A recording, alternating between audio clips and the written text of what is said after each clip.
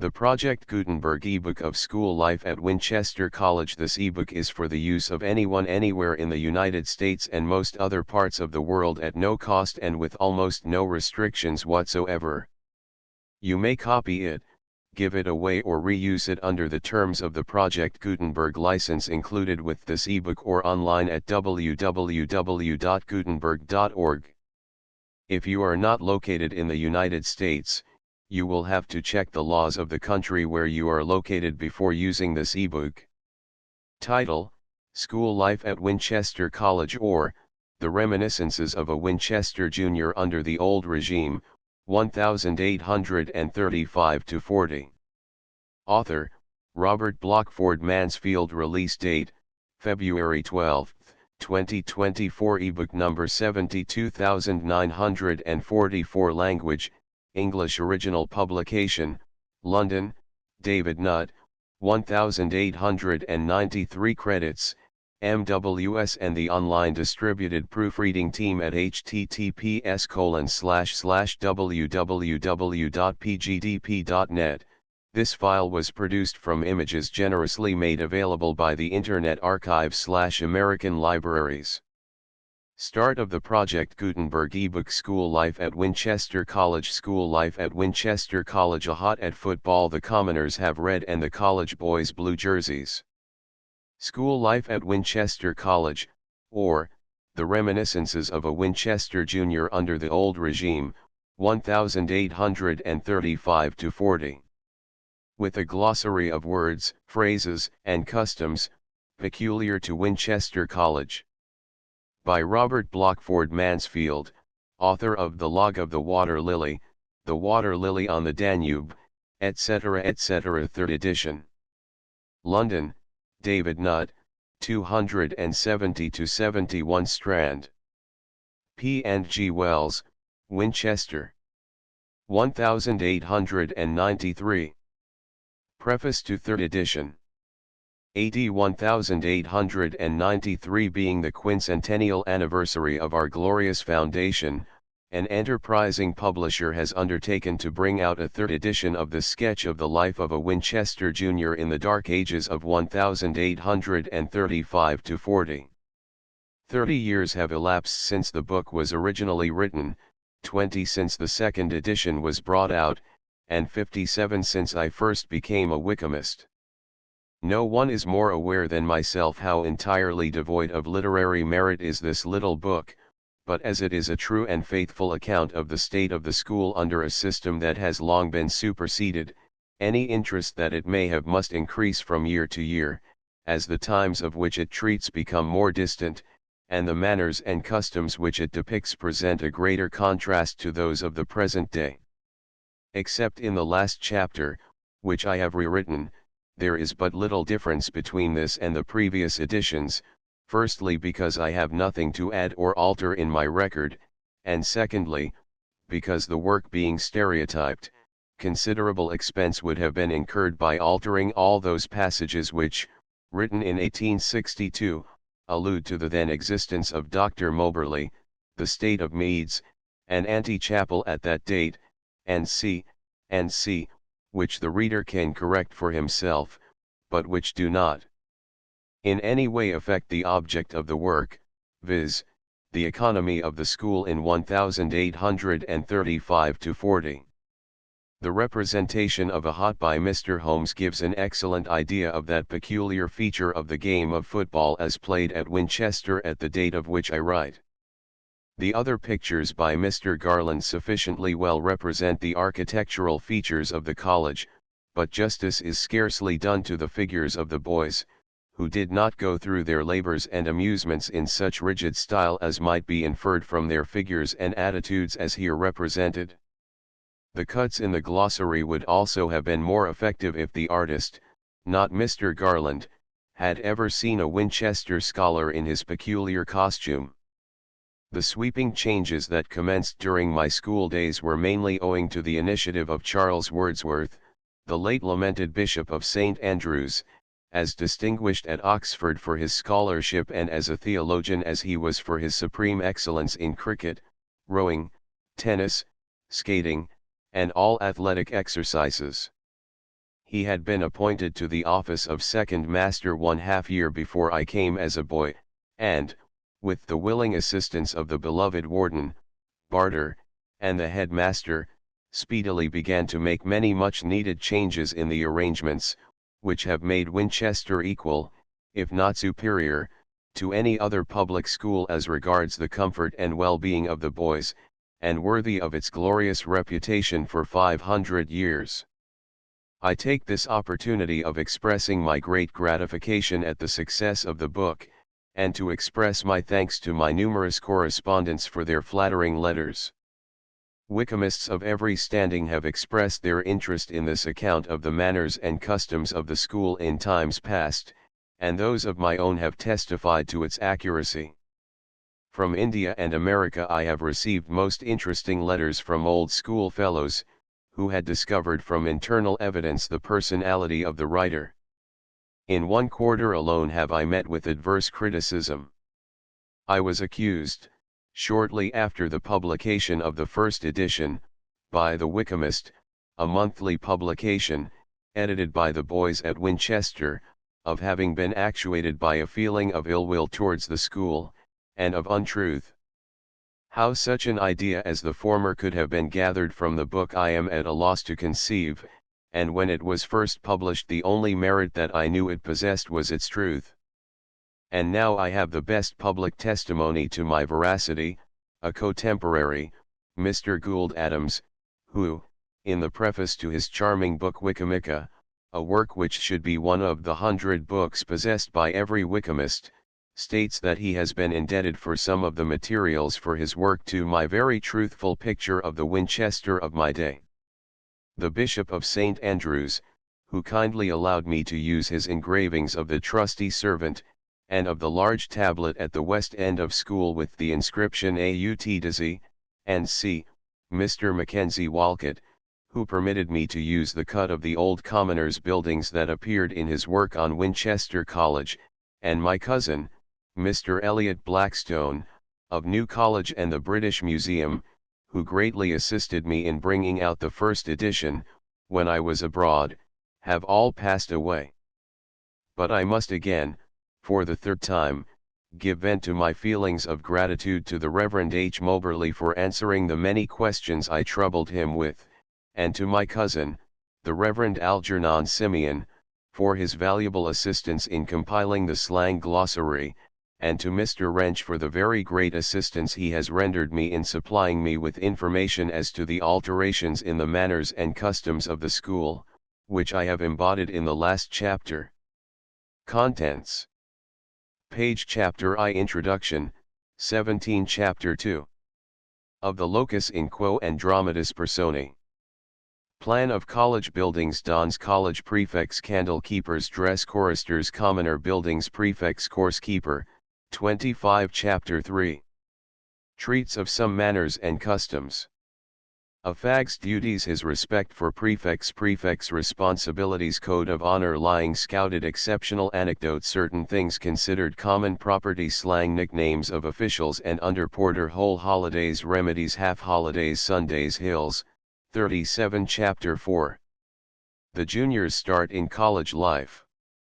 Pi epsilon mu pi epsilon tin gloves test of founders kin tutor and pupil the fag in course, 53 Chapter V. The junior in chambers. Choosing chambers furniture of chambers juniors duties toy time mess sound sleepers sitting up the scheme tofatying spree mess theatricals, 58 Chapter 6. The junior in hall. Rush for trenchers, and see description of hall toasting and cooking receipt for fried potatoes tea luncheon conning for bands beaver time dinner dispars fagging in hall kitchen, 77 Chapter 7. The junior in chapel. The late warden the ante-chapel the Crimean memorial the new tower hours of service the oath cloisters, 91 Chapter 8. The junior in school. Description of school scobs officers division of classes prizes and medals long and short half Easter time commoners speaking cloisters Latin composition flogging scraping and shirking out Latin verses peeling, 100 Chapter 9. The junior on a lockback holiday. Fagging choristers crutch chorale concerts fighting how to catch the measles books Chambers, 119 Chapter X The Junior in Meads. Watching out cricket reminiscences Lord's matches turf football 6 and 6 22 and 22 SS and trees fine sick house gooseberry fool going continent long Meads enlargement of Meads, 128 Chapter 11. The Junior on Hills. On Ms. Mays the Badger swimming lessons practical jokes trial for assault town and gown row, 149 Chapter 12. The Junior on leave out. Saints Days early leave out poaching rowing a dinner Sunday leave out, 161 Chapter 13. The Junior in standing up week. Standing up commoners peeling, 169 Chapter 14. The Junior in election week. Ad portas electors candlesticks founders examinations superannuates medal speaking election dinners effects of eating ice when hot resignation domum ball jam Lucy's battlings last breakfast, 174 Chapter 15. Conclusion, 187 Glossary, 197. Chapter I Introduction. It is now nearly half a century since, full of hope and spirits, I made my appearance at Winchester College. When I entered the gates, proud of my position as the junior Wykehamist, and more than 40 years have elapsed since I doffed my gown, and stepped forth into the outer world. Times have changed since then, and perhaps in no place are the changes more marked than in the old school. I was there at a remarkable period, as, during my residence, important and much required improvements and alterations were commenced in the system of internal economy, discipline, and education, which have continually advanced to the present day, till at last, in the opinion of some who are well fitted to form a judgment, the operation has been so roughly carried on, that, together with the customs that required extirpation, some institutions have been rooted up which might as well have been allowed to remain. Among the more beneficial changes I may mention the amelioration of the fagging system, from which many of the asperities were removed while I was in the position most capable of appreciating the benefit, and which since my departure has been still further improved. I consider mitigated fagging a valuable institution, and I think on this subject I can speak with authority, as when I entered I was junior in college, and during the whole 5 years that I was there I was always a fag, never having sufficiently advanced in the school to taste the sweets of power. When I went to Winchester the life of a junior was not made very pleasant to him for the first year or two. I attribute this principally to the following causes: first and foremost, to the brutality of one or two boys, if any such now exist, as there were in my time, which I doubt. Their opportunities and power of cruelty are so curtailed, and the feeling against such proceedings both abroad and in the school so much stronger, that their evil influence is reduced to a minimum. Secondly, to the monstrous system of fagging at dinner time, and the atrocities therewith connected, the whole of which has been absolutely done away with. And, lastly, to the unlimited extent to which watching out at cricket, and kicking in at football, was carried, the former of which has now been reduced within reasonable limits, and the latter entirely abolished. Some of my friends have expressed themselves amused with such of my school experiences as I have occasionally recited to them, and have from time to time urged me to publish them. I do not think I should ever have carried out the suggestion, had not circumstances occurred which induced me, in 1860, to take up my quarters at Winchester for some weeks, when I was naturally led to frequent my old haunts, and this brought many long-forgotten scenes, thoughts, faces, and words so vividly to my recollection, that I found a real pleasure and interest in noting them down.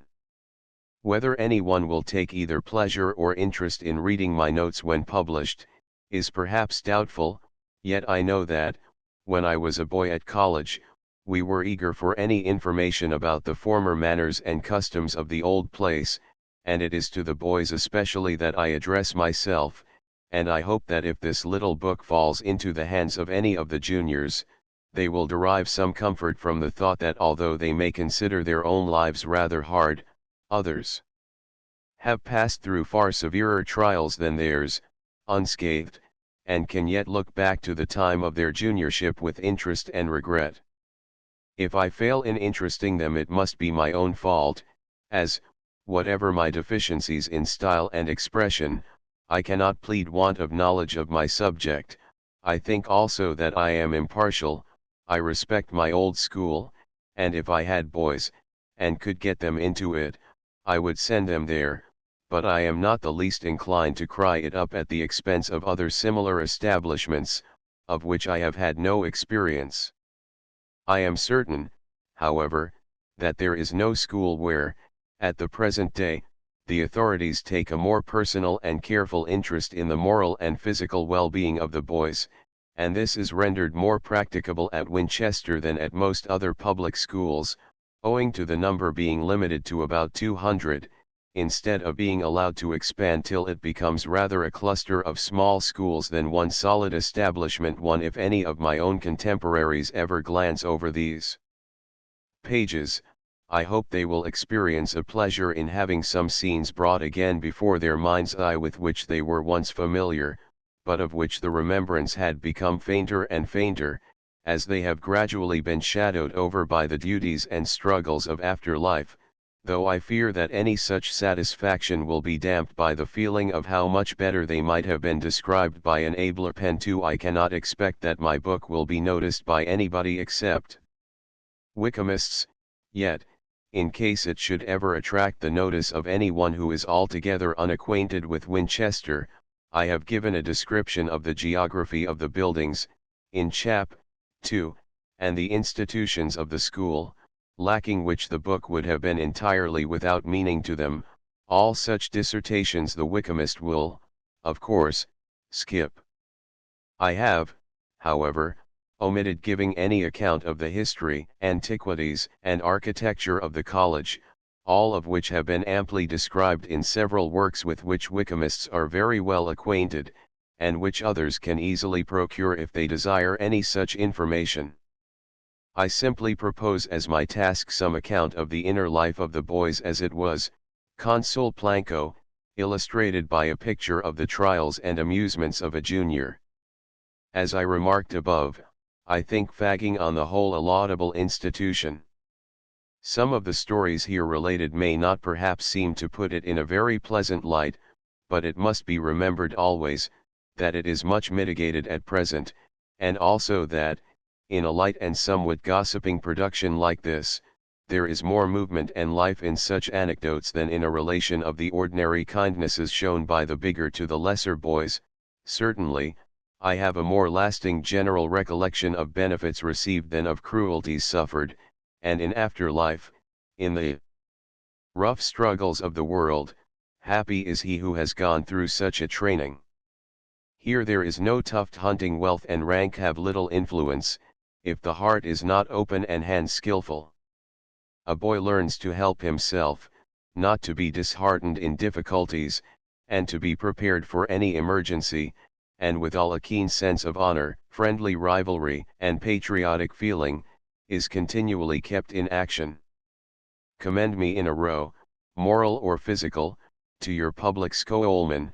In the former case, he will very probably be endowed with the judgment, decision, and self-reliance so necessary in such an emergency, and in the latter, he will be likely to stand firm, and know the use of his left hand as well as his right, and when, where, and how to bring both into play. Plan of Winchester College 1835-40. Chapter 2. Of the locus in quo and dramatis personae. Plan of college buildings. Dons college prefects, candle keepers, dress choristers, commoner buildings, prefects, course keeper. Before entering into particulars, it will be necessary to give the non-Wykehamist reader some idea of the arrangement of the college buildings, and of their various uses in the general economy of the institution. The College of St. Mary of Winchester, near Winchester, as it used to be called, was, in olden times, situated outside the town, but is now bounded on its west side by the buildings of Kingsgate Street and College Street. The entrance is from the latter street through a handsome portal called Outer Gate, which opens into a quadrangle, on the east side of which is the warden's house. Passing through this court and another gateway, Middle Gate, above which is election chamber, we enter another spacious quadrangle, the southern side of which is formed by the chapel and hall, the western mainly by the kitchen, and the remaining two sides by the boys' bed chambers, on the ground floor, and the fellows' end. Second master's lodgings above. Underneath the hall, and close to the great hall staircase, a passage called Seventh Chamber Passage leads into a third quadrangle of smaller dimensions, called School Court, on the south of which is the school, and on the east the outside wall of the chapel cloisters. Along the entire western side of the college buildings, from College Street to the school, extend the buildings of commoners, the boys not on the foundation, the communication of which with college is through a door on the west side of School Court. A passage between the school and cloister wall leads to the playground or meads, adjoining the west side of which, and divided from it by a red brick wall, is the sick house, hospital, situated in another piece of ground called Sick House Meads. The chief of the whole establishment is the warden, who has nothing to do with the teaching of the boys. He admits and when necessary expels them, confers on them the dignity of prefect, listens to their complaints, and, in fact, in all matters appertaining to the management of the school and the society is omnipotent. There are also 10 fellows, but as their duties, if any, have nothing to do with the inner life of the school, of which alone I purpose to treat, I need say nothing more of them. The headmaster, or the doctor as he is always called, lives in commoners' buildings, the inhabitants of which are supposed to be more particularly under his jurisdiction. The second master, who has the more immediate superintendence of the college boys, has, as above mentioned, his apartments in Chamber Court. There was also an assistant master, who superintended the instruction of the boys in the lower classes, and who did not live in college, and 3 commoner tutors, who had lodgings in commoners, and whose services were called into requisition for general instruction in school as required. There was also a mathematical master. The school was divided into college boys and commoners.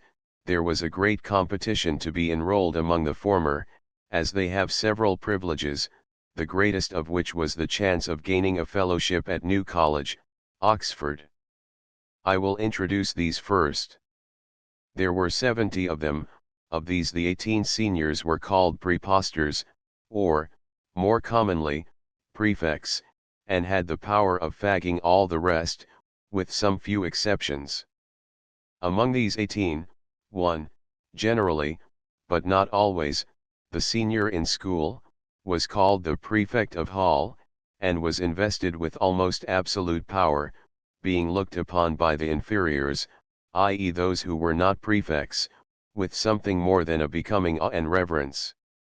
Some of his principal duties were to take the boys onto hills, call names there, pay for broken windows in hall, find the rods, and see. In school he had the seat of honor next to the doctor's chair, and he always slept in 6th chamber. There were many little fees attached to this responsible office, which brought to the fortunate possessor an income of certainly not less than £50 a year. Next to him in dignity was the prefect of Tub. This title was derived from a box in hall called Tub, the use of which will be hereafter explained, whose office was more particularly connected with the dinner department. Then there were 2 prefects of chapel, one of whom, on alternate weeks, called names there, and during that week was called prefect of chapel in course, and, in case of absence of the prefect of hall, undertook his duties. There was also a prefect of school, who had to pay for all internal damage done to the interior of that edifice, including broken windows, to keep it clean, to light it, and once every year to renew the cushions of the master's seats. To all these offices some emolument in the shape of salary or fees was attached, but considerably less than that received by the prefect of hall. The 8 senior prefects were said to have full power, and had some slight privileges not enjoyed by the remaining 10, who were generally called bluchers. As mentioned above, almost all the inferiors were subject to these 18, there were, however, the following exceptions: the senior inferior, who was exempted from fagging, to give him an opportunity of calmly contemplating the dignity in store for him, and the 7 candle keepers. Why so called, I have no idea, nor have I ever heard any interpretation of the appellation. These were the 7 inferiors who had been longest in the school, quite independently of their position in it. They were generally old and tough. Of these, the senior had almost as much power as a prefect. He had a valet in chambers, 1 or 2 breakfast fags, and the power of fagging the 20 juniors when in school, or in meads. The junior candle keeper was called the deputy, and had also some slight privileges besides that of having a valet and breakfast fag, which was common to all of them. The organization of the fagging department was supposed to be in the hands of the candle keepers, but practically it was all arranged by the senior and deputy, and there was a theory, that if it at any time broke down, and no fags could be found, the prefects in full power had the right to fag the candle keepers. This, however, was very rarely, if ever, acted upon. It may easily be imagined, that the offices of senior candle keeper and deputy were regarded with peculiar interest by the small juniors, as when these posts were filled by cross individuals, the lives of the latter were not seldom made a burden to them. When a prefect required the services of a fag, he called out, "Junior," and the junior, in hall or chamber, or wherever it might be, had to run. The order of seniority in fagging depended, in college, solely on the length of time the boys had been at the school, and was entirely independent of their position otherwise. A certain number of boys were of founders' kin, to which certain privileges attached, which will be hereafter mentioned. As regards dress, the college boys wore any trousers they liked, but instead of an ordinary coat and waistcoat, they were usually habited in a black, green, or brown. The latter colors were seldom worn except by prefects, or very responsible inferiors. Waistcoat, with an upright collar, and sleeves of the same material, and a serge gown, with full sleeves buttoning above or just below the elbow. The gown, in walking, was very commonly tucked up in a bunch behind. Inferiors were never allowed to wear hats inside the college walls. The prefects seldom doffed theirs, except in the presence of a master, and when they went to bed, all were obliged to wear white neckcloths and bands, except when on leave out, and surplices in chapel on Sundays and saints' days. Old Commoners. During the years 1839 to 1841 the picturesque Old Commoners was demolished. It was built by Dr. Burton, and formed an irregular quadrangle. On the west side were the headmaster's house, an excellent ball court, and upper and lower cloister galleries, built over a small cloister.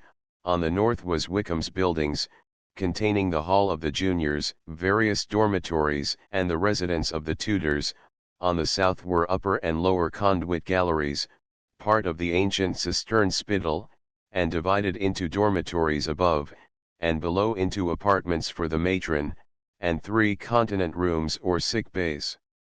On the ground floor, to the west of the inner entrance, were the hatches, from which the bread or signs, and cans of beer, called jorums, were issued, the kitchens, etc., opening into a small court, containing a dormitory, known as New Room. On the other side were the prefects' and the tutors' studies. On the east side of Commoners' Court was the wall of the college stables, and a range of fine elm trees, destroyed with one exception during a violent summer storm in 1836. Underneath the survivor was the long bench, so frequented in standing up time. The entrance gate stood where the west gate of modern commoners is at present. Parallel with the east side of the court, and to the southward of the tutors' studies, was the dining hall, and above it was a set of sleeping rooms, upper and lower hall galleries. On the westward of the hall was the conduit. Walcott's William of Wykeham and his colleges. Besides the warden, fellows, masters, and boys, there were 12 choristers, who must by no means be omitted, as they formed an important part of the internal economy. I suppose they were called choristers because they had not to sing. Certainly if ever that was a part of their duty, it had entirely lapsed. Their office was to wait on the boys, in hall and chambers, till 7 o'clock, and especially to go on errands in the town, the boys themselves never being allowed to go there, except when invited by friends on saints' days. These little choristers wore chocolate-colored tailcoats and trousers, with metal buttons, and, on the whole, I think their life must have been a weary one. In commoners, the number of boys fluctuated between 100 and 130. The building called commoners, in which they slept and had their meals, skirted the west side of College, and had its entrance also in College Street. It would be useless to describe the buildings of commoners as they existed in my time. They were not in any way remarkable, and are now entirely removed, and other and more commodious edifices, though, perhaps, not much more beautiful, built in their place. There were 12 prefects in commoners, who had the right of fagging all the rest except those in the class immediately below them, called senior part the fifth, who were exempt. When they required the services of a fag, they did not call junior, but here. They also had an officer whose duties and privileges were somewhat similar to those of senior candle keeper and deputy in college. His office, however, was conferred by election among the prefects. It was necessary that he should be in either middle or junior part the fifth, of reasonable bodily strength, and have been at least 3 years in commoners. This dignitary was called the course keeper. Should he be promoted into senior part the fifth, he retained the privileges of the office without its responsibilities, and was called ex-course keeper. The college boys and commoners rose at the same hour, attended chapel, used the school, and went on to hills together, but the latter took their meals and slept in commoners, and had not the use of meads, having a field about half a mile distant, to which they went from 12 to 1 on whole school days, and again, in the afternoon, on holidays. The rule of seniority, as regarded fagging, was different from that established in college. Commoner inferiors took precedence according to their standing in the school, not according to the length of time they had been there. It will be seen, from what has been said, that the college juniors had a much harder time of it than the commoners, as the former were in the proportion of 44 fags to 18 prefects and 7 candle keepers, whereas in the latter, supposing the number of the boys to be 120, and 20 to be in senior part the fifth, and exempt from fagging, the proportion would be 87 fags to 12 prefects and 1 course keeper. I will, therefore, devote my attention principally to the illustration of the life of the college fag, which, in fact, combines all the trials and amusements of both. Chapter 3 treats of some manners and customs. A fag's duties, his respect for prefects, responsibilities, code of honor, lying scouted, exceptional anecdotes, certain things considered common property, slang, nicknames of officials and under porter, whole holidays, remedies, half holidays, Sundays, hills. The duties of a fag, in the days of which I write, may be more easily described by informing the reader what he had not to do, than by endeavoring to make out a list of his positive duties. I believe when I say that he had not to make the beds, nor to clean shoes, I have exhausted the negative catalogue. The degree of awe with which we juniors used to regard the prefects seems to me, looking back, most mysterious, and it would be impossible to make a stranger realize the peculiar sensation. It was entirely a moral feeling, not being in any way connected with muscular power, many of the prefects being, in physical strength, inferior to their fags, and it was by no means uncommon to see a small prefect rising on his toes to reach the proper height for administering an effective clow, box on the ear, to an offending junior some inches taller, and a stone heavier, than himself. Nor was there the slightest imputation of cowardice on the part of the bigger boy. I cannot explain it, but it seemed simply impossible to resist. I never was a prefect myself, and when I was a big inferior, I have more than once received, with perfect meekness, a tunding, thrashing with a stick, from a boy who, had he been an inferior, would have treated me with the greatest respect.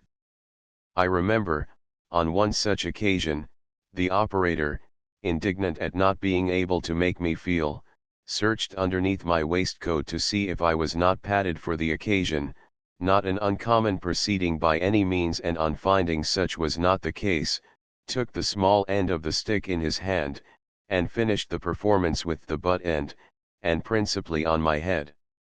Nor, when ordered to hold down, i.e., put your head in a convenient position, for a clow, would the victim dare to ward off the blow, or cease offering his cheek to the smiter till it pleased the latter to desist.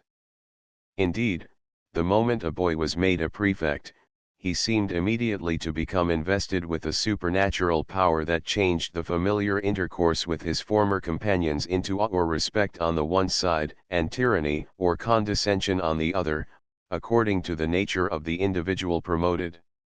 I remember, soon after my first arrival, and before I had quite realized the great gulf between a prefect and an inferior, during breakfast time in hall, I saw one of the fags put aside his master's frying pan, it being required no longer. As I was in want of one at the moment, in the innocence of my heart, I politely asked the prefect, who was its owner, if he would be so good as to lend it to me. I thought he looked rather queer, but, being a good-natured youth, he said, yes, when the loud burst of laughter from the other boys proclaimed that something unusual had happened. On inquiry, I found that it was my astounding impertinence in making such a request of a prefect that had caused the excitement, and for some little time I was looked on as quite a hero. Though, at first sight, this kind of superstitious awe of the inferiors towards the prefects may seem unprofitable, yet I am inclined to think that, on the whole, it was not without its advantages. Certainly, in some exceptional cases, a prefect used to take advantage of his position, and treat those beneath him cruelly, but such, at any rate, was not the general character of the prefects in my time, and most of them used their power far more in preventing the big inferiors from bullying their companions, than in inflicting torture themselves. The prefects had the entire charge of the boys out of school, and were responsible to the masters for all breaches of discipline committed by the others, for which they, the prefects, were punished. It was, therefore, their interest as well as duty to see the laws carried out. When a delinquent was discovered, he received his punishment at once from the prefect under whose jurisdiction the offense fell. This generally consisted of any given number of stripes on the back, varying from a dozen to about 50, according to the character of the offense, or the disposition of the performer. The sticks used for this purpose were supple young ash plants, familiarly called ground ashes, and the supplying them to the prefects formed quite a profitable branch of trade to some individuals in the town, as the consumption was considerable. As I mentioned above, this kind of thrashing was called tunding, and, for any grave offense, it was administered by the prefect of hall on the raised dais at the end of hall, in presence of all the boys, and was then called a tunding on top of hall. I believe the system worked well. It would have been impossible for the masters to have been continually spying after the boys, and the confidence placed in the prefects strengthened their character, inasmuch as, for the most part, they felt proud of the trust confided to them, and conscientiously endeavored to fulfill their duties. The public tundings were almost always fairly conducted, being generally adequate, but not excessive, and could not be classed with the severe bullying that some few prefects carried on behind the scenes, where there was no public to control either the manner or the quantity of punishment administered. A high tone of honor was kept up in the school, truth being scrupulously adhered to between the boys themselves, and by them towards the masters, except in one particular, which exception, indeed, was caused by an honorable feeling crookedly developed, and this was when telling the truth would bring another individual into trouble. On these occasions, the most tremendous lies were sometimes considered justifiable, e.g., the doctor comes suddenly round a corner, and finds Tibbs mopping the rosy fluid from his nose with a rueful countenance, having just received a sharp backhander from one of his lords and masters, whose basin he has broken. "Pray, what may be the matter with you?" inquires the doctor. "Fell down and hurt my nose, sir," whimpers Tibbs. "Dr. but the ground is muddy, and your clothes clean." "T only touched the ground with my nose, sir."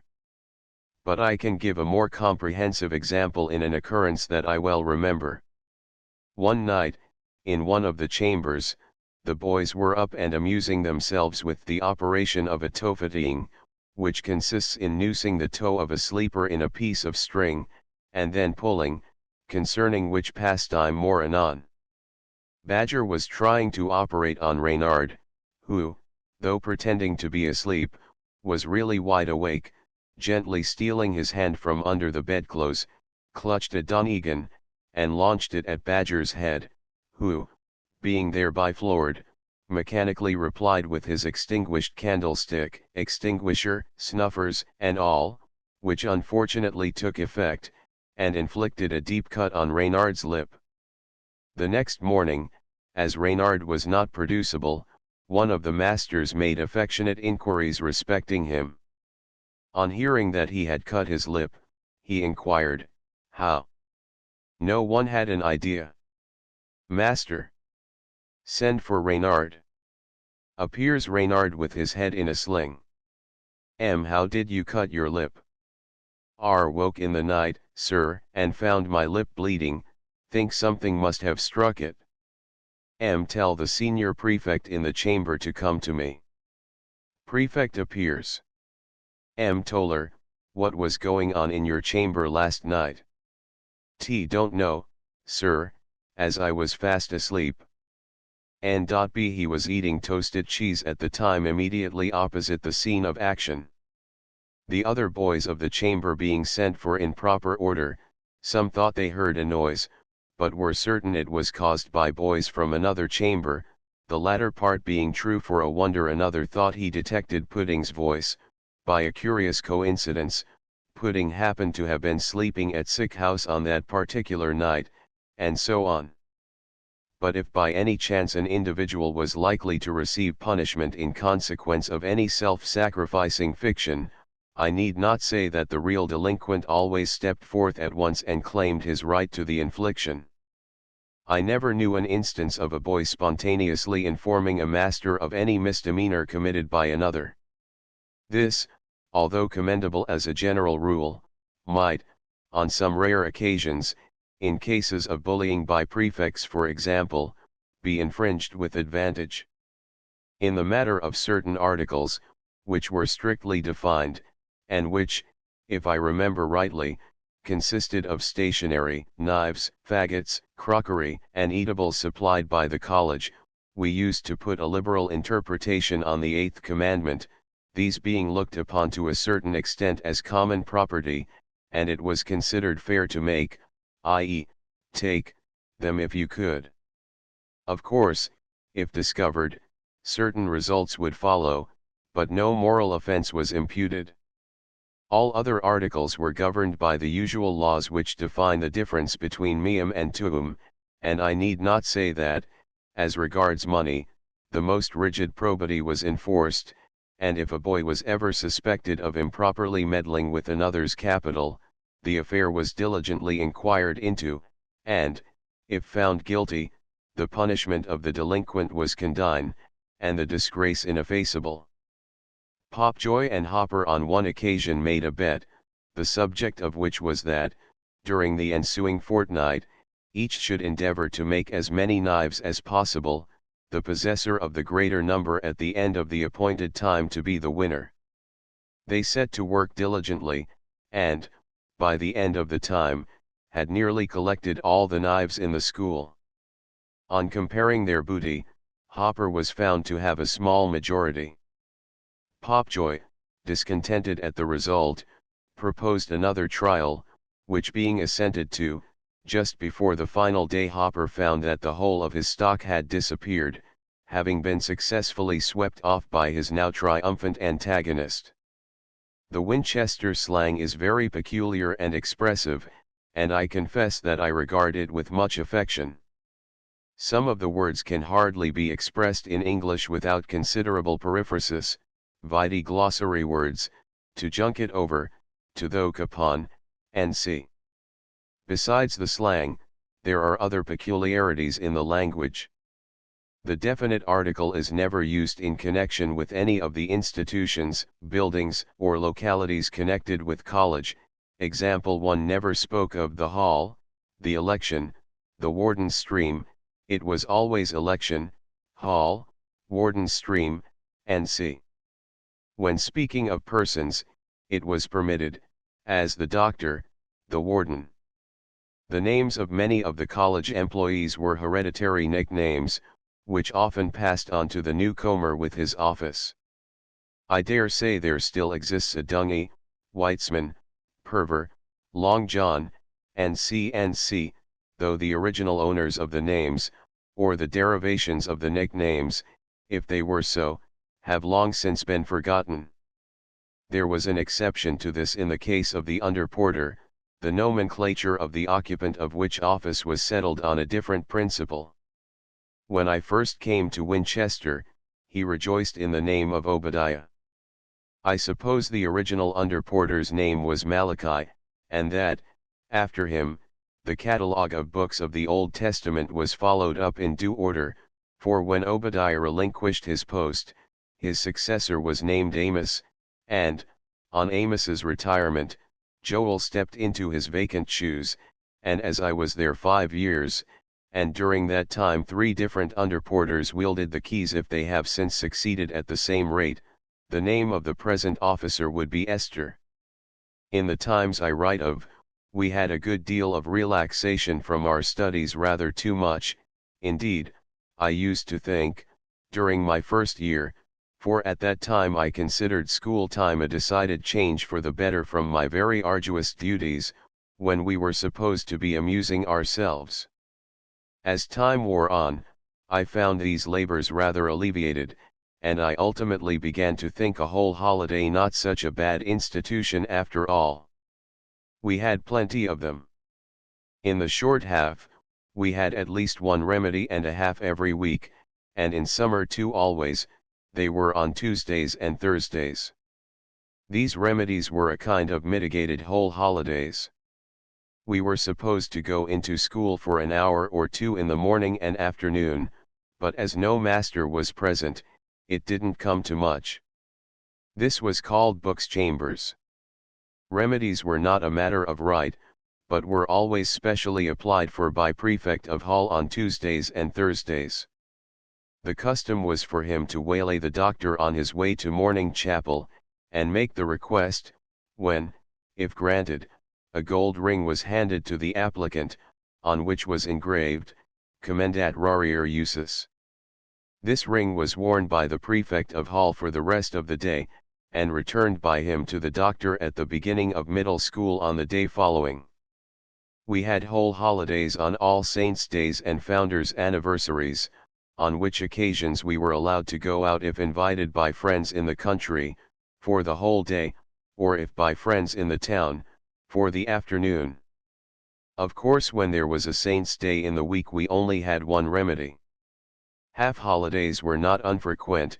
Whenever a distinguished Wykehamist visited Winchester, a deputation of boys waited on him, with a request that he would ask the doctor for one.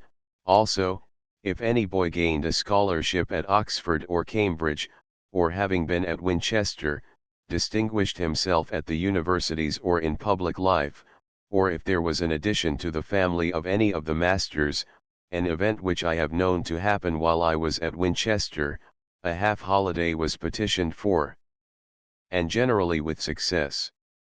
Sunday was the fag's best holiday, for even he participated in some degree of the rest which is enjoined for the manservant and maidservant on that day. We had a thoque, i.e., we did not get up, till 8 o'clock chapel, and attended cathedral service, which commenced with the litany at 10:30. We went into school from 4 to 5 to do Greek Testament, and to chapel again at 5. In cloister time, 6th book and senior part went into school from 7 to 8 p.m., which period was called Grotius time, after the author whose work, De Veritate, was then substituted for Greek Testament. On holidays and remedies we were turned out for a couple of hours onto St. Catherine's Hill, a green eminence about a mile from college, with a clump of trees at the top, which was surrounded by a deep trench, the remains of a Roman camp. Once before breakfast, morning hills, and again in the afternoon, middle hills. In summer we also went out after dinner, evening hills, when we did not ascend the aforesaid mountain, but disported ourselves in the water meadows beneath. These outgoings were called going on to hills and under hills respectively. Having now, I hope, put the reader pretty well au courant as to the scene of action, the authorities, and some of the institutions and customs of Winchester, I will endeavor to give as accurate an account as I can, considering the time that has elapsed since I was at school, of the inner life of the boys as it was in those days, and will proceed to introduce the fag on his first arrival, and then conduct you, kind reader, with him through our chambers, hall, chapel, school, and meads, and give a cursory sketch of his proceedings on a lock-back holiday, hills, and leave-out, and during standing up and election weeks. Chapter 4. The Juniors Start in College Life. Pi Epsilon Mu Pi Epsilon Tin Gloves Test of Founders Kin Tutor and Pupil the Fag in Course. In this chapter, I propose to recount some of the solemnities attendant on the first appearance of a new boy. I need not go through a list of the ordinary questions and chaffings to which a greenhorn is subjected at all schools, but will confine myself to some of the ordeals peculiar to Winchester in the dark ages of which I write. On the first appearance of Green in school, Humbug would ask him, with an air of sympathy, if he had a book entitled Pi Epsilon Mu Omega Rho Omicron Nu Pi Rho Omicron Tau Epsilon Rho Omicron Nu. Send the fool farther, without which it would be impossible for him to get up properly his appointed task. On finding that he has not a copy of the work in question, Humbug would offer his own which he had lent to Brown, and to whom he dispatches Green to get it. Brown, however, having lent it to Jones, Green goes to him, who refers him to Robinson, who sends him down to sick house, whence he is again sent back to school, and, after numerous similar peregrinations, he is ultimately referred to one of the masters, who soon puts an end to his search. But there were other ordeals that were not quite so harmless.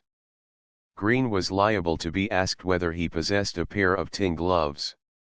As this article does not generally form part of a boy's outfit, Bully would proceed to furnish him with a pair in the following manner: taking a half-consumed stick from the fire, he would draw the red-hot end down the back of Green's hand between each of the knuckles to the wrist, and, having produced 3 satisfactory lines of blisters, would then make 2 or 3 transverse lines across. A scientifically fitted pair of gloves of this description was generally, if not pleasant wear, at any rate, of great durability. Bully might then, perhaps, inquire of the wretched Green if he was of Founder's kin, and, whatever his answer, proceed to test the assertion by trying to break a plate on his head, the theory being that, if the plate broke first, his descent was proved.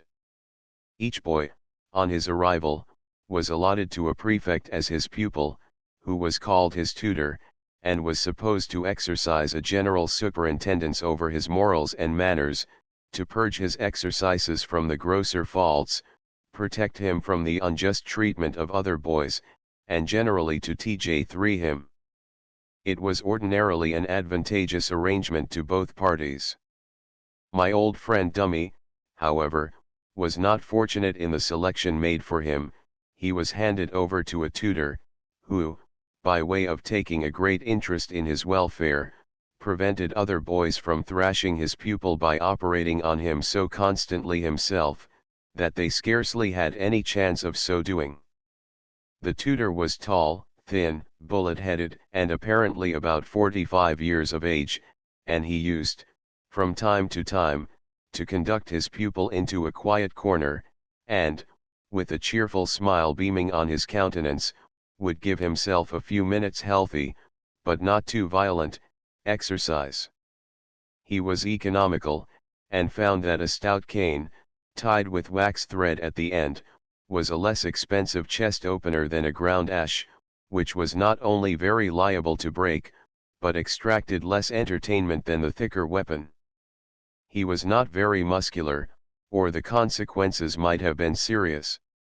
As it was, wherever Dummy went to bathe, a number of spectators always assembled to see his back, which, from the nape of his neck to his ankles, was a network of intersecting bruises. Dummy's skin gradually got as tough as a hippopotamus's, and I don't think it did him much harm. At any rate, I saw him last year in rude health. He was delighted to see me, and he told me that, not long before, he had met his venerated tutor at a railway station in Northumberland, looking still about 45, and apparently a bishop or dean, or something of that sort, with a Gothic waistcoat, and a broad-brimmed hat, and altogether so little altered, that Dummy's body gave an instinctive shrink as it passed him, in expectation of the never-failing blow or kick that used to follow immediately on his propinquity. A fortnight's breathing time was allowed to every new boy before he commenced fagging, to give him the necessary leisure to learn what would be expected of him, at the expiration of which period his duties began, and he was said to be in course. Such is the natural craving in the human mind for change, that I remember, in my case, I was quite impatient for the time of probation to expire, that I might indulge in the manly exercise of fagging. Chapter V. The Junior in Chambers. Choosing Chambers furniture of Chambers Junior's duties toy time mess sound sleepers sitting up the scheme tofatying spree mess theatricals. In the center quadrangle, vide plan, are situated the 7 chambers in which the college boys sleep.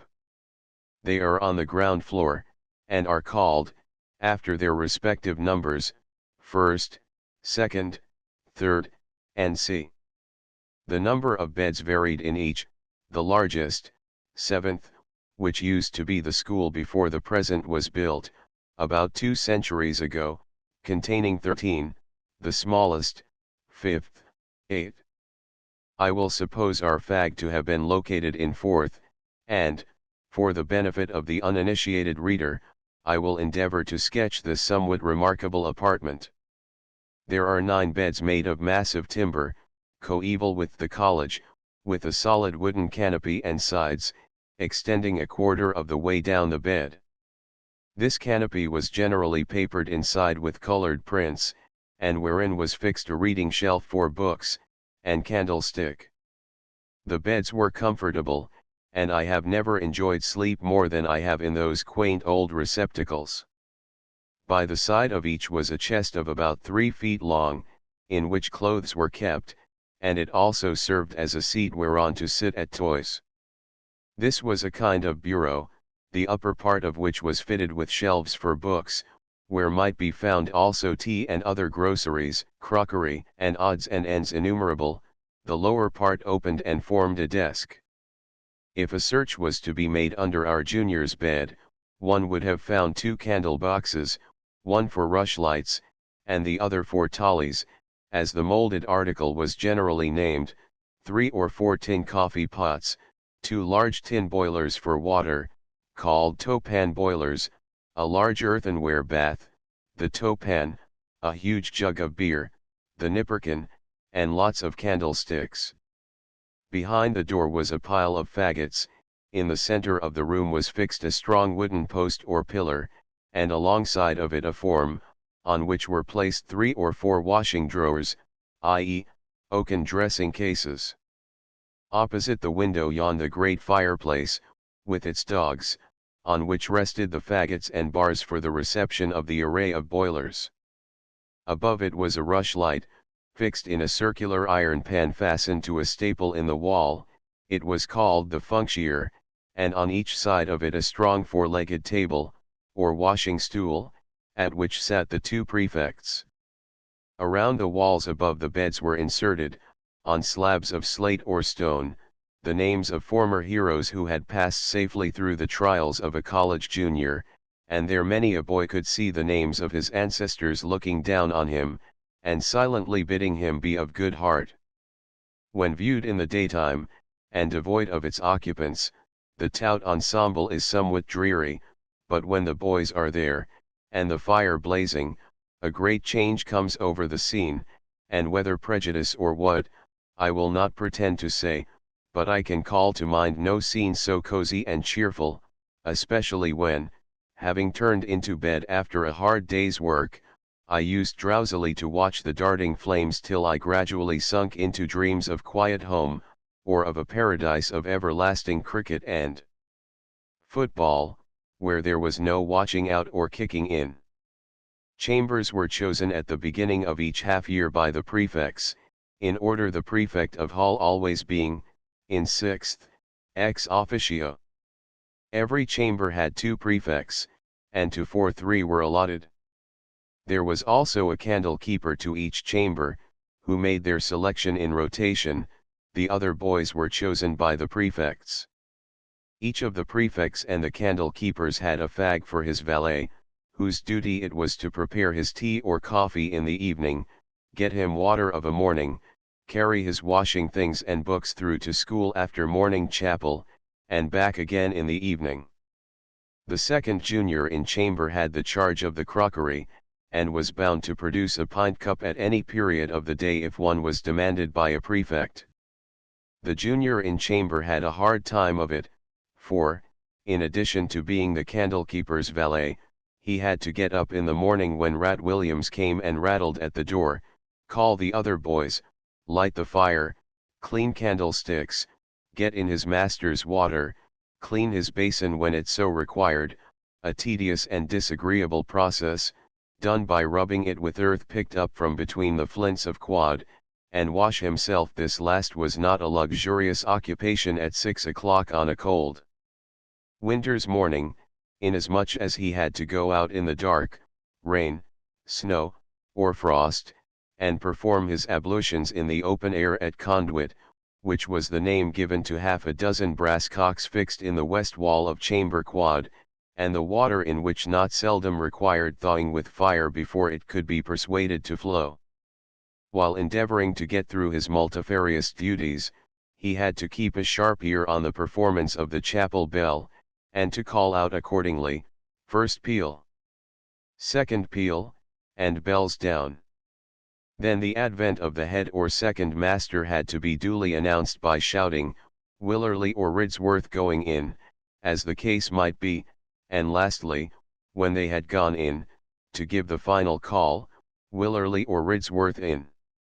Then there was a rush into chapel, where names were called, and all too late to answer some got an imposition of 30 lines.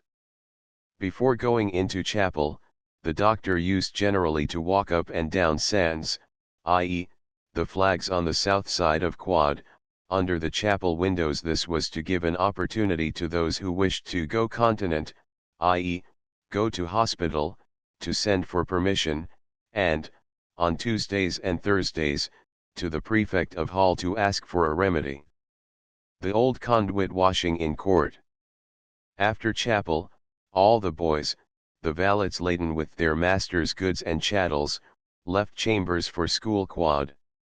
After this, till about 6:30 p.m., chambers remained deserted. From 7 till 8 p.m., the boys had to sit at their toys, to learn their lessons, and do their vulguses. Quiet was kept, and sometimes one of the masters looked round. During this period of toy time, as it was called, the prefects sat at their washing stools on each side of the fire, and when from time to time a fresh faggot was put on, and the warmth became oppressive, a junior was sometimes summoned to stand between their majesties and the blaze. The living screen was obliged to keep continually revolving, and to pull out his trousers from the more fully developed parts of his person, or he ran a risk of being scorched. Fortunately the fierceness of the blaze soon subsided, when the screen was permitted to withdraw. Toy time over, the valets set to work to make their masters coffee or tea, mess. We used to make the former very good, our plan being to let it simmer for a long time, but on no account to boil over. In Belgium and France, however, where it is still better, I find they never boil the coffee, but simply pour scalding water over it.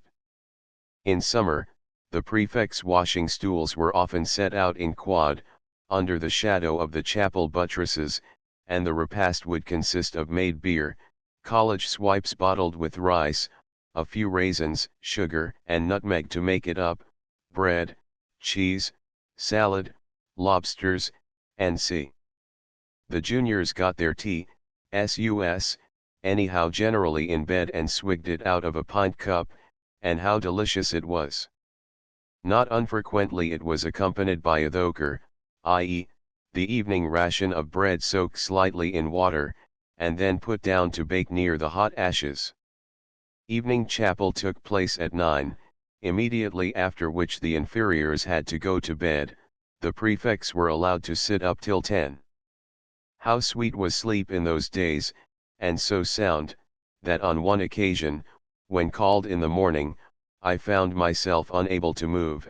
On struggling to rise, I got the point of a stick in my eye, and gradually became aware that all the faggots in chamber had been piled on the bed during my slumber, without disturbing me in the least.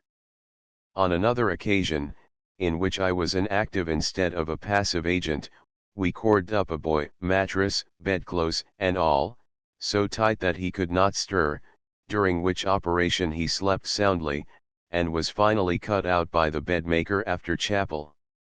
Again, one night I was sitting up in bed reading, and was very much disturbed by the obdurate snoring of another boy at the end of the room.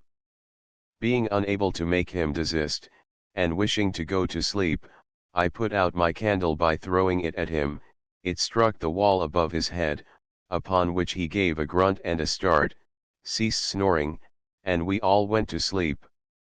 The next morning when he woke, he found the wick of the candle lying like a worm on his pillow, the whole of the grease having soaked into his hair. Almost all the fags' lessons were learnt in chambers at toy time, or sitting up at night, as, during 2/3 of the time in school, they were repeating their lessons, and the fagging during the rest of the day was continuous. There was a curious kind of understanding between the masters and boys about sitting up at night. 2 or 3 days a week, one of the masters used to make the round of the chambers about 11 o'clock. As he passed each window, he could quite easily, and generally did, look in. In all probability he would see the prefects at their washing stools hard at work, and 2/3 of the other boys sitting up in bed reading, writing, or learning lines by heart, the former with 2, and the latter with 1 candle each. On opening the door with his master key, which was not generally done with extreme rapidity, what a different scene would present itself to his eyes! A room dimly lighted by a rushlight, with 8 or 9 boys in bed, apparently fast asleep, and snoring particularly loud. At the first rattle of the key, the prefects, having their beds previously turned down, extinguished the candles, shut up their books, and dashed into bed, boots, clothes, and all, a proceeding that long practice had rendered quite easy. Those in bed, with a sweep of the arm, drew under the clothes candlestick, ink, paper, hooks, and all. Sometimes a prefect was not quick enough, or a junior had gone to sleep with his candle alight, in both of which cases the former got the punishment, the inferior settling his part of the reckoning with the prefect afterwards. There was more sitting up at night in the summer half-year than in the winter, as at that time prefects were busy preparing for election chamber, and inferiors for standing up, vi. At that time, we used not only to borrow from the night, but the morning also, and we had a method of calling ourselves which was rather ingenious. It was called the scheme, and was arranged as follows: the functionary was known to burn at a certain rate, say an inch an hour if it was lighted at 9 o'clock, and we wanted to rise at 4, 7 inches only were allowed to protrude above the socket, the rest being cut off, around which a quantity of paper was arranged, and a string tied, which was carried through a hole in the top of a junior's bed, to the end of the string a parcel of books, or a pint cup of water, was fastened. If the latter, it was called the water scheme, and another string connected the bottom of the cup with the canopy of the bed. When the candle burnt down, it ignited the paper and burnt the string, causing the books, or water, to fall, which roused the sub-incumbent sleeper, who proceeded to wake the rest. One scheme was sufficient to wake the whole school if required, for in every other chamber that contained any boys who wished to rise early, a victim was selected whose toe was secured in a noose of string, the other end of which was tied to the window bar, so that the original schemer, by walking round quad and tugging at the different strings, could soon rouse them all. This led to a very amusing incident on a certain occasion. One of the masters who had lately arrived, and who, not having been educated at Winchester, was not up to the ways of the place, was going round chambers with a friend, an old Wykehamist, who had been dining with him. While Mr. went into third, his friend remained outside. Suddenly catching sight of a string tied to a bar of the window, and knowing well what was at the other end, he took a steady pull at it just as the master had got to the middle of chamber.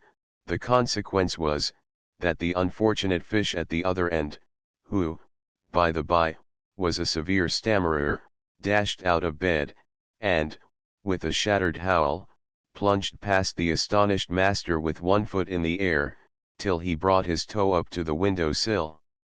This little scene brings to my mind the demoniacal diversion of toe-footing. Occasionally some wicked boy would arise in the night, and, gently removing the bedclothes from the feet of an unsuspecting sleeper, endeavor to noose one of his toes with string, when, if successful, the consequence would be similar to that above described. Toe-footing, and the scheme. Before the end of my first half-year, I became a difficult subject, though, as above mentioned, a hard sleeper, yet if anybody laid the gentlest finger on the bedclothes near my feet, to spring up, seize the nearest missile, and launch it at the intruder, was the work of an instant. An ingenuity, worthy of being devoted to better purposes, was displayed by Bolter in elaborating this foolish practical joke. He fixed a fishing reel, with its line, to the leg of his washing stool, and having passed the end of the line through a staple fastened to the post in the center of the room, he then tied to it other lines equal in number to the boys in chamber. Having secured each line to the toe of a boy, he then proceeded to wind up the reel briskly, the effect being that, in a twinkling, he had all the boys standing in a bouquet round the post with one leg extended. This little incident has been depicted by our artist in the plate entitled Toe-footing. On rare occasions, the boys used to get up at night and have supper. Once, this was before my time, a feast was going on, when, on an alarm being given that a master was coming round, one of the boys seized a hot roasted duck and crammed it into the sleeve of his gown, just before the master entered. There being a strong flavor of cooking, he inquired the cause, on which the boy suggested that the same perfume would probably be found in the adjoining chamber, as the windows of both were near the warden's kitchen. "Come with me, and we will try," said the master. So they adjourned to the next chamber, the boy taking good care to keep his sleeve, in which was the duck, in close proximity to his conductor, who, after sniffing about, found, to his surprise, that there really was a similar flavor there also, which clearly, in that case, could not have proceeded from any cooking in the room, as there was no fire, and so the original destiny of the duck was ultimately accomplished. At the end of the half year, we used to have large entertainments, called spree messes, between toy time and chapel, consisting of tea, coffee, muffins, cakes, and the funds for which were generally provided by fines inflicted during toy time for talking loud, slamming the door, coming in without whistling, to show that it was not a master entering, improper language, and C. Sometimes a spree mess was given by the boys about to leave at the end of that half. My muffin-consuming power, though still vigorous, has never been properly developed since the last of these entertainments at which I assisted, when Rasper, Sower, and myself, were the joint entertainers. We brought one half year to a grand conclusion with theatricals in 7th. Our preparations we had to make on the sly, as we thought it probable that, if the authorities were to hear of our proceedings, they would put a stop to them altogether. However, whether they knew of it or not, they never interfered, and it came off with great eclat. After considerable debate, the pieces selected were The Children in the Wood, and Alfred. We formed our stage by removing all the bedding from the beds on one side of chamber, and laying the bedboards four on them for a floor. A cord was fastened across the room a few feet from the wall, from which lengths of paper hangings were suspended to give it some appearance of a room, and, the toys being removed, to give room for the actors to pass from one side to the other without being seen by the audience, in front of all a green drop, or rather draw curtain, was suspended. The play in 7th. I have but a vague recollection of the plot of the first piece, but I remember that the prima donna was nearly 6 feet high. Her figure was not quite so well suited to the part as her head, and she was obliged to wear an ample shawl to conceal some little irregularities in her costume behind. I was a ruffian myself, and, after a sanguinary combat, was slain by somebody who objected to my cutting the throats of the children. It were as well the ruffian was killed, as I had to appear as a drunken servant in the second act, and I fancy that I cut rather a distinguished appearance in a pair of Mr. Odes's, the butcher, top boots, which he kindly lent me for this particular occasion. The scene was supposed to be a wood, and to convey this idea to the audience, 2 faggots were put upon the stage. In this scene I was, in my turn, attacked by 2 ruffians, and, snatching a stick from a faggot, proceeded to defend myself. Somehow or other we all got entangled in my extempore weapon, and a bedboard giving way in the heat of the struggle, we all disappeared from the sight of the astonished audience. Just at this moment, in rushed the gentleman who had killed me in the first act, but whose duty it was now to defend me with the heroic cry, "What, 2 to 1, and there is no knowing what he might not have done if there had been any one for him to operate on. As it was, he had the stage to himself, and the curtain was drawn amid roars of laughter. How it all ended, I forget exactly, but it was no tragedy, and the children ultimately came in for 10,000 a year, or were found to be heirs to a dukedom, or something pleasant of that kind. The after piece, Alfred, was performed in the front of the great fireplace, where the king could toast his cakes conveniently. He was wrapped up in a surplice, but underneath he was very gorgeously got up, in a gold helmet, striped jersey, tight drawers, and Wellington boots, with a large silk banner pinned onto his royal shoulders. If our acting was indifferent, and the scenery and decorations absurd, they, at any rate, had the desired effect of amusing the audience, to judge by the tremendous applause that greeted the conclusion. 3 times was the fair and blushing Podna led across the stage, trembling with modesty and excitement, to receive the enthusiastic applause of the enraptured spectators. However, I believe the actors had the best fun after all. Since then, I have assisted at getting up similar entertainments, but have never enjoyed anything of the kind nearly so much as this our first and, I believe, the last attempt at theatricals at Winchester 5. Chapter 6. The Junior in Hall. Rush for trenchers, and see description of hall toasting and cooking receipt for fried potatoes tea luncheon conning for bands beaver time dinner dispars fagging in hall kitchen. At 9:15 the door of 7th chamber passage was opened, and the boys, eager for breakfast, tumultuously rushed out from school court, stopping at the bottom of hall stairs for a moment, to see if Poole, the porter, had letters, or, what was even more delightful, a cargo, a hamper of game or eatables from home, for them, and then darted up the steps. Before entering, I must give the reader an idea of the internal arrangement of the noble old hall, which in beauty and size excels most of the college halls in Oxford or Cambridge. At the east end is a raised dais, on which is the high table, where the dons dine in election week. Along each side are rows of tables. Those on the north side, allotted to the prefects, were called tub, middle, and junior mess, respectively. The others, when occupied, being each presided over by a candle keeper, were called respectively senior, second, and so on to junior end.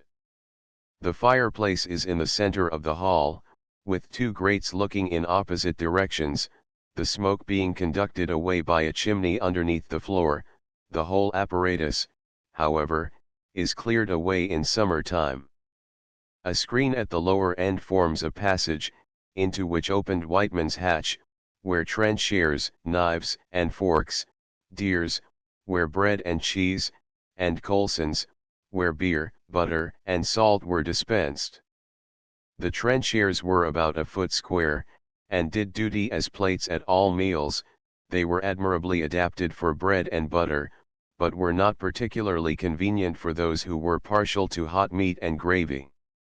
In front of the screen stood tub, from which the prefect of that ilk took his title. It was a strong painted oak chest, with a lid, about 2 feet high. Its use will be presently described.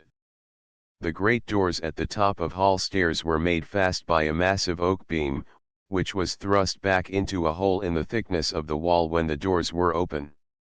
What a rush that used to be up the old stairs! In an instant the half-doors of the hatches were closed up with a throng of excited breakfast fags, clambering on each other's backs, and shouting, "Robinson, Jones, my own," which being interpreted means a demand for trenchers and knives for his masters, some prefect and candle keeper, and for the applicant himself, he being expected to provide 2 for each of the former. If he only produced 1, it would probably be used to test his descent from the founder. His own were generally ethereal. The crowd and excitement were much greater at this than at either of the other hatches, inasmuch as the supply of trenchers and knives was limited, the latter especially, as they were found, and still oftener lost, by the boys themselves, whereas at the others, the supply of eatables was always certain. Having secured his master's trenchers, knife, and fork, and bread and butter, the fag had to run down to Conduit to clean the butter, which was done by battering it against the trencher with a knife under a stream of water. This was easy enough in warm weather, but when cold it was a rather heart-breaking operation, as the butter then persisted in breaking up into crumbs, and rolling about the pavement. The butter washed, then came the toasting, The grates were spacious, but still not large enough for the crowd of toasters, especially as the four corners were occupied each by a boy engaged in frying or grilling potatoes, kidneys, bacon, or some other viands. Breakfast in hall. What acres of toast I have made at that fire! We had not proper toasting forks, but pieces of stick, called long forks, on which it was difficult to keep the toast, especially as it was always necessary to have at least one eye fixed on the batch already done, or awaiting the operation, in either case generally placed against the edge of the fender. If your eye wandered for a minute, a dexterous lunge from some predacious long fork transfixed the fruit of all your toil. Sic vos non vobis, N.C. But I must not moralize too much on this iniquity, my own house being built somewhat after the fashion of the Crystal Palace. Besides the toasting, there was cooking to be done. This was generally confined to frying and grilling, at which we used to be tolerable proficients, and I have often found this and other little accomplishments that I picked up in my fagging experiences, useful in a somewhat varied after life. We had a particular way of frying potatoes, which, to my taste, is superior to any other mode of dressing that invaluable vegetable. I will give the receipt. Take a dish of perfectly plain mashed potatoes. We used always to use those that had been boiled the day previous, put them on the fire in a frying pan, with just sufficient butter to prevent them from sticking to its sides, and a little salt and pepper.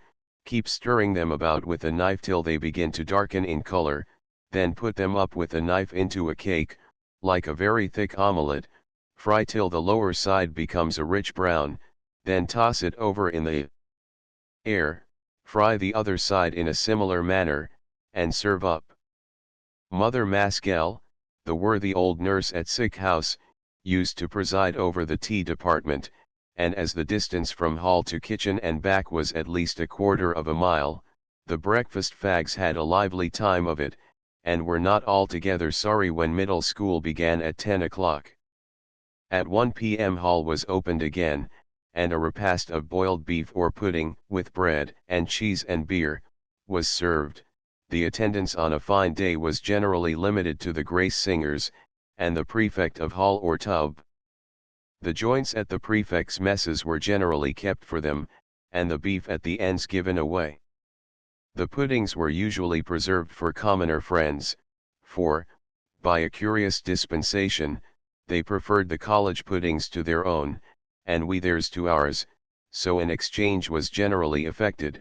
They decidedly had the best of the bargain, as we had pudding 3 times a week, and they only on Sundays. At grace time all the boys who were present at this meal, stood up on the dais on top of hall, and the senior prefect present used to go round with a cricket ball in his hand, and inspect their neckcloths to see whether or not they had their bands attached, the defaulters receiving 3 or 4 smart blows on the head, cons, with the ball, by way of reminder.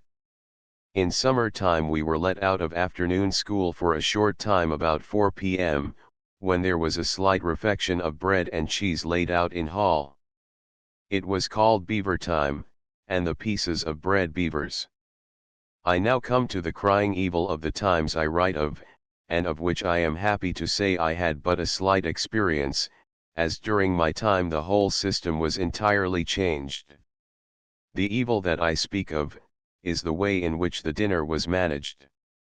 All the other little discomforts that I may have undergone as a junior, seem luxurious pleasures when I think of that infernal dinner hour. This meal took place at 6 o'clock p.m. in college. In commoners it was at 1. It was ample in quantity, and excellent in quality. That of the prefects was nicely served up in joints, that of the inferiors was divided into portions, dispars. There were, if I remember rightly, 6 of these to a shoulder, and 8 to a leg of mutton, the other joints being divided in like proportion. All these dispars had different names. The thick slice out of the center of the leg was called a middle cut, that out of the shoulder a fleshy, the ribs racks, the loin long dispars.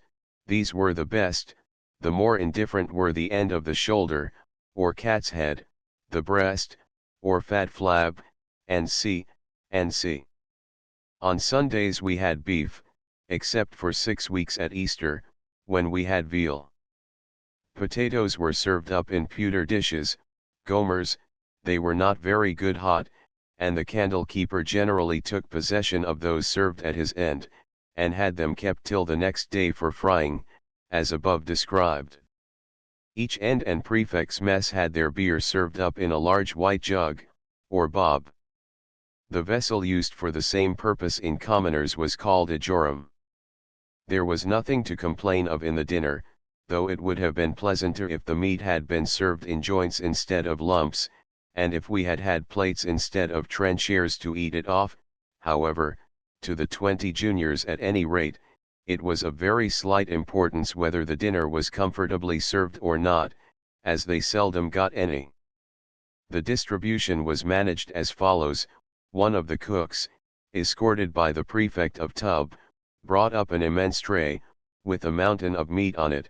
This was taken first to the senior candlekeeper's end, and then to the others in succession. But only those boys who were at the end at the time it was brought were permitted to take their dinners, except the candlekeepers, who were allowed to have theirs taken by proxy. As will be seen, it was simply impossible for the juniors to be up to time, the consequence of which was that more than half the dinners were not taken. These were thrown into tub at the end of hall, whence they were ultimately taken away by some poor women, and I always understood, though I am not certain that such was the case, that the prefect of tub got a certain sum for each dispar not taken, and so had a direct interest in managing that as many as possible should go without their dinner. I will now explain the absence of the juniors. Immediately the prefects were seated, the whole hall resounded with shouts of "Junior, Junior, Junior," rising in savageness of tone. As the supply became exhausted, in 5 minutes all the juniors were darting wildly about in all directions, executing orders received from their lords and masters, some to Colson's hatch for salt, or down into cellar for beer, back to school for something forgotten, into chambers for a pint cup, down to kitchen for gravy, and in the center of hall stood the senior candle-keeper and deputy, each armed with a long and supple ground ash, their business being to continue hitting every one who came within reach, so that it was absolutely necessary for every boy passing down hall to run the gauntlet of one or the other, the only conceivable reason for this extraordinary arrangement being, I imagine, that in order to escape the sticks of the flagellators, the fags dashed past them as fast as they could, and so got through. What they had to do quicker. To escape this purgatory I have known boys lie underneath the beer butts in cellar during the whole of hall time, and once a wretched fugitive was discovered hidden in the salt tub, into which he had managed to creep, and had let the lid down over himself afterwards. Happy the junior who was TG'd by any prefect, as he not unfrequently was presented by him with a plate of meat, or the remains of the joint, called a mess, in which case he was exempt from fagging as long as he was eating it, and it was extraordinary how difficult it became to pick a bone, and how long a small slice of meat could be made to last under such circumstances. Knives and forks being rare articles with the juniors, we had some difficulty in getting rid of a dinner when given to us, unless the prefect was good enough also to lend his implements. I remember seeing Skith with one end of a carcase of a hare in each hand, burrowing among the ribs with his nose and mouth in search of the titbits, which, to judge by the delight depicted on his countenance, were still remaining. But let us escape from the din of hall, and pay a visit to kitchen. In the way we pass through ante-kitchen, where is the familiar picture of the trusty servant. The trusty servant.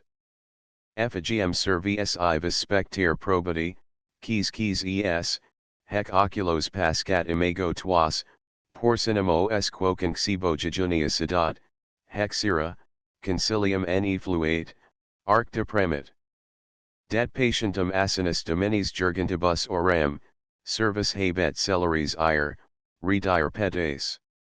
Levidos et multum, tot rebus honesta, laborum, vestis munditium, dextera aperta fidem. Accinctus gladio, clipio munitus, et in vel esse, vel dominum, quo tutor, habet. A trusty servant's portrait would you see, this figure well survey, who are you be, the porker's snout not nice in diet shows, the padlock shut, no secret he'll disclose. Patient, to angry lords the ass gives ear, swiftness on errand the stag's feet declare, laden his left hand, apt to labor saith, the coat, his neatness, the open hand, his faith, girt with his sword, his shield upon his arm, himself and master he'll protect from harm. Here may generally be seen a row of huge leather jugs about 2 feet high, jacks, made of hippopotamus hide, and peculiar to Winchester, I believe, at any rate. A relative of mine who lived in one of the Midland counties purchased a pair here every year, and he used to give me the commission, which I had the greatest pleasure in executing, as he always sent me a £5 note to pay for them with, and could never be induced to take any change. The kitchen is a spacious apartment with a vaulted roof, occupying the entire height of the building on the west side of the quadrangle, and at least half its length.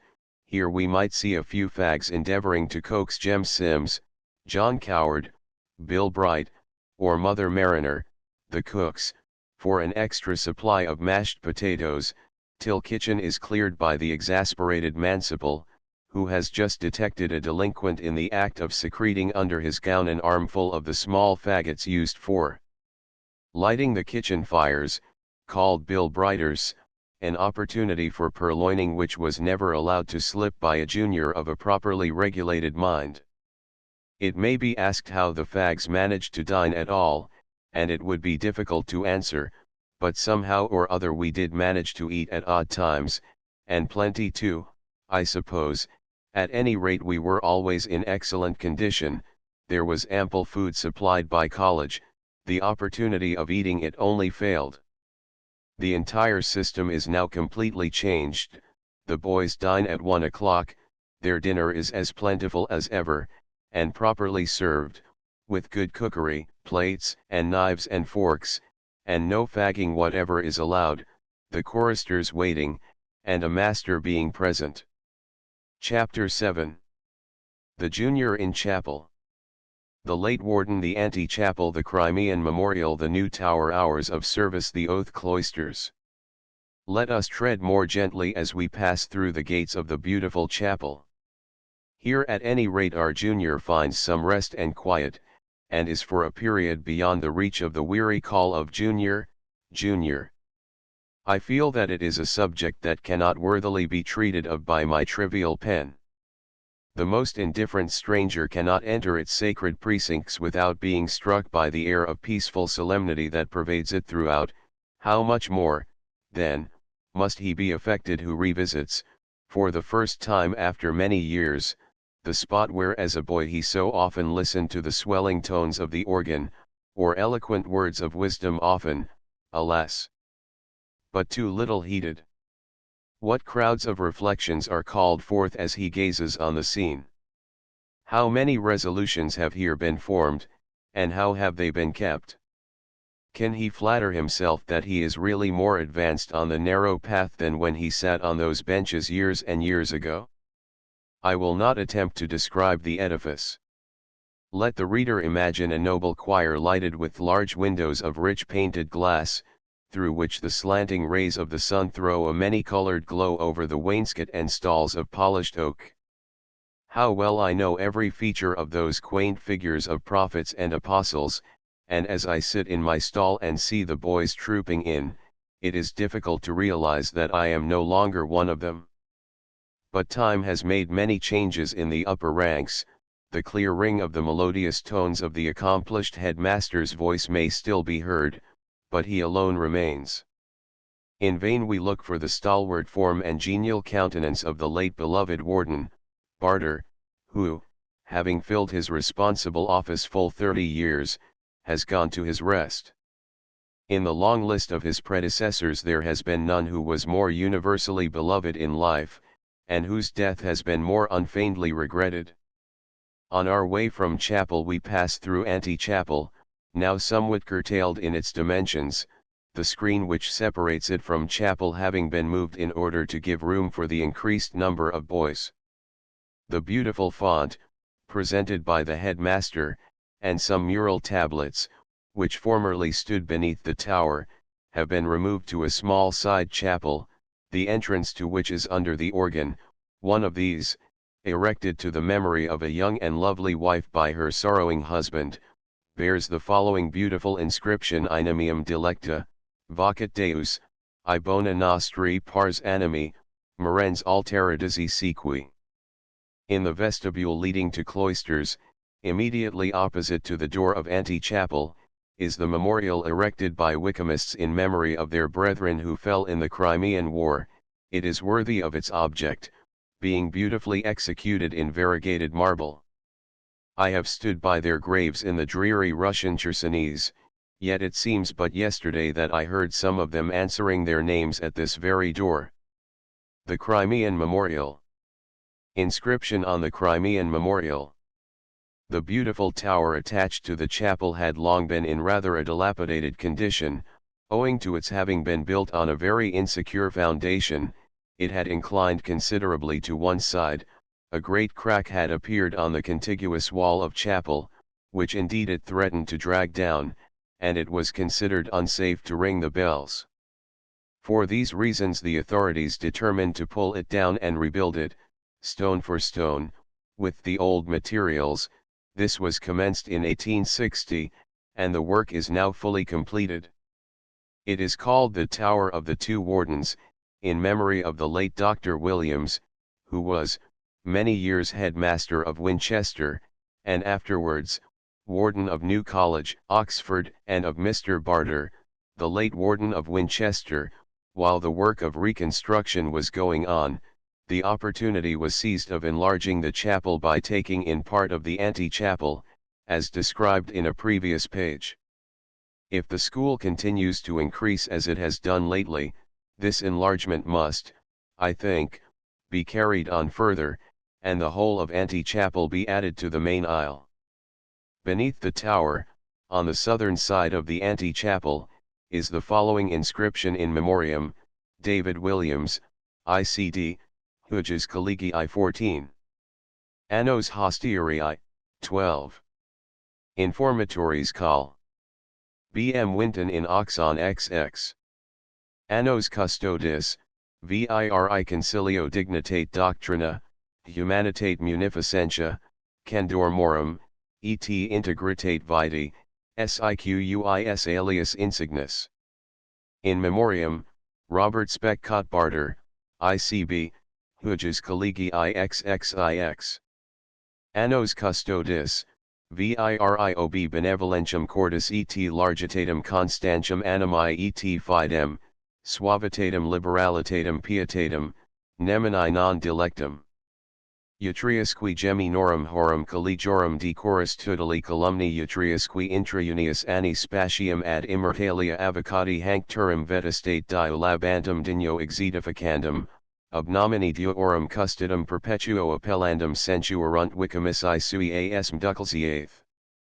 Poster aurum causat id silicet in animis habens ut in ipsa acerbissimi desideri recordationi manifestum face rent non in quibus libet virus magnus nec in brevem aliquam hominum etatem sed in tempus et in perpetua seria virorum ad horum exemplar sub his penetralibus ad omnia bona fortia fidelia nutriendorum stare rem Wycomicum. The hours of worship, now, I believe, somewhat altered, used to be as follows: at 6 a.m. in summer, at 7:15 in winter, at 8 and at 10:30 a.m., and at 5 p.m., on Sundays, 6 Saints' Days, and Founders' Anniversaries. On Fridays at 11 a.m., and on Saturdays at 5 p.m. the boys might be seen trooping across the quadrangle on their way to chapel on Sundays and on Saints' Days clad in white surplices. Besides this, Every evening at 9 prayers used to be read by the junior prefect in ante-chapel, who stood on the top of the steps leading up to one of the curtained and barred pews reserved for ladies, one of which was placed on each side of ante-chapel. The fair occupants, not being allowed to enter the body of the chapel, were obliged to content themselves with looking and listening through the grating. Once a year all the boys who had passed the age of 15, and who had not previously gone through the same ceremony, were marshalled into chapel, and, under the inspection of Semper Testis, the legal aide-de-camp of the college authorities, went through the form of taking an oath. I have no distinct recollection of the form of the proceeding, it is now abolished, but I think the official above mentioned read out a Latin document, and we were supposed to say Amen. I believe the gist of it was that we were to defend and befriend the college to the best of our ability, and never tell anybody what went on within its walls. I am sure I should require no compulsion to carry out the former obligation, should the occasion occur, and I had any possible means of fulfilling my duty, and if I have done no more harm in writing this little sketch of our proceedings at Winchester than infringing the latter, my conscience will not be much troubled. Although the making a number of thoughtless boys go through a ceremony of this kind may seem objectionable, yet it is not the part of a Wykehamist to exclaim against it, as, according to well-authenticated tradition, Cromwell would have destroyed the college, had he not yielded to the urgent representations of one of his officers, who was a Wykehamist, and, mindful of his oath, succeeded in saving the noble establishment from its impending fate. I must not take leave of chapel without noticing the beautiful cloisters, with a little gem of a chapel standing in the middle, surrounded by smooth green turf. It is now used as the Fellows' Library. I think it a pity that the cloisters are so little seen, as they are very beautiful. The Fellows, in general, do not reside at Winchester, and I do not imagine that those who do spend any very great part of their time in such absorbing study that the movements of the prefects in cloisters on weekdays, and of the others on Sundays, would disturb them very much. To such an extent I think the boys might be admitted without danger of their injuring the building or the tablets on the walls. At present the extreme stillness of the place is somewhat overpowering. Chapter 8. The Junior in School. Description of School Scobs Officers Division of Classes Prizes and Medals Long and Short Half Easter Time Commoners Speaking Cloisters Latin Composition Flogging Scraping and Shirking Out Latin Verses Peeling. On descending hall stairs, and turning sharp to the right through 7th chamber passage, we enter School Court. The school is a spacious edifice, built in 1687, 90 feet long, and 36 broad. It may be a handsome building by itself, but, like the adjacent commoners, is not favorably contrasted with the venerable Gothic buildings of the college, of which they form part. In the southwest corner of school is the throne of the head, and, in the southeast, that of the second master. Opposite to each are seats for the undermasters. At each end of school are 3 tiers of benches rising gradually one above the other, that on the ground being called senior row, and the others middle and junior row respectively. On these the classes sit when up at books, i.e., when repeating lessons. 4 parallel double ranges of solid oak benches, intersected, at intervals of about 4 feet, by others, and firmly fixed to the floor, run from end to end of the room, except where broken by commoners' tables, 2 tables, at which there is room for about 30 commoners. The rest get places where they can, by the fireplace, and the passage from it to the door. Between these rows of benches are 3 broad passages. Down school. On every angle of these intersecting forms is placed a large oak box, with a double lid. Every college boy, and some commoner prefects, had one of these, and some of the senior prefects have 4, others 3, and the rest 2. One of the lids of these boxes was generally kept up during school time to ensure a certain degree of privacy to the occupant, the lower lid doing duty as a table, inside were kept the books and other belongings of the proprietor. They were called scobs, i.e., box phonetically spelt backwards. High up on the wall, at the west end of the school, is a large tablet, with a mitre, crosier, sword, inkstand, and rod painted on it, with the words Aut dizzy, Aut dizzied, Mene source tertia cedi, which has been freely rendered work, walk, or be whopped. At the opposite end of school is another large tablet, on which is painted the tabula legum pedagogicarum, which gives the rules to be observed by the boys in chapel, school, hall, quadrangle, chambers, on hills, and in all places and times. School hours, in the times I write of, were from 8 to 9 a.m., morning school, from 10 to 12, middle school, and from 2 till 6 p.m., evening school, at the close of which prayers were read by the prefect of school.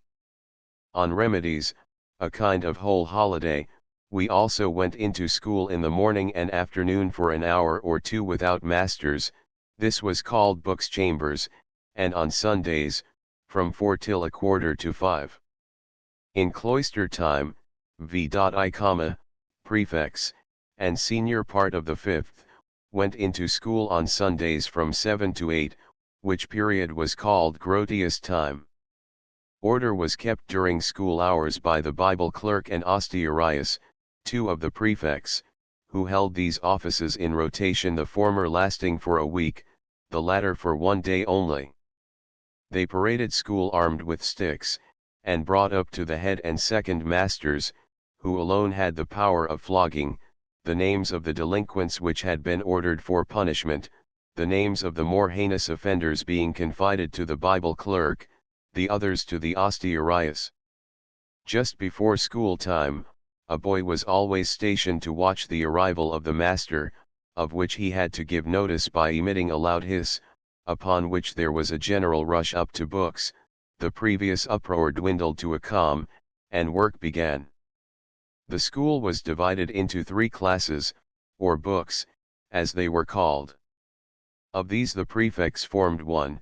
6th book. 5th book was subdivided into 3 parts, called respectively senior, middle, and junior part of the 5th. In speaking of them, the words of the 5th were generally omitted. The rest of the boys made up 4th book. Their instruction, however, was not carried on in school, but in another building adjoining, where the prefects had a library, and in which the mathematics were taught. The prefects and senior part did not change places from day to day, but only at the final examination in election week. In the other parts, the relative positions of the boys continually fluctuated, and their numbers were marked every day. At the beginning of middle school, in a book called the Clas Psychus, or Qs, paper, the individual who had the greatest number by the end of the half-year got the books, i.e., gained a prize.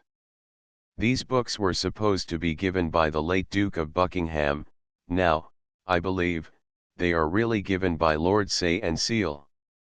The boy who had the lowest score at the end of any week, held the office of Clas Psychus for the week following, his duties being always to inform the other boys what was the particular lesson for the day, and what was the subject for the next vulgus verse or prose task. There were 2 gold medals for composition for Latin verse and English prose, and for English verse and Latin prose, on alternate years, and 2 silver for elocution, annually competed for, besides prizes given by Maltby, Bishop of Durham, for Greek verse, Latin verse, and inferiors speaking, Sir William Heathcote, of Husley, for scholarship, and Mr. Duncan, for mathematics. The school year was divided into 2 unequal parts. One, called short half, commenced about the beginning of September, and lasted till about the middle of December. The other, long half, from the beginning of February till the middle of July. The 6 weeks after Easter, Easter time, were devoted to the study of Greek grammar, and once in each of these weeks there was competition in speaking, the best speakers being selected to display their oratorical powers on the final day, which was called commoners speaking. During the remaining weeks of long half, cloister time, sixth book and senior part went up to books together. When thus combined, they were called pulpiters. Middle and junior part were merged together in the same way, those in junior part having the opportunity of rising into middle part, and vice versa. This combination was called cloisters, and this period of the year cloister time, the distinguished post of cloister class psychus was, I can tell from long experience, by no means a sinecure. Efficiency in Latin composition, especially verse, and learning lines by heart, were, unfortunately for me, the surest means of rising in the school. 4 days a week we had to write a short copy of verses of from 4 to 6 lines on a set subject. This was called a vulgus, and was always written on half a quarter of a sheet of foolscap, a vessel of paper. Once a week, one of from 10 to 20, a verse task, written on a quarter of foolscap, and, once a week, also a prose task. We were always excused, had remission from, vulgus when the next day was a saint's day, and if one fell on a Wednesday or Friday, our verse or prose task for the day previous was remitted. Prefects and senior part also were encouraged to write, once or twice in the half year, a copy of verses on any subject selected by themselves, which was called a voluntary. From time to time, also, they had to write Latin criticisms on Greek plays, and the other boys to write an analysis of some historical work. These productions were called gatherings, or gags. In the last week but one of long half, all the boys, except those in sixth book and senior part, had to say a number of lines. This was called standing up week, concerning which and election week, the last week of the same half, I will treat hereafter. Flogging was not excessively frequent, and by no means severe. The rod consisted of a wooden handle about 2 feet and a half long, with 4 grooves at one end, into which were inserted 4 apple twigs. These branched off from the handle at so considerable an angle, that not more than one could touch the space of skin exposed about a hand's breadth of the small of the back, the waistcoat of the victim being raised to the necessary height. To obviate this to a certain extent, the rod maker, one of the juniors charged with the care of these implements, had to twist them together so as to form one combined stick. Generally, however, they separated after the second cut. I am told that these twigs are now cut so as to lie in a straight line with the rod, without any angle, which is a very disadvantageous change for the flogging. The ordinary punishment consisted of 4 cuts, and was called a scrubbing. The individual who was to be punished was told to order his name, which he did by going to the ostiarius, and requesting him to do so. That officer accordingly, at the end of school time, would take his name to the master, who would then call it out, and the victim had to kneel down at senior row, while 2 juniors laid bare the regulation space of his back. The first time a boy's name was ordered, the punishment was remitted on his pleading primum tempus. For a more serious breach of duty, a flogging of 6 cuts, a bibler, was administered, in which case the culprit had to order his name to the Bible clerk, and that individual, with the help of ostiarius, performed the office of jack-catch. If a boy was detected in a lie, or any very disgraceful proceeding, a rare occurrence, I am happy to say he had to stand up in the center of junior row during the whole of the school time, immediately preceding the infliction of the flogging. This pillory process was called a bibler under the nail. I have also heard, that for a very heinous offense a boy might be punished in 6th chamber, in which case the number of stripes was not limited, but I never knew an instance of this. On 1st of April, an impertinent boy undertook to make an April fool of the doctor, and accordingly marched boldly up to his throne, and told him that he had torn his gown, and, on the rent not being found visible to the naked eye, suggested that it was the 1st of April, upon which he was told to order his name to the Bible clerk. When middle school was over, the doctor put on his trencher cap, and called out, "Pincher, Bible clerk, and Osteiarius," which meant that Pincher was to advance to receive his deserts, and the others to assist as masters of the ceremonies. At the moment that the culprit was expecting to feel the sting of the apple twigs across his backbone, the doctor threw down the rods, saying, "Who is the fool now?" and was walking out of school, when the undaunted Pincher jumped up, and ejaculated, "It's past 12, sir." Ordinary offences of a trifling character, such as being late for chapel, or shirking hills, were punished by the infliction of an imposition, generally 30 lines of Virgil, English and Latin. I think I must have written out the Aeneads of Virgil and Odes of Horace half a dozen times during my sojourn at Winchester.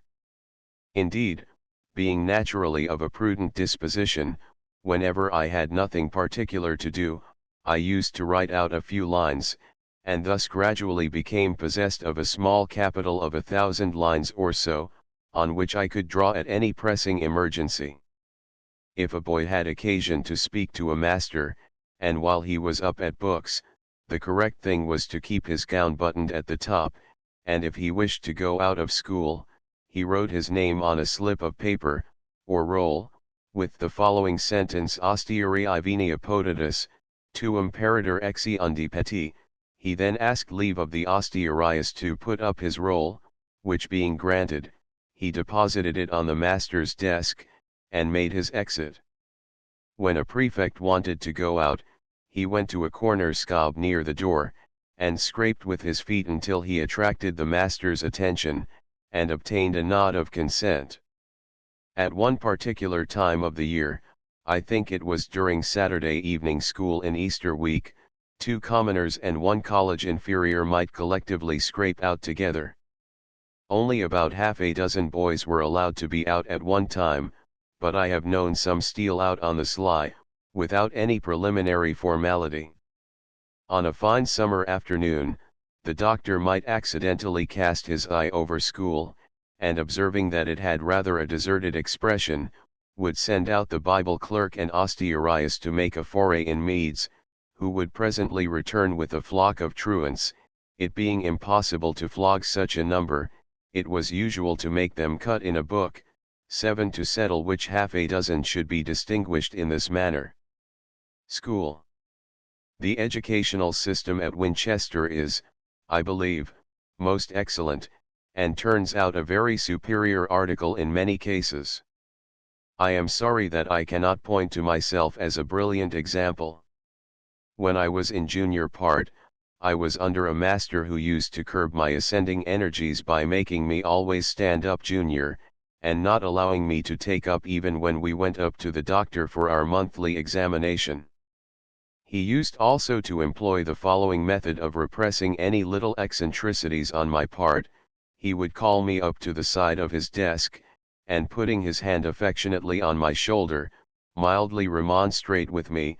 Gradually his hand would creep up, and a finger entwine itself in the hair above and a little in front of my ear, and he would impress on me the more salient points of his lecture by a steady screw of the finger. This treatment ultimately became very tiresome, so one day, just as the screw powder was being laid on, I emitted a yell, that made the doctor bound again in his chair, and brought every boy in the school on his legs. After this my hair was allowed to curl naturally. In the middle of the half year this master left, and his place was filled by another. The reader will be as much surprised as I was, when he hears that at the end of that half I got the books. If anyone doubts the fact, I can show them the volume in question, with a statement in it endorsed by His Grace the late Duke of Buckingham, that my morals were excellent, and my habits of application most praiseworthy. I was accordingly promoted into middle part, and when the next half year I proudly ascended to my new position, I had visions of a fellowship at New College, and a shadowy notion of the woolsack in futurity. Neither of these fancies, however, have yet been accomplished. If it were not that owing to the inclemency of the season this autumn, the grapes are so very backward, I should be inclined to make some remarks touching the former disappointment.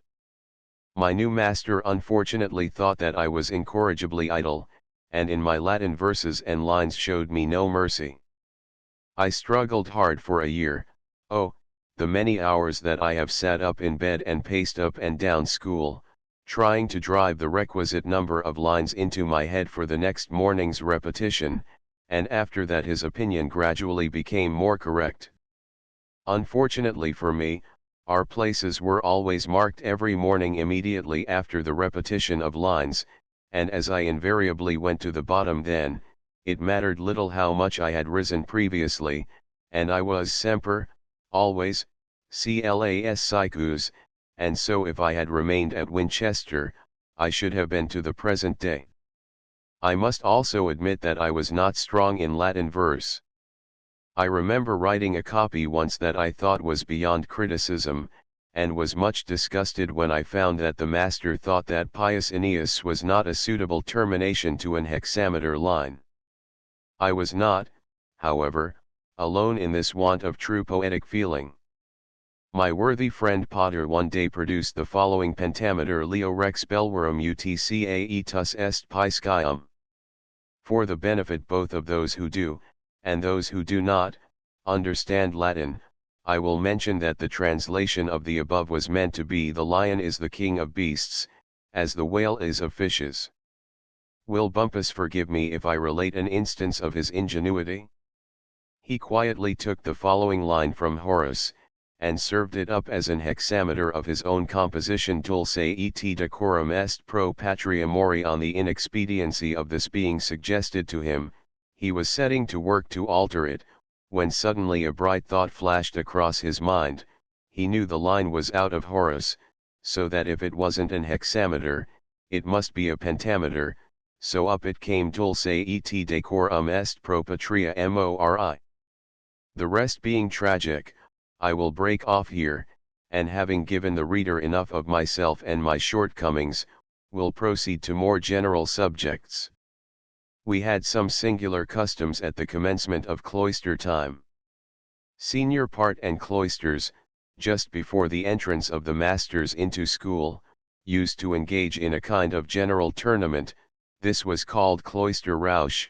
Each party used to charge from their respective ends of school till they met in the middle. It was a good-humored affair.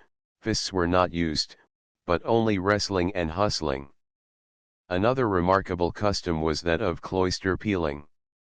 At the commencement of cloister time, for a few minutes before the hiss was given, the vast gulf that usually existed between prefects and inferiors was temporarily broken down. All the boys in cloisters being assembled up at books, proceeded to chant the praises of the popular or severe criticisms on the unpopular prefects, in short Latin, Greek, or English epigrams. I am happy to say that the complimentary species generally preponderated. Well do I remember the enthusiasm with which we chanted on one occasion Zeta Omega Mu Omicron Upsilon Sigma Gamma Alpha Pi. Zeta Omega being the nickname of one of the senior prefects, rich in all those physical and moral qualities that endear an athletic youth to his younger school fellows.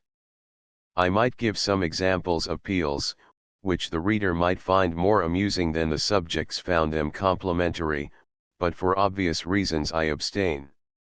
In commoners also there was an entirely different description of pealing, which will be described in the chapter on Standing Up and Election Week. Chapter 9. The Junior on a Lockback Holiday.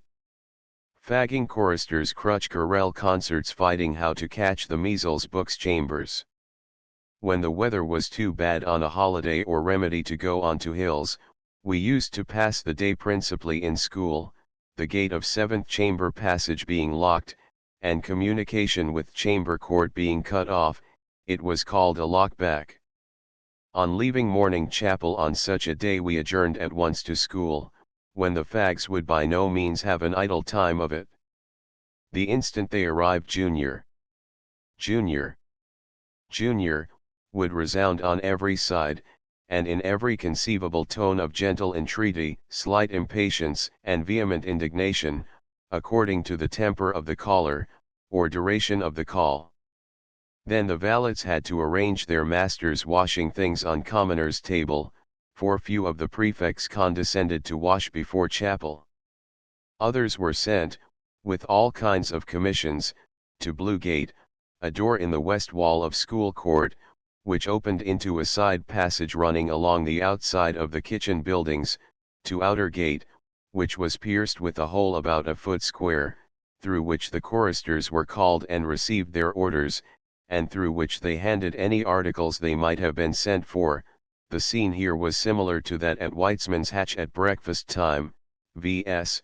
crowds of fags jostling round the hole and clinging to the bars screaming "Chauster! Chauster!" at the top of their voices, in frantic eagerness to catch the eye of the first Chauster, the clatter of whose hobnailed boots would be heard coming up the flint pavement a long time before the wearer could be seen. When he did appear the cry was, "Fagging for me," or, more generally, instead of me, the name of the prefect for whom the message was to be sent was used, as more likely to carry weight with the Chauster. The little choristers had hard work of it. They were soon scattered all over the town to Lockroy's for a pint of coffee and took penn'orth of biscuits, or a tizzy tart, to Naveis. This gentleman supplied edibles at Commoners' Field. I suppose he once had an uncle or an aunt, and so got his nickname. If he ever had any other name nobody knew it, and I doubt if he did himself, for strawberries and cream, or Bernie's biscuits, to flights for Sally Loons, to Forders for buns, to Stones, to Drews, to Raymond's for anything you like, besides innumerable errands to the bootmaker, tailor, circulating library, and C. One of the most common and disagreeable orders for a junior to receive on these wet mornings was to get a pint cup, as at the commencement of the half-year the stock in trade for the whole college consisted of about 2 dozen, and as they were by no means college ware, i.e., not easily broken, in a few weeks they became rather scarce articles, but no junior being ever allowed to say he couldn't procure anything he was told to get, he had to depart on his hopeless errand, and, not succeeding, receive the usual reward. As the day wore on, some of the prefects would subside into the comfortably stuffed seats between their scobs, and set to work mugging, reading hard, only occasionally lifting up their voices to call junior.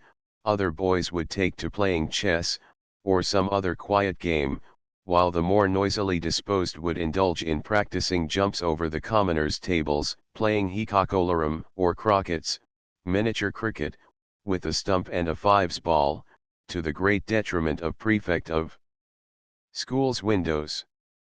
Presently seventh chamber passage would open and admit Crutch, I wonder what his name really was, a knowing-looking little man, whose occupation was that of surgeon to those cricket and fives bats that had received severe wounds, and he was such a skillful operator that a bat always seemed to rise like a phoenix from its ashes after passing through his hands.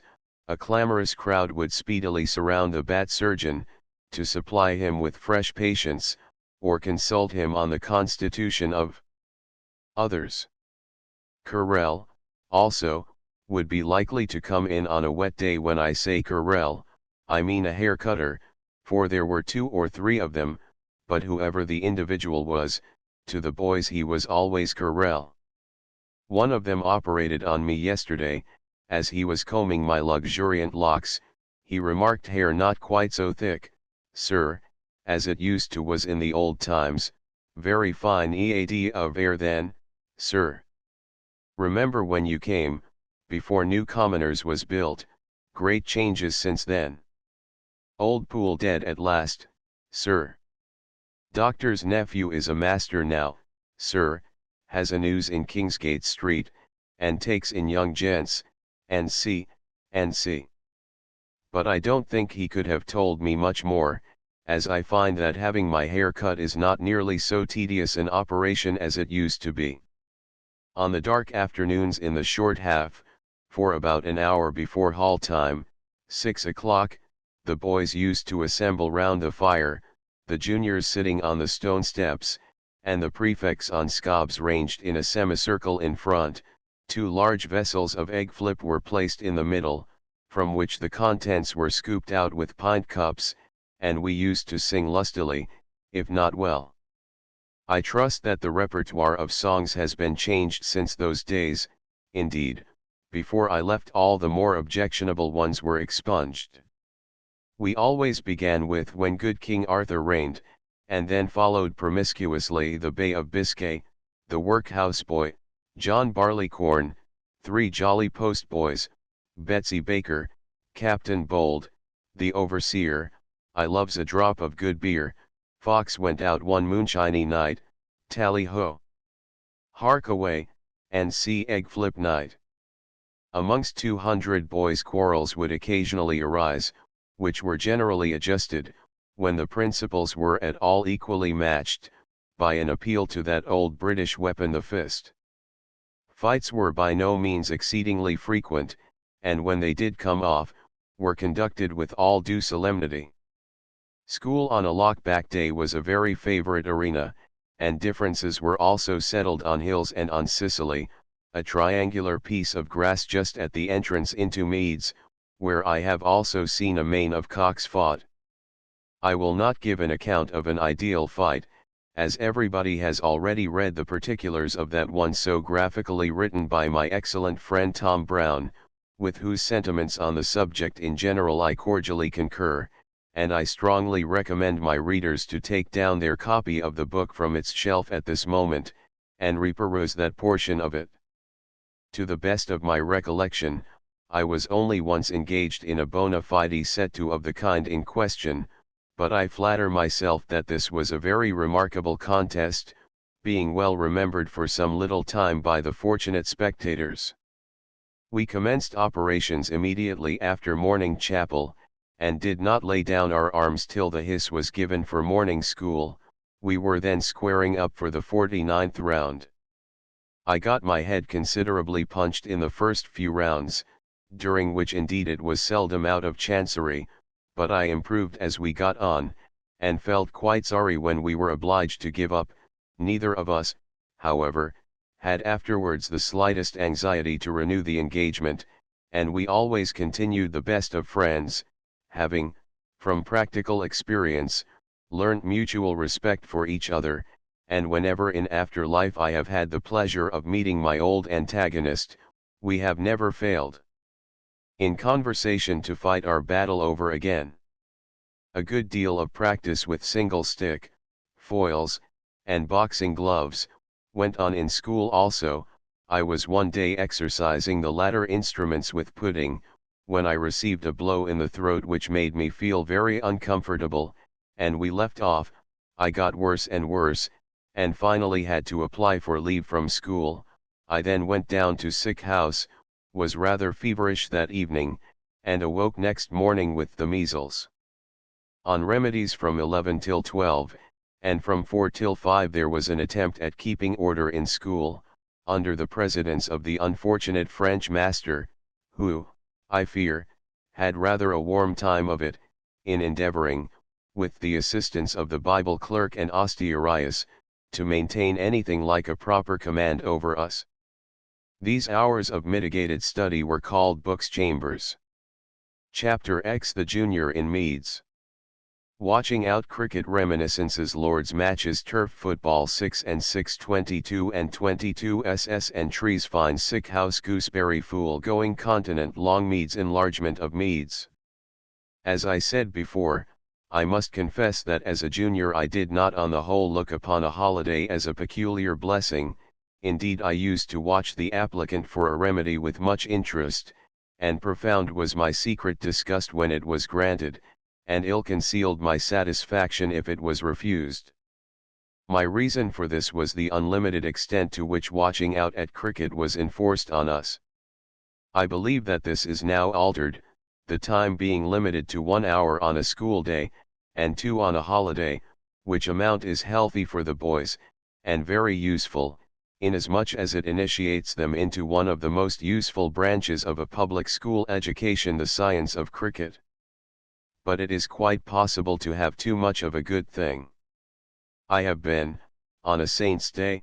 This, however, was an extreme case, and did not occur often, ordered down to watch out in meads early in the morning before breakfast, and not allowed to quit the ground, except to attend chapel, till dark, the whole time without a hat, often in a broiling sun.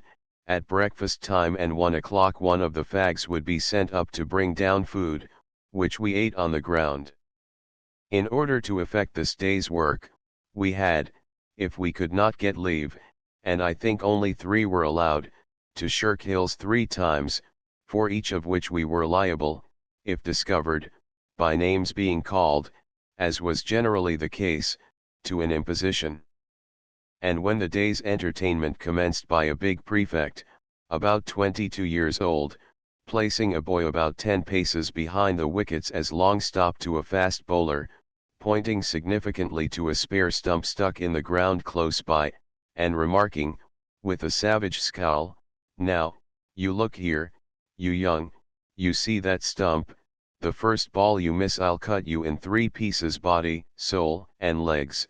I think it will be admitted that to that long stop at any rate a holiday would not be regarded as a very great privilege, especially when Nestor was not at all the boy, man, I should rather say, not to endeavor conscientiously to fulfill any promise of the kind above mentioned. I again repeat, this is an extreme case, and now, even if the will were present, the opportunity would be wanting. Happy was the boy who succeeded in making a catch, as in that case he was excused from watching out for the rest of the day. Still more serene must have been the existence of the mustard and pepper keeper, the responsible duties of which office relieved the fortunate holder from service in the field. But what adepts we became in fielding under this rough treatment! I would in those days stop a ball with my left hand, which, if I now saw coming towards me, I should diligently avoid touching at all. So there is no cloud but has its silver lining, and, perhaps, if in these latter days Winchester has not held the laurels in cricket quite so firmly as of old, it is in some respects owing to the mitigated apprenticeship served by the boys in their fagging days. This, alas, is not of much consequence now, since it has been deemed expedient by the authorities to put an end to the public school matches at Lord's, which tended so much to produce a wholesome feeling of patriotic rivalry among the boys, and were always looked forward to by all Wycombists as the pleasantest rendezvous of the year, where their spirits were refreshed by talking over past times with old friends seldom seen but at those reunions. I have heard, from the best authority, that the principal reason for no longer permitting the Winchester boys to contend with Harrow and Eton in the public arena at Lord's is, that their parents complained that they were put to great inconvenience by having to send up their sons to London in the middle of the holidays, that they were put to considerable expense, and the boys exposed to many temptations. These objections are valid ones, I admit, but, I think, not insurmountable. As regards the expense, I am certain that a fund could easily be raised that would cover all the travelling expenses of the 11 for the next 10 years, and as regards the exposure of the boys to temptation, I am sure that, even if they had no relations resident in London who could put them up, were the want made known, hospitable doors would open in sufficient number, not only to take in the 11, but the whole school, if required, and the boys' proceedings would be as carefully looked after as if they were at home.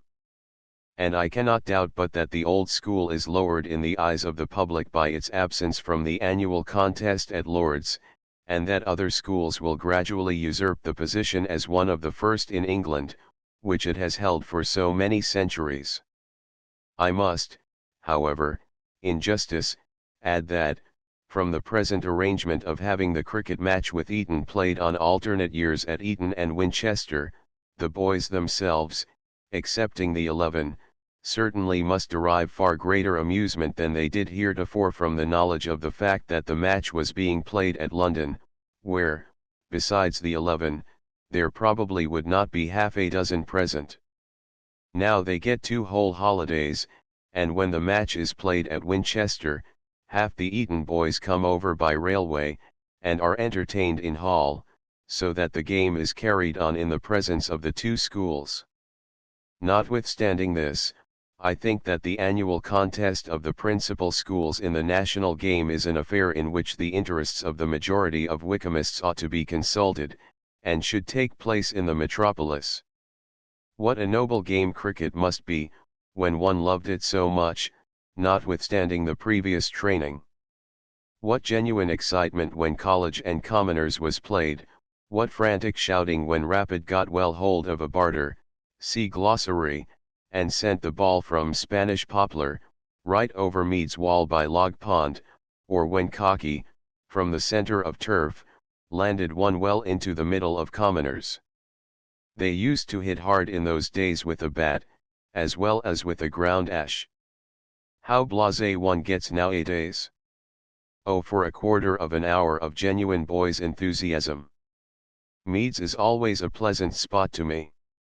I played in a match there not long ago against the Garrison, but, alas, where was the fire that used to burn within me? I got 1 run the first innings, and was bowled out first ball by a slow underhand lob, Tice, the second, and when I attempted to throw up the ball, it went 10 yards wide of the wicket, my arm nearly out of its socket, and I felt the pain in it for a week after.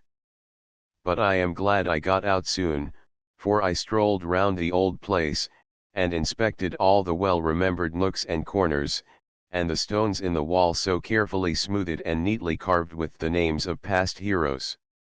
Happy he who, on his return in after life, can find his unscarred, a sure sign that he had left a respected name behind him. There was Amen Corner still unchanged. I could even discern faint traces of Salvdivapotens that we chalked up years ago in honor of young Sadno's powers of scanning. Log Pond, with its champions, still exists, but much shorn in its dimensions, and a row of trees planted in front. Non-licet gates hinges looked as rusty as ever, it was supposed only to be opened when a boy was to be expelled. Spanish Poplar was gone, blown down by a gale. How well I remember, when a small boy 12 years old, on my first appearance in Meade's, seeing Long John and 10 other men pulling at a condemned limb which was half sawn through, when the rope suddenly snapped, and they all in an instant subsided on their backs in the middle of turf, how I rolled with delight at the scene. Since then I have often rolled with delight, as well as from other sensations. In the old green Meads, one had one's trials and difficulties, yet, on the whole, I doubt if I have ever been much happier. About 2 acres in the centre of Meads was slightly raised above the rest on a chalk foundation, and covered with turf, which was most carefully kept, and constantly rolled, and in winter fenced all round. This, which was called Par excellence turf, was kept sacred for the use of the prefects and the first 11, called senior match except 2 corners, which were allotted to middle and junior match, the former consisting of the second 11 and senior part, and the latter of the third 11. But I must now proceed to football, a game I like, or rather, used to like, far more than cricket. The reason is simple.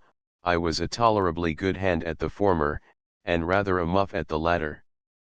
Of all the games of football that I have seen, I think none can compare in interest to the Winchester 6 and 6. 8. I hate the crowded games of 20 or 30 a side, where for one kick at the ball you receive a dozen on your shins. In 6 and 6 your powers of pluck, endurance, strength, and speed are constantly called into play. It is not all weight and hustling, but speed and scientific kicking, that win the day. Kicking the ball up into the air was considered very bad play, except when the ball had been previously caught before it had touched the ground, when it was allowed, i.e., if the kicker could get the chance, before one of the other side was down upon him. Our costume consisted of a jersey, flannel trousers, beeswaxers, lace-up boots, or high-lows, low shoes, with 2 or 3 pairs of worsteds, thick worsted stockings, the feet of all but one pair being cut off. Every day, during middle school, the 2 senior prefects who intended to play made out the roll list of the side one was headed ad rubrum, which meant that that side was to kick towards sick house wall, and the other ad foricam, vice versa. But football wasn't all beer and skittles to the fags. There was an institution called kicking in, which, while it lasted, was much worse than watching out at cricket, although it had the very great merit of not continuing so long, for even on a whole holiday we seldom had more than 2 hours of it. It was managed as follows: the ground for the game was marked out by 2 rows of juniors, who were obliged to keep exactly in line and prevent the ball from passing outside them, or if it did, to put it back again. Midway between each of the 2 ends of the line was stationed another boy, as umpire, goal, he was called, who stood with his legs wide apart, and a gown rolled up at each foot. If the ball was kicked directly over his head, or between his legs, without his touching it, it was a goal, and scored 3 for the party that kicked it. If directly over one of the gowns at his feet, a gowner, which counted 2, or if it passed between either of the gowns and the last boy of the line on that side, a skit, 1. We used also to play large games, occasionally with 22 a side, which I did not much admire. The biggest boy on each side stood opposite to each other, the remainder pressing up close round, with their heads and bodies down in a compact mass. Then, just to encourage them, the captain would drop his great fist on their backs, with a mild injunction, and the ball being deposited in the middle, the struggle began. This was called a hot, a very appropriate appellation. After surging tumultuously about for a time, some boy would emerge from the mass with the ball before him, when it would be kicked about a little, till it got out of the line, when another hot would be formed, and so on. 9. We used to have annual matches with commoners, 6 a side, and also with 22. One of the proudest moments of my life was when I was first unexpectedly told that I was to play in 6 and 6. The juniors did not get much fun out of the regular games, as their part consisted solely in kicking in the ball, and receiving divers kicks and clows in return for their vigilance. In the afternoons on holidays, however, they used to get a kick at a ball on their own account, as there was a kind of perpetual scratch game, without chosen sides, going on. This was called SS and trees, from 2 trees being the goal at one end, and 2 iron clamps in the shape of 2 SS fastened in the wall at the other. Football at Oxford, where Winchester, Eton, Harrow, Westminster, Rugby, and various other schoolmen, i.e., those who had not been at a public school, used to play together, each with different rules, occasionally gave rise to some amusing incidents.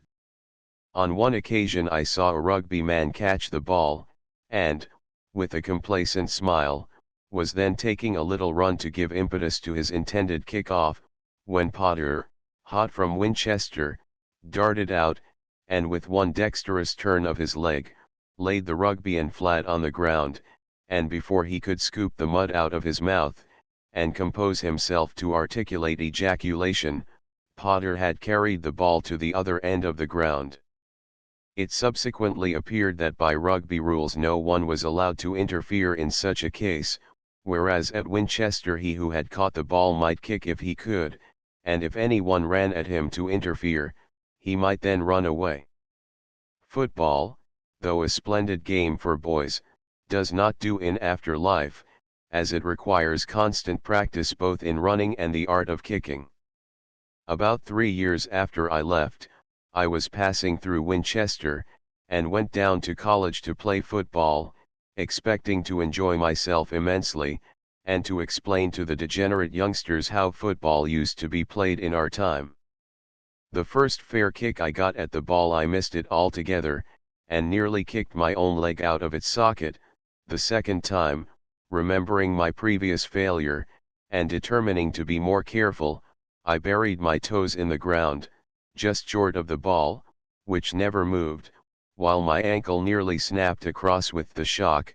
The third time I kicked well into the back of the tendon Achilles of my other leg, and was carried off howling. Since then I have confined myself to looking on at football. Fives we used to play against the back of school, which formed a spacious ball court. The bat used is, I believe, peculiar to Winchester. It was about 2.5 feet in length, the part with which the ball was struck expanding to about the size of a small lady's hand, and immediately above it the wood was plain thin, thus forming a powerful spring. With this instrument the ball could be driven with great force, and I have known it used for other purposes, for which it was very effectual, though not very agreeable to one of the parties in that game. One boy, I remember, kept a bat which he consecrated solely to this amusement, and to the back of it he had nailed a donkey's shoe, which gave great weight to his arguments. The balls used were small, about the size of a large grape shot, and cost 6d. apiece, which made the game an expensive one, as, if the ball passed to the right or to the left of the school wall against which we played, it vanished altogether from our ken. If it went to the left it went into Longmeads or Commoners, and if to the right into Cloisters. We could, however, generally purchase back at half price from Long John about 1/4 of those lost. Long John was the college mason, who was always wandering about with a satellite looking for something to do, but beyond occasionally scratching a brick, I scarcely ever saw him doing anything like work. If asked what he was doing, he always said, "Nothin', sir," at which occupation the satellite was a most efficient coadjutor. The Winchester bat fives was amusing enough when played in a promiscuous way, but not, I think, a really good game, as it was too difficult. I have scarcely ever seen even the best players return the ball more than 3 or 4 times. The fags' share of the game was to stand round the edge of the court and pick up the balls as they rolled off. It was not nearly such hard work as watching out at cricket, or kicking in at football, and the work being easy it did not entail so much punishment, but it was far from pleasant, owing to the blinding glare from the white concrete of which the floor was made. Mr. Ridding, formerly second master, has most liberally built some excellent racket courts, in what used to be Longmeads, but is now thrown into Meads, to the great advantage of the boys. A long red brick wall ran across Meads on the west side, in which there was a door that led to Sick House, situated in a field called Sick House Meads. It was presided over by a worthy old matron named Mother Maskell. Her kind face is no longer there to soothe the invalid, and I hope, for the sake of the boys, that her successor inherits, with her other good qualities, her receipt for gooseberry fool. How we used to scent it from afar, and the moment a fresh brew was ready, what a rush to Sick House! How we slid over the gate, which formed no barrier in such a case. There were 2 kinds, husky and non-husky. The former was decidedly the favorite, and the consumption was really alarming. Notwithstanding this there were few of us ill in those times, and 1/2 of the number continent were generally shuffling, and the other laid up with wounds received in athletic exercises. One boy, I remember, broke his arm 3 times in 1 year. The last time, the master under whom he was made him write out all the lessons that he would have had to do if he had been in school, suggesting that he had broken his arm on purpose to escape them. Certainly being continent was an agreeable change for a fag, as he had no lessons to do, and escaped all fagging, except from such prefects as happened to be continent also, and he also got a thoke in the morning till 9 o'clock. When a boy was really ill he slept at Sick House. I only remember doing so on one occasion myself, and that was when I caught the measles in the remarkable way above mentioned, vide p. 127. This was a very jolly period. I had them very slightly, and there were 4 of us in a room together: Rasper, Badger, Bumpus, and myself, and I was then, for the first time, initiated in the mysteries of the science of whist. One of us, who was the least unwell, used to deal and collect the cards, which we threw into the middle of the room as we played. As I mentioned before, when a boy felt ill, or inclined to quit school for a period, he had to get leave continent 10, which was done by sending a boy in the morning first to get leave from his tutor, and then from the headmaster, and when he returned to his school duties he was said to come abroad. During long half all the unoccupied rooms in sick house were occupied by the senior prefects as private studies, and each of them chose a boy as a reader, whose nominal office was to read aloud the English of any Greek or Latin author his master might be studying. This was a much coveted appointment, as the fortunate possessor was exempt from all fagging. There was another field between sick house meads and commoners belonging to college, called long meads, which, to the best of my belief, was only used to feed the fellows' cows. This is now thrown into meads, and if sick house meads could also be added, what a magnificent playground it would make. It has been, I believe, often suggested that the boys at Winchester were not allowed sufficient exercise in the open air. I do not think there was any ground for this complaint as regards the college boys at any rate, who were sent at least 3 times a week to the top of hills, besides having meads close at hand during all play hours. Commoners were not so well off, as they only had 1 hour on school days to breathe fresh air, in which time they had to walk half a mile out and back to the indifferent field forming their gymnasium. Doubtless they now have access to meads. Chapter 11. The Junior on Hills. On Ms. May's the Badger swimming lessons, practical jokes, trial for assault town and gown row. Soon after morning chapel on a holiday or remedy, all the boys assembled at gates, i.e., in 7th chamber passage, each boy choosing associus, or companion, as in marching on to hills we always walk 2 and 2, college first, and commoners after.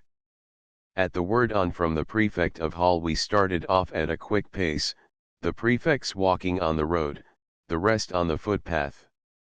The former had the privilege of calling off an inferior to walk with them, as they were allowed to range the country, whereas the others were confined to the top of St. Catherine's Hill. On we went, the small college boys at a sharp trot to keep up with the long steps of the bigger ones in front, and urged on by the commoners behind, round the corner of Warden's Garden, where some boy would duck under the rails, and dart off to Bungee's for strawberries and cream, or sausages, according to the season, taking his chance of another and very different kind of refreshment if caught in the fact, then over Black Bridge, past Commoners Field and Domum Tree, over the 3 stepping stiles, to be able to jump which, both going and returning, was a great object of ambition to an enterprising junior, to Tunbridge, where, if names were not to be called at the top of hills, the prefects and their TJs went off on their own devices, and the rest up the steep ascent of St. Catherine's Hill.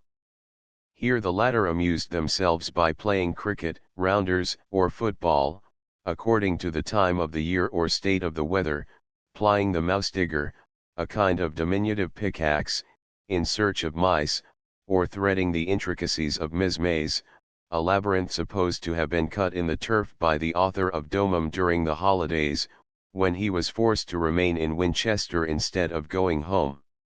The legend further declares that he cut the verses of Domum on the bark of the tree which still bears the name, and then committed suicide. By and by the voices of the 3 juniors calling Domum, 2 of whom had to make the circuit of Trench, and the other cross the summit of hills, warned them that it was time to go on, when, at a signal from the prefect of hall below, we rushed down to Tunbridge, and were marshalled on our way home. If violent rain came on, these proceedings were dispensed with, and we were allowed to find our way home as fast as we could. This was called skirmishing on. Such was the usual routine of the inferiors on hills, but the prefects and their TJs had a more lively time of it. For them there were ducks and green peas at Twyford, bathing in pot, if summer time, a foray on the young rooks, chariot races, and, last and greatest, the chase of the immortal badger. If one can't follow a fox on horseback, one may do worse than follow a badger on foot, that is, if one's lungs and legs are in as good condition as ours used to be in those days. At some appointed meet, Turner, the badger provider, clad in a rusty velveteen shooting jacket, with a cur or two at his heels, and the noble animal in a sack, used to meet us. On the mouth of the sack being opened, away went Badger at a steady enduring pace across the downs. He did not run extremely fast, but then he could go forever. His strong point was going up a steep hill, when he could beat the fastest runner. Going downhill he was not so brilliant. We generally gave him 100 yards start before we followed, Turner bringing up the rear with the dogs in couples.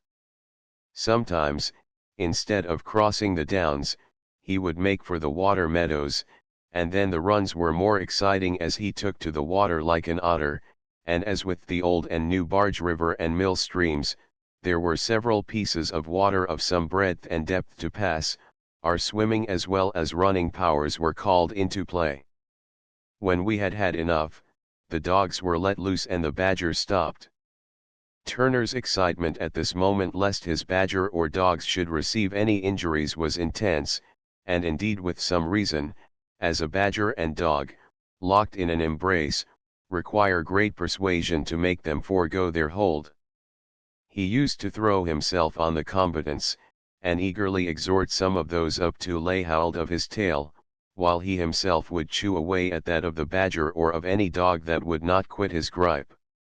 The badger being extricated from the dogs, or the dogs from the badger, as the case might be, he was returned to the quiet of his sack again till the next morning hills. These morning exercises produced considerable appetite. Before starting for hills we used generally to indulge in a pint of coffee and 2 penny worth of biscuits from LaCroix's. Then we not unfrequently ran to Twyford as hard as we could put legs to the ground to regale on ducks and green peas, which finished, we would just have sufficient leisure to run back to college in time for the regulation breakfast, eked out with fried potatoes, kidneys, sausages, and C&C.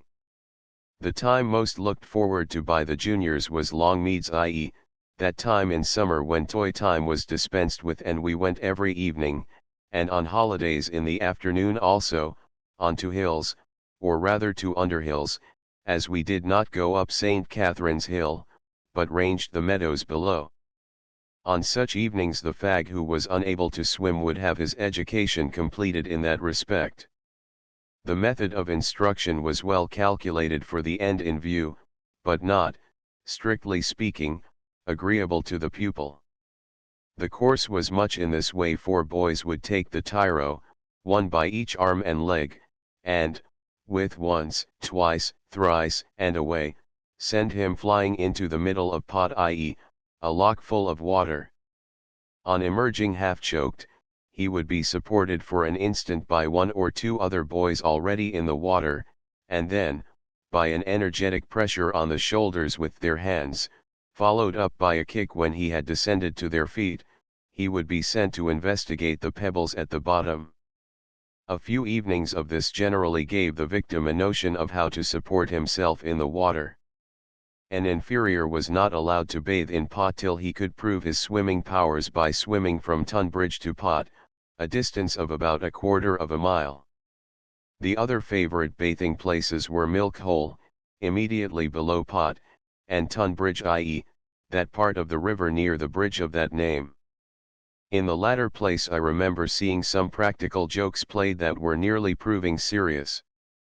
In one case, a new boy, somewhat taller and bigger than the average, and a good swimmer, when going to bathe in Tunbridge for the first time, asked if it was deep enough for a header.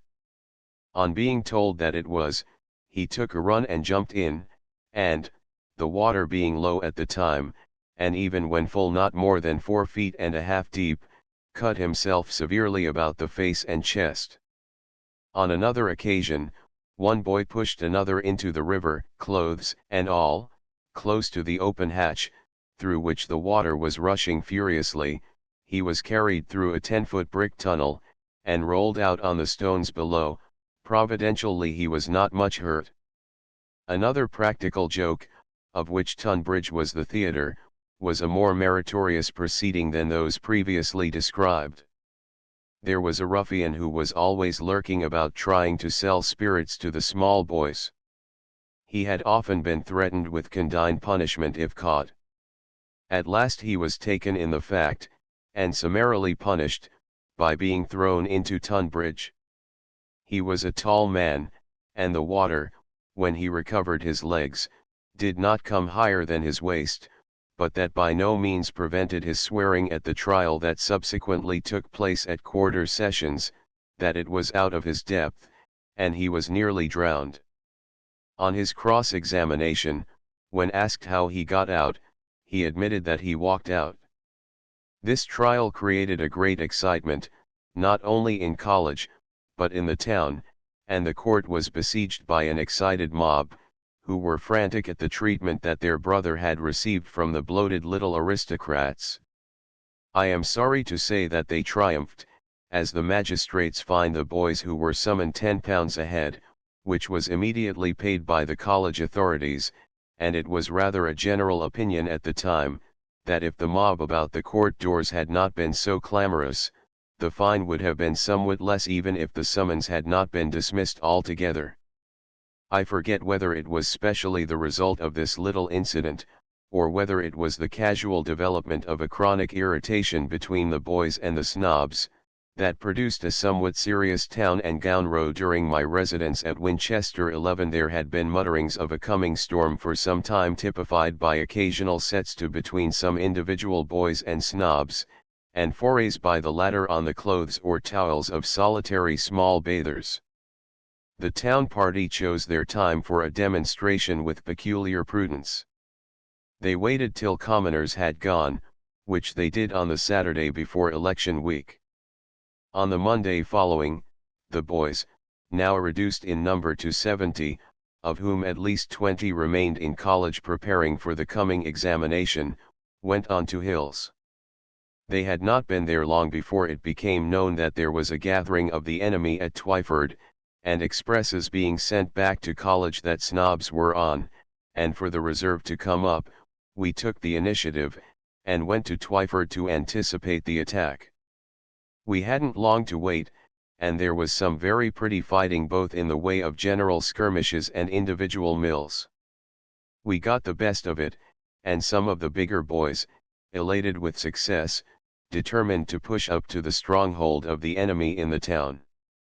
I was much too small for this part of the campaign, and, with the other little boys, retired behind the breastworks of college, where, by the by, we arrived very considerably later than the regulation hour. I have heard heart-stirring accounts of the heroic deeds of the Heavy Brigade, but not having been present I cannot particularly describe them. I believe that they carried on the attack bravely in the town for some time till overcome by numbers. The boys retreated to a path which leads out of High Street down by the riverside to college, at the head of which, where there were 2 posts to prevent carts passing, they took their stand, and for a considerable time held their own gallantly. But at last they were obliged to break and fly, making good their retreat into college, however, without anything like serious damage. On numbering their forces, one boy was found missing, and grave apprehension was entertained for his safety, which, however, was soon dissipated by his unexpected appearance from the warden's house. In the flight he had tripped and fallen into Bungey's ditch, where he wisely lay quiet till the throng of pursuers had rushed past, when he gently strolled towards college, and opportunely meeting with a well-known barrister who was taking his evening's walk, he got him to give him a lift over the wall of Warden's garden, and was safe. Chapter 12. The Junior on Leave Out. Saints' days early leave out, poaching, rowing, a dinner Sunday leave out. Thoroughly to realize the merits of the holy men of old, one should have been at a public school. Nobody ever welcomed the recurrence of their anniversaries with more sincere joy than a junior at Winchester, always supposing that he had friends in the town or neighborhood who would invite him to visit them on such occasions. Otherwise the advantages, as hinted at above, were more than doubtful. If invited by friends in the neighborhood, we were allowed early leave out, i.e., from immediately after morning chapel, or if by friends in the town, from 1 o'clock. In both cases we had to be back for evening chapel, at 9:15. I was fortunate enough to have hospitable friends, and a saint's day seldom failed to be a day of rejoicing to me. If we had early leave out, we used generally to hire a four-wheeler from Watts of the Blue Boar, and gallop out to our destination, arriving probably before the family were up, and the breakfasts we used to devour on these occasions must have caused our kind entertainers to rejoice that saints' days did not occur every day of the week. We frequently spent our days in fishing or shooting, according to the season of the year, varied with skating, boating, rifle practice in a chalk pit, and sea. Our shooting expeditions were generally undertaken without leave from any proprietor, but I have not much on my conscience as regards the amount of our depredations. The best bag that we ever made was, to the best of my recollection, 1 hare, 2 rats, a swallow, and 15 larks. On that memorable day we quietly walked into a preserve 4 abreast, and blazed away, without doing the least harm, except to one most unfortunate hare, that would sit still, until a keeper appeared. I immediately bolted, shouting to my companions to separate and do the same. Instead of doing so, however, they followed me in Indian file, and we were ultimately run to ground in a chalk pit. Our pursuer had no roof to his mouth, and between that, recent beer, rage, and exhaustion from the pace he had come, his speech was perhaps slightly incoherent.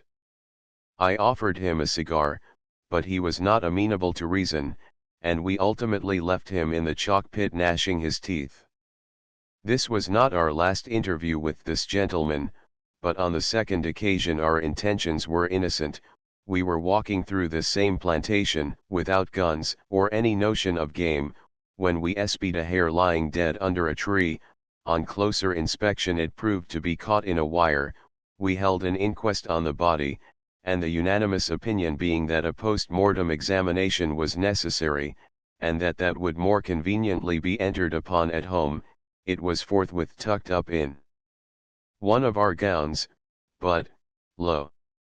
Scarcely had this been accomplished when, in the tree immediately above that under which the corpse had been lying, we heard a cracking of twigs, and before we could fully realize the state of things, our friend without a pallet lay on his back in the midst of us.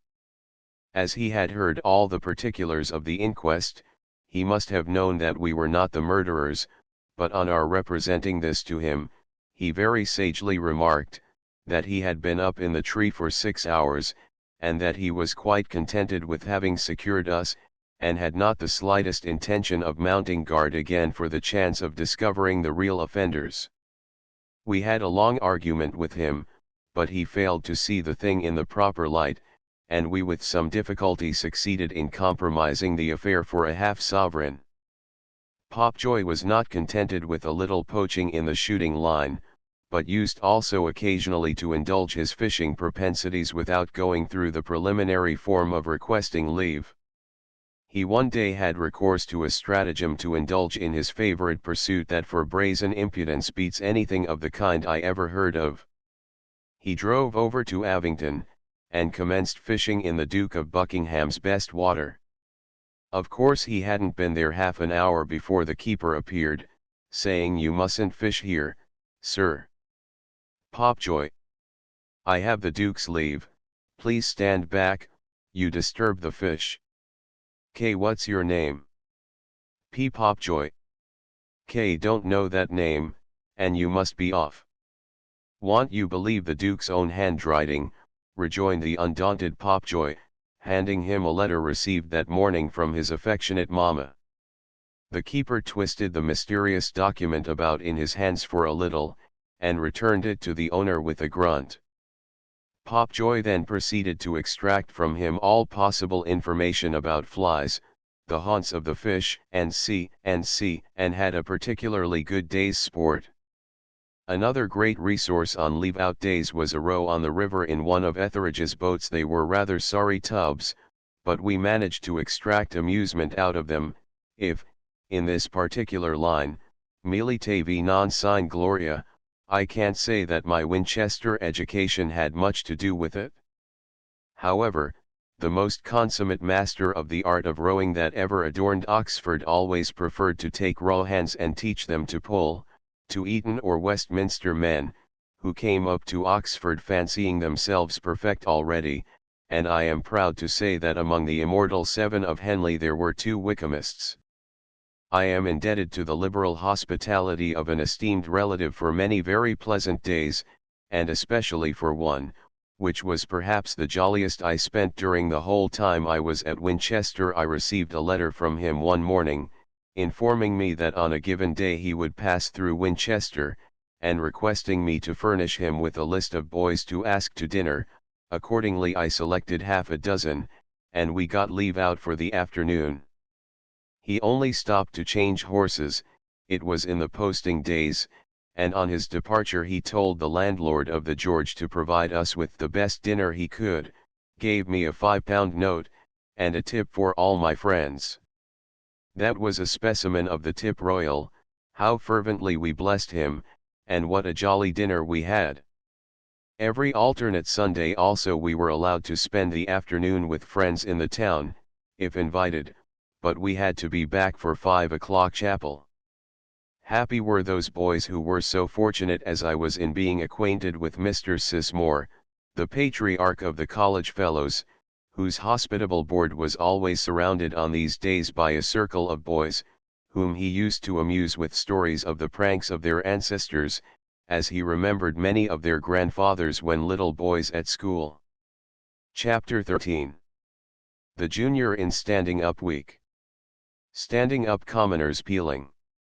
The last 2 weeks of the long half, which ended about the middle of July, were called respectively Standing Up and Election Week. The former was rather a time of trial for the juniors, the latter for the prefects and senior part. Standing Up is an institution peculiar to Winchester, I believe. During the whole of the preceding year all the boys below senior part were expected to learn a number of lines by heart. There was a minimum limit assigned to each part, but any boy was allowed to take up as many as he chose. More than 10,000 have been said by one boy. We were allowed to take up Greek prose, 1 line of which counted for 5 of Virgil, and 1 of Latin prose or Greek verse for 2, Horace's Odes, 3 for 2. These lines had to be said in 8 lessons, and the marks given had a very decided effect on the relative position of the boys, as it very often happened that the boy who at the beginning of the week was well ahead of the others in his part, when standing up was over found himself nowhere, and vice versa. Every boy had to provide himself with a standing up paper, which was divided by lines into 8 partitions, in each of which he wrote out a description of 1 lesson, and as each was said to the master, he signed his name at the bottom, with a particular mark to define the style of the performance, both as regards the construing and repetition. These marks were as follows: for supreme excellence, quam optimi, for great merit, optimi, for a tolerably good performance, bene, for an indifferent one, mediocriter, for failure, male. A certain number was added to each boy's account in the class psychus paper for each lesson, calculated according to the number of lines and the marks obtained, but a male precluded him from having any score for that lesson. There were no other lessons during this week, and it was a time of great excitement. I remember one boy having an inflammation of the eyes just before standing up week. To his great disgust it was getting rapidly well, and knowing that if it was allowed to continue improving he would be called on to say his 8 lessons, of which he knew but little, he held his eyes to a keyhole, through which there was a strong draught, and then administered a pinch of snuff to them. The plan succeeded. He certainly had no standing up to read over, or anything else for a long time, and if he ever recovered his sight it was more than his friends expected, or he perhaps deserved. When I was at Winchester there were twin brothers who were so exactly alike that if they themselves knew which was which it was more than anyone else did. On one occasion they turned this likeness to account in a very ingenious manner. They were both in the same part, and both took up in one lesson at any rate the same standing up. One of them, who knew his tolerably well, went to the master and got through successfully. On going out he met his brother, who was just going to say his, in great trepidation, as he was not prepared. However, a bright idea struck the more fortunate brother. He changed his neckcloth, tousled his hair, put a bit of sticking plaster on his nose, went back, and said his lesson a second time, on his brother's account, with great eclat. When standing up was over the commoners went home, as their prefects and senior part had nothing to do with the examination in election week, which was solely for competition for scholarships at New College, which were not then open to them. This leads me to mention some peculiar solemnities which took place in commoners towards the end of the half. About 6 weeks before that happy period, for 3 consecutive Fridays, a victim was chosen who had made himself unpopular in the school, and immediately after breakfast he had to mount on the toys, which were in the dining hall, and quietly submit to be pelted with pontos, balls made of hot bread, the ceremony being commenced and ended with chaunting a peal, which was, on the first Friday, locks and keys, on the second, boots and leathers, and on the third, Gomer hats. The senior prefects appointed the sacrifice the first day, the junior the second, and the course keeper the third. Immediately after dinner on the last 3 Sundays, commoners exercised their lungs with the following peals, on the first party rolls, after which the senior prefect made out a list of the routes to be taken by the different boys, on the second, money and direction rolls, when each boy had to write on a piece of paper his governor's address, and the amount of journey money he required, and on the last packing up. Chapter 14. The Junior in Election Week. Ad portas electors candlesticks founders examinations superannuates medal speaking election dinners effects of eating ice when hot resignation domum ball jam Lucy's battlings last breakfast. The last week of the long half, or election week, was indeed a jubilee for the fags, inasmuch as there were no lessons whatever, and the prefects were either undergoing their examination or preparing for it, and consequently too busy to play cricket to any great extent. On Tuesday, the warden of New College and the other electors were received at Middlegate by the boys, headed by the prefect of Hall, who addressed them with a Latin oration, ad portas. The electors were the warden and 2 fellows of New College, called posers, with the warden, sub-warden, and headmaster of Winchester. Each of these had in turn the privilege of nominating a boy for admission into Winchester till all vacancies were filled, of which there were generally about 12, but always many more candidates, or candlesticks, as they were often called. 2 fortunate individuals were selected by vote from among such of the candidates as could prove their descent from the founder, and were placed at the head of the list, and got the first 2 vacancies. They were called founders, and had several privileges, the principal of which was, that 2 of them were always brought up to the head of the roll at every election for the first 2 vacancies at New College. They were also not obliged to leave, to be superannuated, at the age of 18, as all the others were. I have known several cases of founders remaining till they were past 20, and one in particular, who, year after year, saw other founders put over his head, till he left in despair at a green old age, and it was reported that, on one occasion when playing against Eton at Lord's, on his making a fine hit, a small voice from the crowd was heard to call out, "Well hit, Papa, run along." The Latin speech ad portas. After ad portas, the electors adjourned to election chamber over Middlegate, accompanied by Semper Testis, a gentleman in a white hat, who was never seen except on very solemn occasions, and whose functions it would be sacrilegious to attempt to investigate. After a time the scrutiny commenced. This was effected by sending for the 7 senior and 7 junior boys, and examining them as to the internal economy of the college. I don't think that much information was often extracted by this operation. On Wednesday morning the candlesticks were examined, or rather supposed to be, as it was merely a form, their seniority on the roll being settled by the nomination of the electors as above mentioned. They had to try to construe a bit of Latin, and were then asked if they could sing, and, whatever their answer, had to repeat the words, "All people who on earth do dwell." After this began the examination of 6th book and senior part, which was a very different affair. They were divided into 3 parts, called respectively senior, middle, and junior fardel. It was brought to an end on Thursday evening with a varying, i.e., a short extemporaneous composition in Latin verse. After the examination was over, there was great excitement till the roll 12 came down, which gave the names of those who were to go to New College and enter Winchester.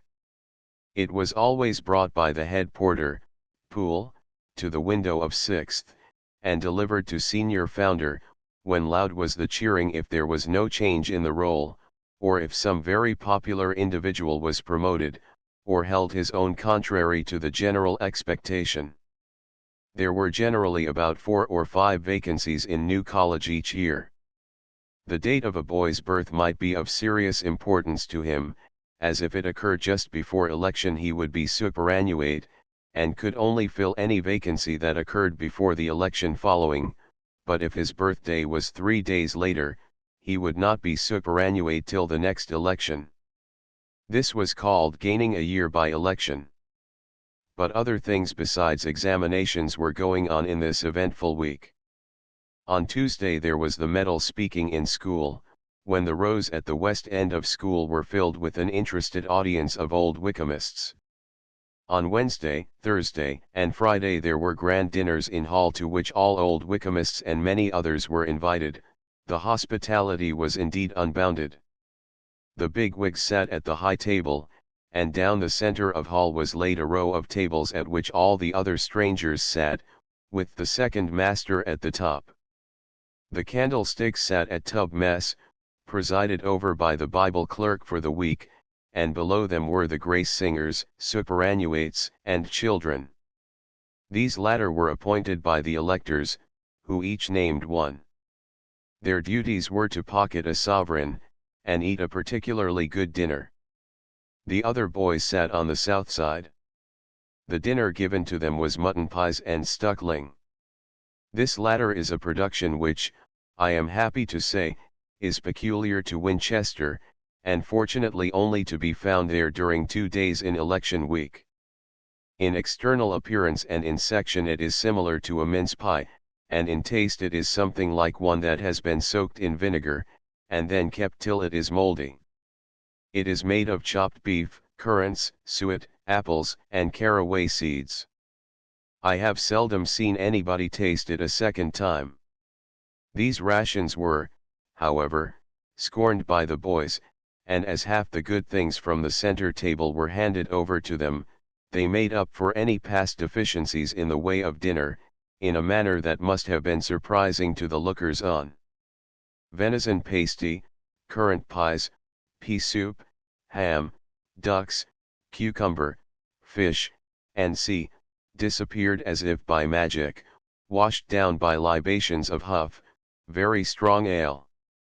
The Gospel was read by the Bible clerk for the week after the first course, and at the conclusion the beautiful grace was sung by the boys, with the help of the cathedral choristers and singing men.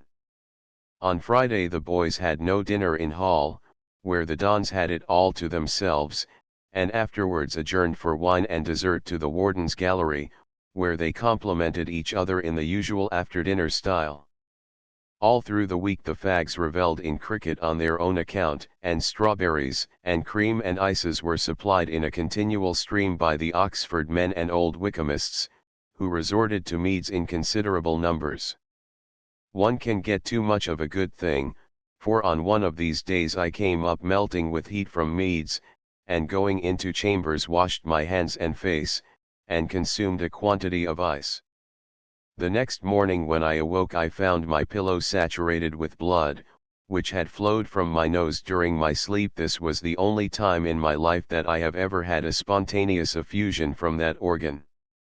The morning following, when I awoke, I felt a strange irritation over my face and hands, with some symptoms of eruption. I sent for a doctor, who informed me I had the smallpox. I denied the soft impeachment, as I felt perfectly well. I was sent home, and my face and hands soon became one mass of pimples, and, after about a fortnight, all the skin peeled off, and I recovered with the loss of my complexion, which exchanged its former peculiar delicate hue for that of boiled veal, which it has ever since retained. When a boy was going to leave the school for good, he had to send in his resignation to the warden, written on a slip of paper. It ran as follows: Ego Robertus Jones jus quod habeo aut unquam habi in hoc collegio betae Mariae Winton prope Winton, etate cogent, or parentibus valentibus, libenter resigno. The last Friday evening of the half-year there was a grand celebration of domum in school, which was adorned with branches and banners. A military band was engaged, and domum was sung by all the company till they were hoarse. It was an exceedingly gay and animated affair. Numbers of ladies graced the school with their presence, and crowds of old Wycombists, fancying themselves boys once more, wandered about among the old familiar scenes. From school the company adjourned to meads, and then to the chamber quadrangle, at each place singing domum louder than before, till at last the power failed, and the ladies, visitors, and superannuates went to recruit their energies for a brief period before going to the domum ball at St. John's Rooms, of which the superannuates were stewards, and which was generally kept up with tremendous energy far into the small hours. The boys' last breakfast at the George or White Hart formed an appropriate supper for the most enthusiastic dancers. After chapel on the last morning all the boys, with the second master at their head, marched round the quadrangle, singing the beautiful Latin hymn commencing with Jam Lucis Ordo Sidere. They then adjourned to Sixth, where the journey money was distributed, and then went off rejoicing to the last breakfast. There was generally an exciting contest between the adherents of the George and White Hart hotels, as to which should provide this entertainment. The former generally had the call, but one year, when some of us had made a particularly good feat at the latter establishment, we got up a little private canvass before the usual time, and to the great disgust of the prefects, who were all georgists, we carried the day triumphantly. The expense was defrayed by the boys subscribing the last 3 battlings, i.e., the weekly shilling allowed each boy. This was rather an illusory coin, for we seldom actually fingered it, as some one of the college servants generally had a kind of prescriptive right to a benefit, and whenever Saturday arrived, Prefect of Hall's valet was sure to come round to ask the boys if they would give their battlings to Rat Williams, or Dungy, or Perver, or Long John, or some other equally deserving individual. The last breakfast was a decidedly jolly and a very good repast. In fact, it was a regular dinner, with tea and coffee instead of wine. Then the inn-yard was full of post-chaises and four-wheelers, with a 4-horse coach or 2 drawn up outside, and the exulting junior slipping a shilling into the expectant hand of the obsequious Yesa, stepped proudly into his vehicle, and soon forgot all the troubles of his first half in delightful anticipation of coming festivities. Chapter 15. Conclusion.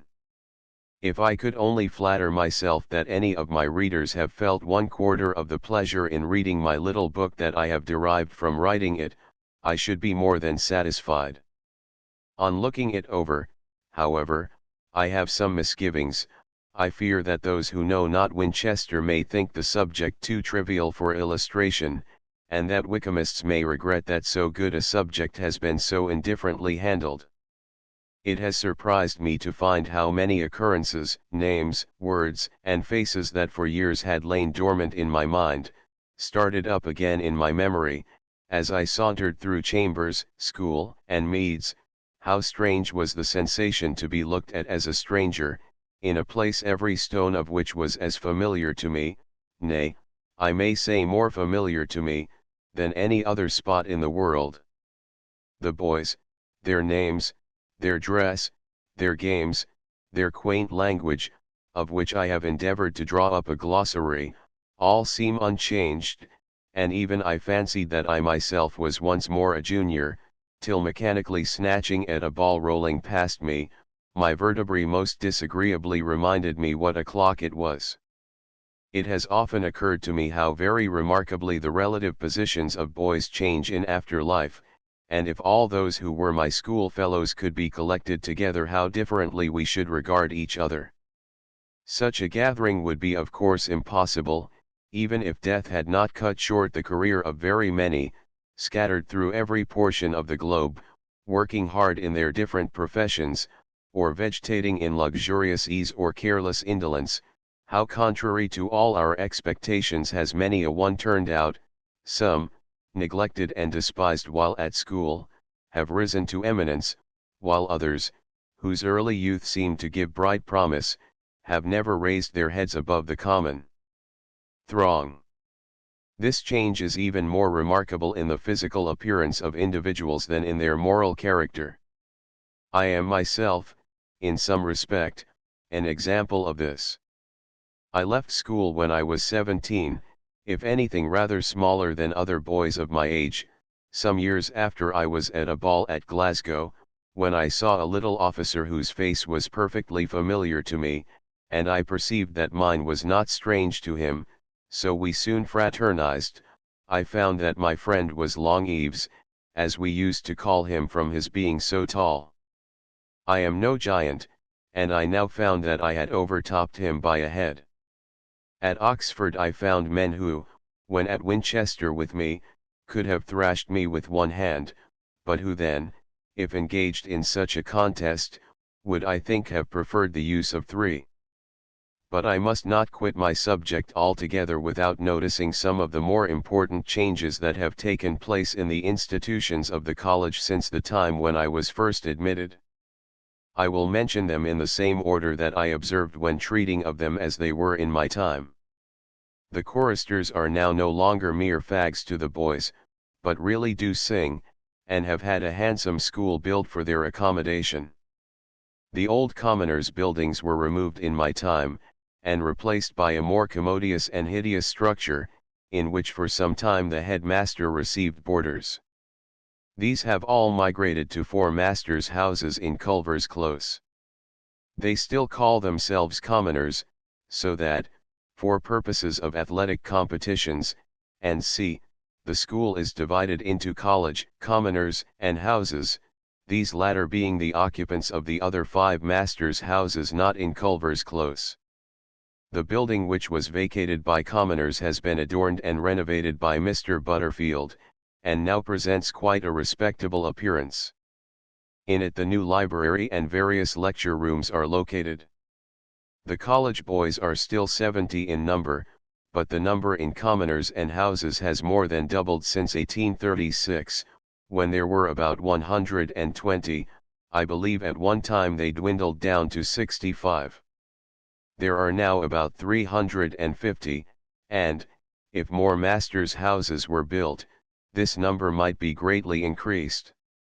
There are now 9 masters' houses, in each of which from 35 to 40 boys are accommodated, and the number of applications from anxious parents who wish to get their boys into the school is so excessive as to cause great embarrassment to the masters and much disappointment to the candidates. In college the office of prefect of tub has been abolished, and a prefect of library installed in his place. There are now only 2 half remedies, Tuesdays and Thursdays, in each week, but Thursday is a whole remedy in the summer term, and there is a vacation of 3 weeks at Easter. Going in procession to hills is discontinued, and the boys may go where they like, except into the town, out of school hours. Watching out at cricket is considerably limited, and kicking in at football entirely abolished. The college chambers 13, except 4th, are removed to the 2 stories above, which were supposed to be occupied by the fellows, but were hardly ever used by them.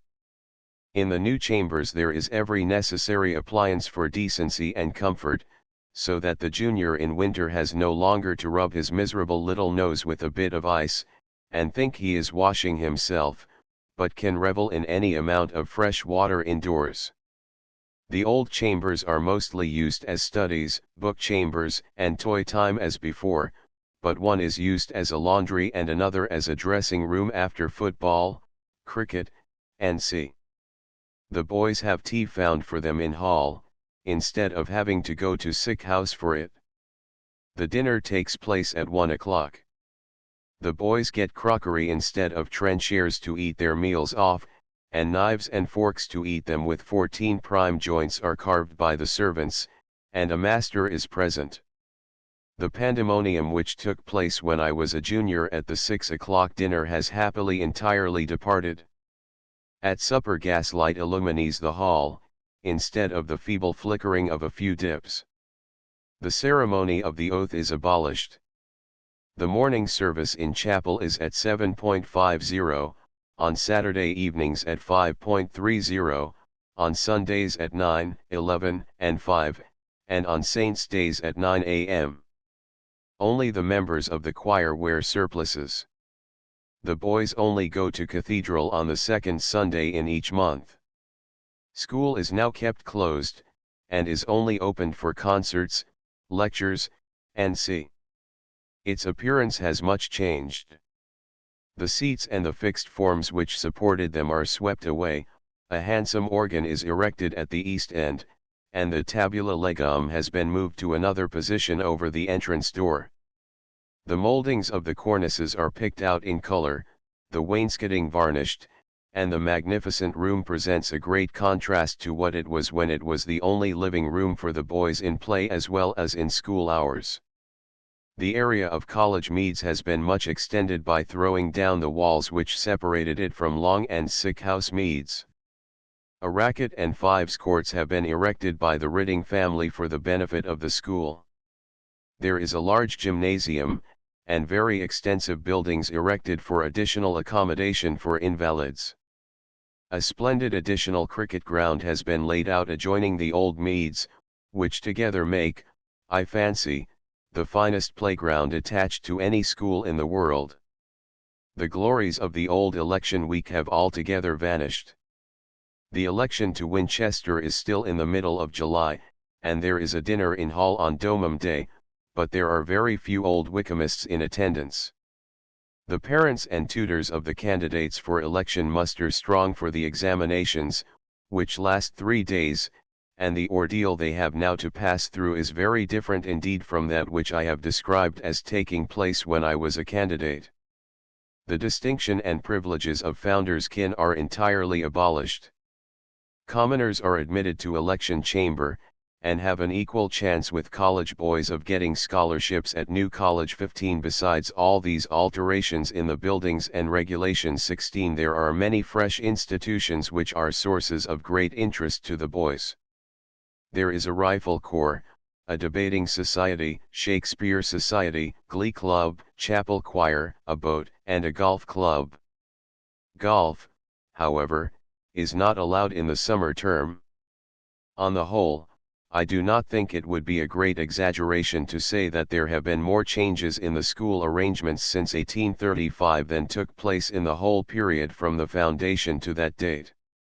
As regards the changes that have been enforced on the college by the government, I feel myself incompetent to form an opinion. I have heard them both extolled and vituperated by individuals whose opinions are worthy of respect, and who have the welfare of the school at heart. At any rate, I earnestly hope that the good effects expected by the former will be fully realized, and the forebodings of the latter prove illusory. I have little doubt myself that as long as the moral and physical well-being of the boys is so carefully looked after as it now is, that Wykeham's College will continue to maintain its high reputation, and though but few of her sons may dazzle the world by their wealth, rank, or power, the majority may yet, at any rate, prove always by their manly and honorable bearing, that they know the meaning of the motto of their illustrious founder, Manners maketh man. Note: Mr. Wrench has recently published a dictionary of Winchester slang, which has probably had a wide circulation among Wykehamists. He has given a list of all the words he could collect, used in days before my time, and those of more recent coinage. In the following glossary I have strictly confined myself to those in use while I was in the school. It interested me much to learn from Mr. Wrench's book, not only the number of quite new words, for instance, the title of his work Notions was invented subsequent to my period, but also the change in the meaning of several of the words which are still used. Glossary of words, phrases, and customs, peculiar to Winchester College 17. The few woodcuts interspersed through the glossary are not such faithful representations as the author could have wished. However, they serve in some measure to explain the various colloquialisms. Abroad. A boy was said to come abroad when he returned to his school duties after having been continent, vinf. ABS was written after a boy's name on a roll, vinf, to show that he was absent from chapel or hills, or from any place, where names had been called.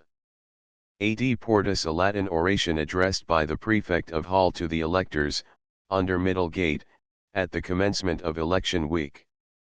Amen. Chapel, a long service performed on the 4 days set apart for commemorating the founder, and on the anniversary of his death.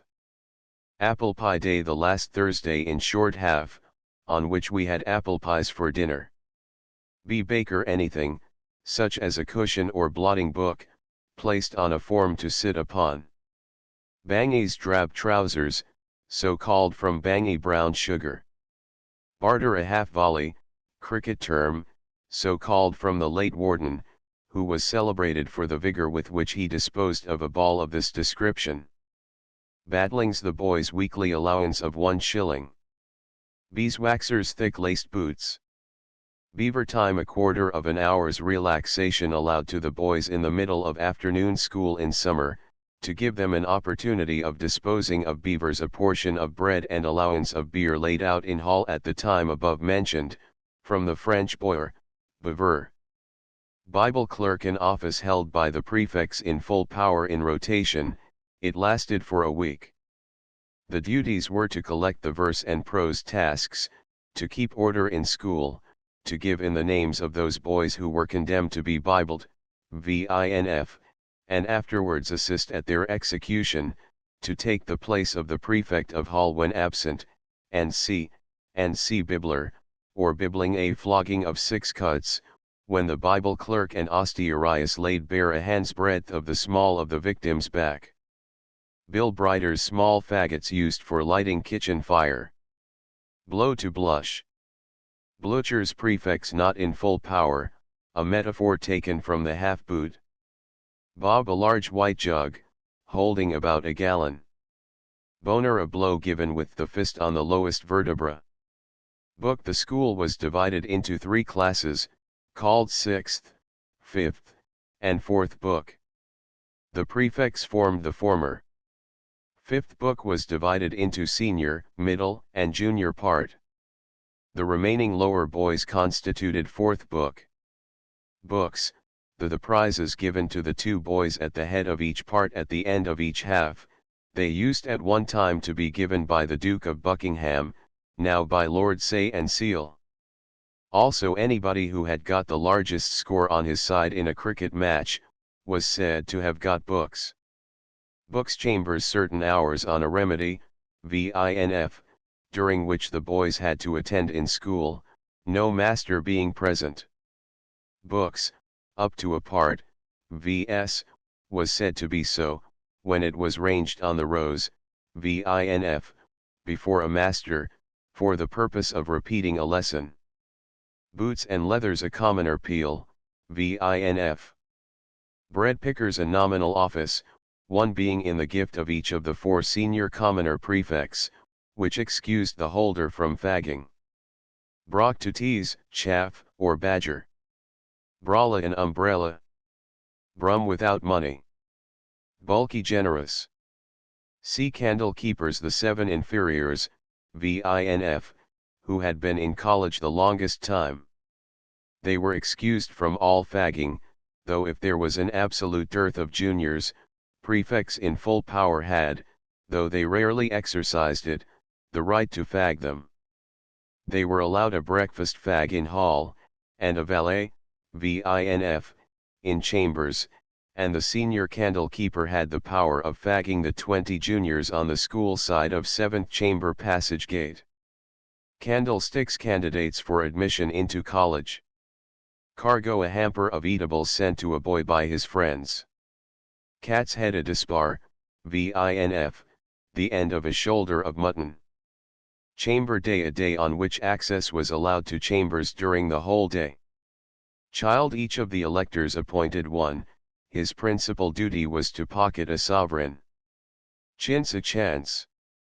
Classicus the boy who at the end of the week has the smallest score in the Classicus paper, the book in which, each day after morning school, the position of each boy in his part was marked, the lowest being marked 1, and so on. The CLAS psychos had to get the lessons set, as well as the themes for composition. Clean straw clean sheets. Cloisters the name given to middle and junior part of 5th book, when combined together in cloister time 10 or 12 weeks at the latter end of long half, commencing about Whit Sunday and ending at standing up week, VINF. Cloister Rauschen annual engagement between cloisters and senior part in school at the beginning of cloister time. Clow a box on the ear. College wear crockery that fell without breaking. Common time the short half, and beginning of long, up to Easter time. Commoners the boys not on the foundation. Also the building they lived in. Commoner grub an entertainment given by commoners to college after the cricket matches. Commoners speaking the day on which the speakers selected from among the inferiors declaimed. Con a blow on the head given with the knuckles or any other hard substance, derived from Kappa Nu Delta Upsilon Lambda Omicron Nu, a knuckle. Con. Conduit a water tap. Continent a boy was said to go continent when he left school for sick house. Course, in the 2 prefects of chapel are said to be in course on alternate weeks, when they have to call names at the end of the service. The prefects in each chamber are in course in rotation, during which time they are especially responsible for what goes on within their jurisdiction. A new boy on his arrival was not liable to be fagged for the first fortnight. When his fagging commenced he was said to be in course. Course-keeper an office in the patronage of the commoner prefects, the duties of which were principally connected with the organization of the fagging department. He was required to have been 3 years in the school, to be of reasonable bodily strength, and in middle part. His privileges were numerous, the principal being that he was allowed to fag. When he ascended into senior part his duties ceased, but his privileges remained. He was then called ex-coursekeeper. Crockett's miniature cricket, played with a stump and a 5's ball. Also, when a boy had got no runs in a cricket match, or had failed in a lesson of standing up, VINF, he was said to have got crockets. Crop pled to be floored in any examination. Cud pretty, nice. CUSE paper the same as CLAS psychos paper, V-sup. Cut in a book a method of drawing lots.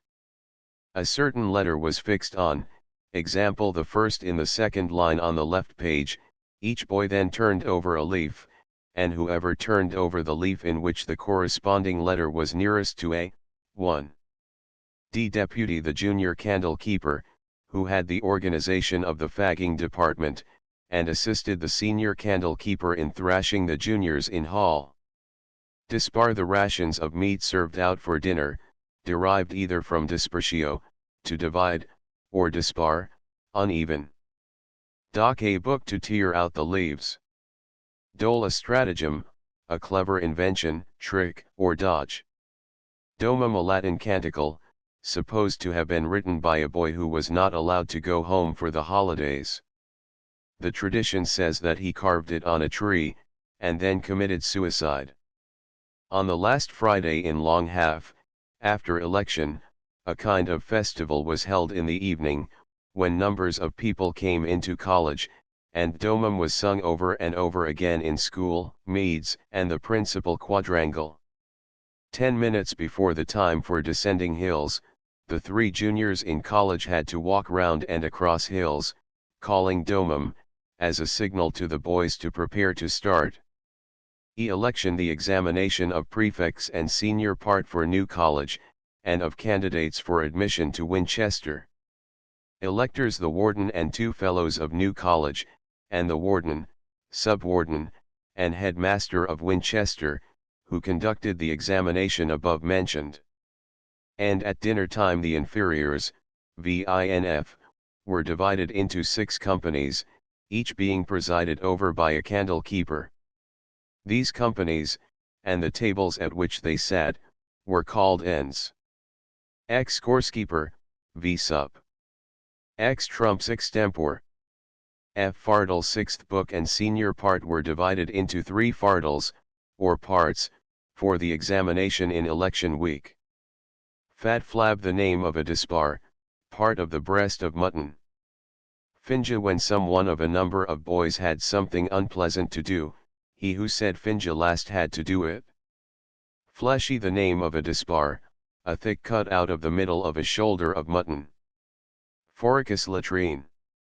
Founders come the 4 days on which there were festivals in commemoration of the founder, when there was Amen chapel, the fellows and masters gave a dinner in common room, and the founders, VINF, received a sovereign each.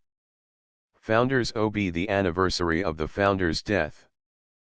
Founders kin, CP 55. Founders boys who proved their descent from the founder, and were afterwards elected, by vote among the electors, as such.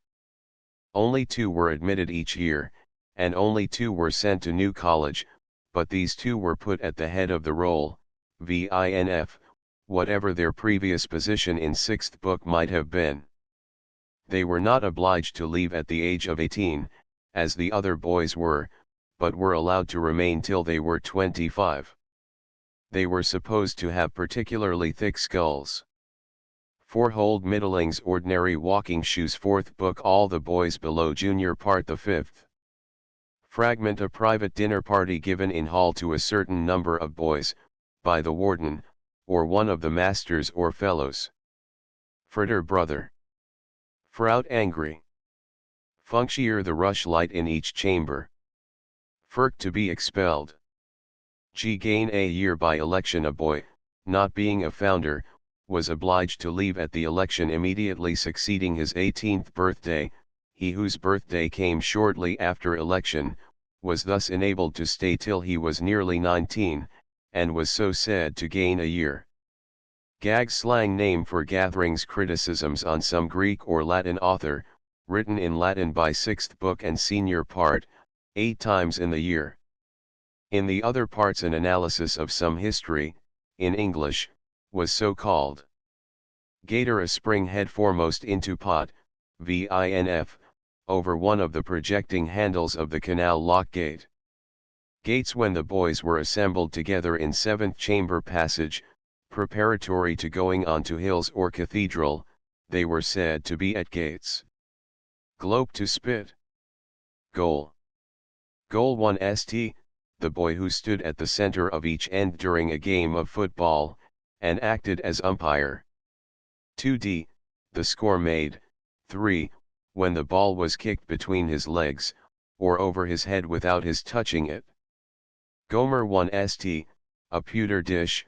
2d, a new hat. One of the commoner peels, vinf, was Gomer hats. Gowner the goal, v sup, at football stood with his legs stretched out, and a gown rolled up in a ball at each foot. When the ball was kicked over either of these gowns, without goals touching it, this counted 2 for the party who kicked it, and was called a gowner. Greaser, a mode of torture performed by rubbing a boy's head hard with the knuckles. Grotius, time from 7 p.m. to a quarter before 8 on Sundays, in cloister time, when 6th book and senior part went into school to translate the work of that author. Ground ash, a young ash sapling. Gutter, an abortive attempt at a header, vinf, ending in the performer falling flat on the water, instead of going in head foremost. Halves, half boots. Here the call used by commoner prefects when they required the attendance of a junior. High lows, very thick low shoes, not half boots. Hill, St. Catherine's Hill, a green hill about 1 mile and a half from college, about 500 feet high, and near the top surrounded by a deep trench, the remains of an old Roman camp. The boys had to ascend this twice a day on whole holidays and remedies, once before breakfast, and again at 2:30. In the summer they also went out in the evening, but did not ascend hills, but disported themselves below. These sorties were called going on to hills, the evening expedition being called underhills.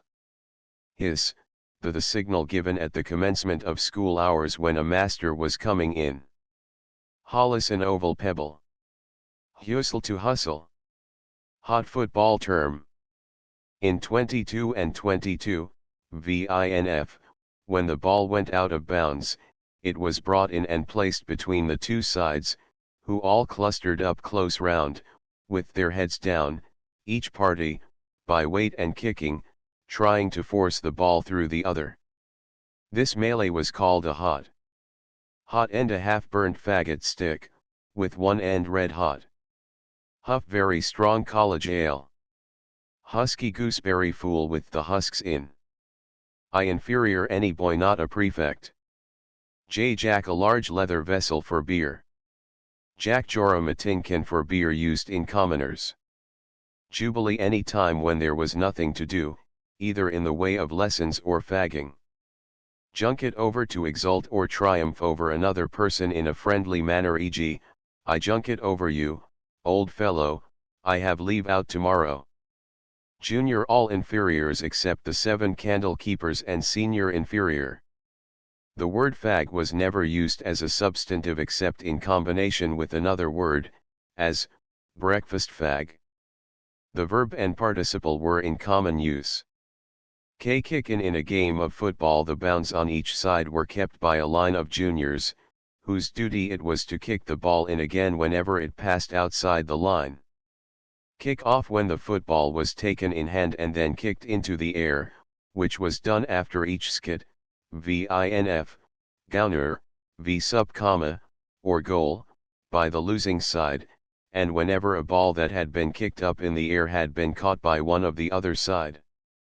Kick over, to kick a ball up in the air, when it is rolling along, or lying on the ground. Considered very bad play. Kid cheese. Launch, to drag a boy out of bed, mattress, bedclothes, and all. Lobotize. It will be observed by cricketers that this is not the ordinary meaning of the term, which, I believe, generally denotes any kind of slow, underhand ball. At Winchester a lob may be delivered by a swift, round-hand bowler. Lobster, to cry. Lock back, a holiday or remedy, on which, from bad weather or any other cause, the boys did not go on to hills, but remained on the school side of 7th chamber passage gate. Locks and keys, commoner peel, vinf. Logie, sewerage. Log pond, a sewer. Long box, a deal box for holding bats, stumps, and balls. Long dispar part of a loin of mutton. Long fork a stick used as a toasting fork. Long grass all meads except the paths and turf, vinf. Long half the half which commenced in February, and ended in the middle of July. Long meads a field between sick house and commoners, now thrown into meads.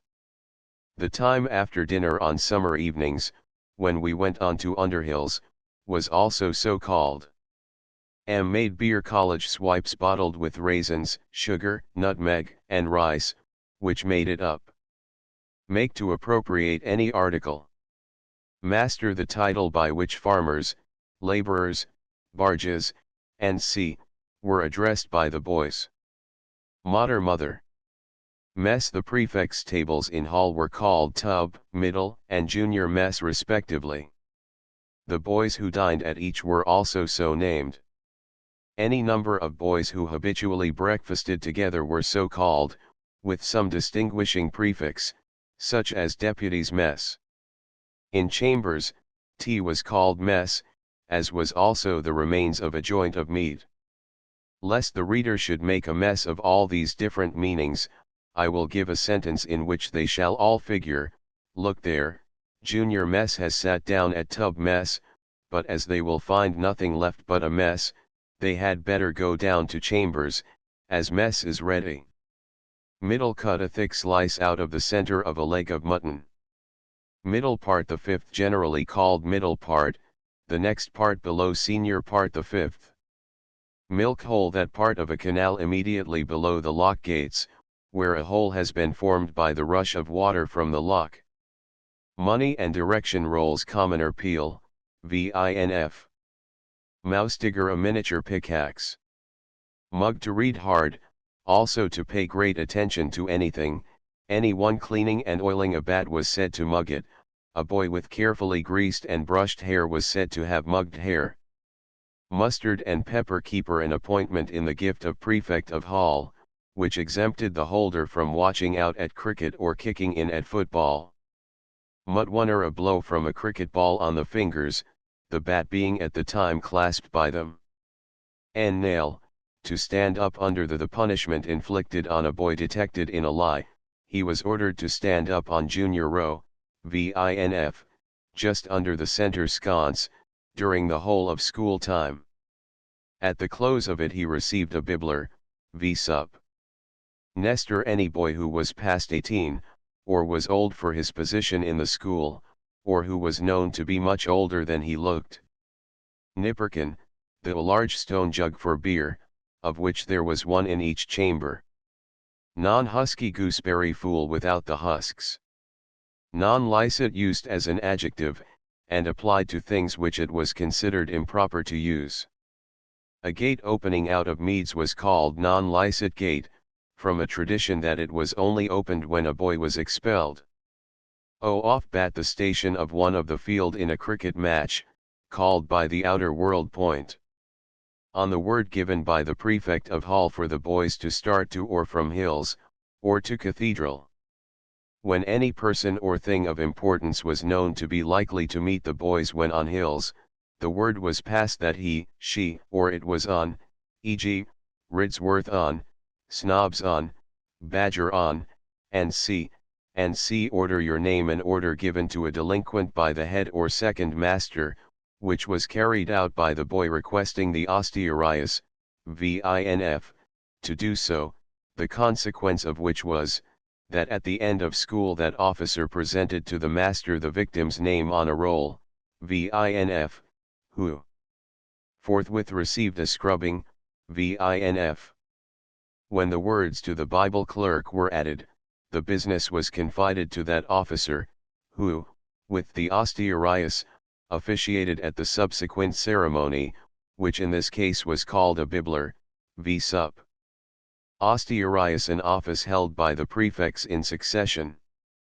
The duties were, to keep order in school, collect the vulguses, and prevent the boys from shirking out. It is also the official title for the second master. Packing up commoner peel, vinf. Part 5th book was divided into senior, middle, and junior part. Party roll commoner peel, vinf. Pater father. Pax be quiet, leave off. Also, a particular friend. Peel epigrammatic praises or critiques in Latin, Greek, or English, on the prefects, chanted by cloisters, just before school, at the commencement of cloister time. Also, on the 3 last Sundays of each half, immediately after dinner, commoners chanted one of the following peals: packing up, party rolls, and money and direction rolls. They also had other peals which they emitted prior to the ceremony of sticking up, vinf, which were locks and keys, boots and leathers, and gomer hats. The different bells that were chimed for chapel were designated first peal, second peal, and cem rho omicron nu pi rho omicron tau epsilon rho omicron nu, send the fool farther, an imaginary book, in search of which a new boy was bandied about from one to another. Percher a mark, put after a boy's name on a roll, which showed that he had been absent from chapel or hills without leave, or that he had not done his verse or prose task, or vulgus. It was also often put by a master in the margin of gags, or a verse or prose task, to indicate gross errors. Pitch up to make a crowd, also to associate with any one in particular. As a substantive, it means a crowd, a number of things, and a companion. Pledge you, an expression used when a boy wished to secure the next turn at anything which was in the use, enjoyment, or occupation of another, such as the next drink from a bob of beer, the next read of a newspaper, or the next occupation of a seat. Plant to kick a football against a person. Planter a blow from a football. Ponto a ball made of hot bread kneaded hard. Posers, 2 fellows of New College who assisted at the examination at election. Pot a canal lock, the one just under hills was generally meant when the word was used. Prefects, the 18 senior boys in college, and the 12 senior in commoners. The 10 senior of those in college were said to be in full power, and took the office of Bible clerk in rotation. They all had the power of fagging the juniors, but those not in full power were supposed not to have the right of fagging on the school side of 7th chamber passage. Practically, however, they always did. One of the senior prefects was called prefect of hall, and was responsible in a great measure for the conduct of the boys out of school. His duties and privileges were numerous. There was also a prefect of tub, who was supposed to see that the dinner was properly distributed, a prefect of school, who had the care of that building, and 2 prefects of chapel, who, during alternate weeks, called names in chapel. There were fees attached to all these offices, and all the prefects had a certain number of boys allotted to them as pupils, each of whom paid 1 guinea each half. Prose to lecture. As a substantive, a lecture. Prose task, a piece of Latin prose composition, which all the boys had to do once a week. Proof, hard, sturdy, insensible to pain, obstinate, a corruption of proof. Pulpiteers in cloister time, 6th book and senior part went up to books together, and were so called. Q, quarter of paper, a quarter of a sheet of foolscap, on which the prose and verse tasks were always written. Quill, to endeavor to curry favor with any one. Our rabbit hair, a blow on the neck with the side of the hand, similar to the coup de grace ordinarily given by a keeper to put a rabbit out of its misery. Rack, part of a neck of mutton. Ramrod, Raymonder, names given to a ball bowled all along the ground. Reader, an office in the gift of every prefect in senior fardel, which excused the recipient from watching out at cricket. His business was to read out aloud the translation of any book his master was cramming for election examination. Reading shelf, a shelf with a drawer fixed inside the head of a boy's bed, on which to place a candle for nocturnal studies. Remedy, a kind of mitigated holiday, of which there was always one, and, generally, 2 a week. The boys went into school twice in the course of the day for an hour, books chambers, but no master was present. A remedy was not a matter of course, but the headmaster was always asked by prefect of hall to give one while he was walking up and down sands, the pavement of quadrangle under chapel windows, before morning chapel. If he intended to grant the request, he gave to the suppliant a ring engraved with the words, Commendat rarior usus. This ring he wore till the following day, and returned to the headmaster at middle school.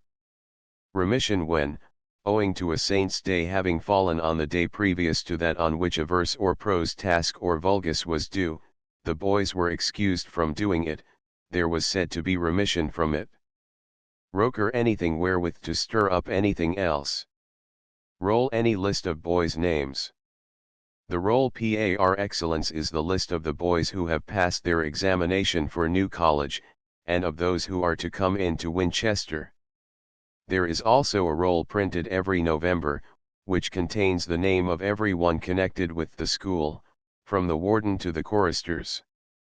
The lists from which the prefects of hall and chapel called names, the papers on which the names of the absentees on such occasions were written, the papers on which were written the standing up, vinf the lists of the boys who had leave out on a saint's day, the papers put on the master's desk when boys wished to go out of school, those handed to the master at the close of school by the Bible clerk or ostiarius with the names of delinquents, and many other similar papers, were all called rolls.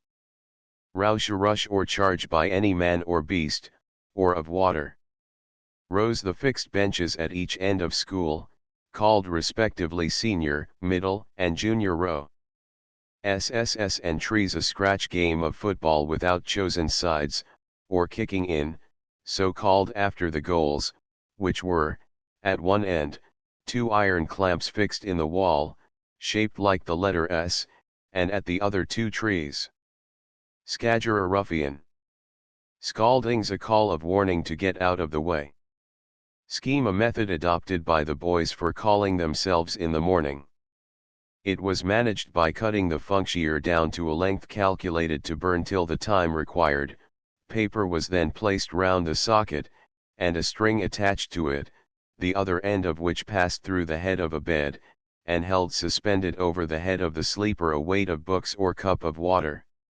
When the rushlight burned down it ignited the paper, which burnt the string, and so caused the weight to fall on the head of the boy beneath. Skit the score made, 1, when the football was kicked between the goal and the last of the line of the kickers in.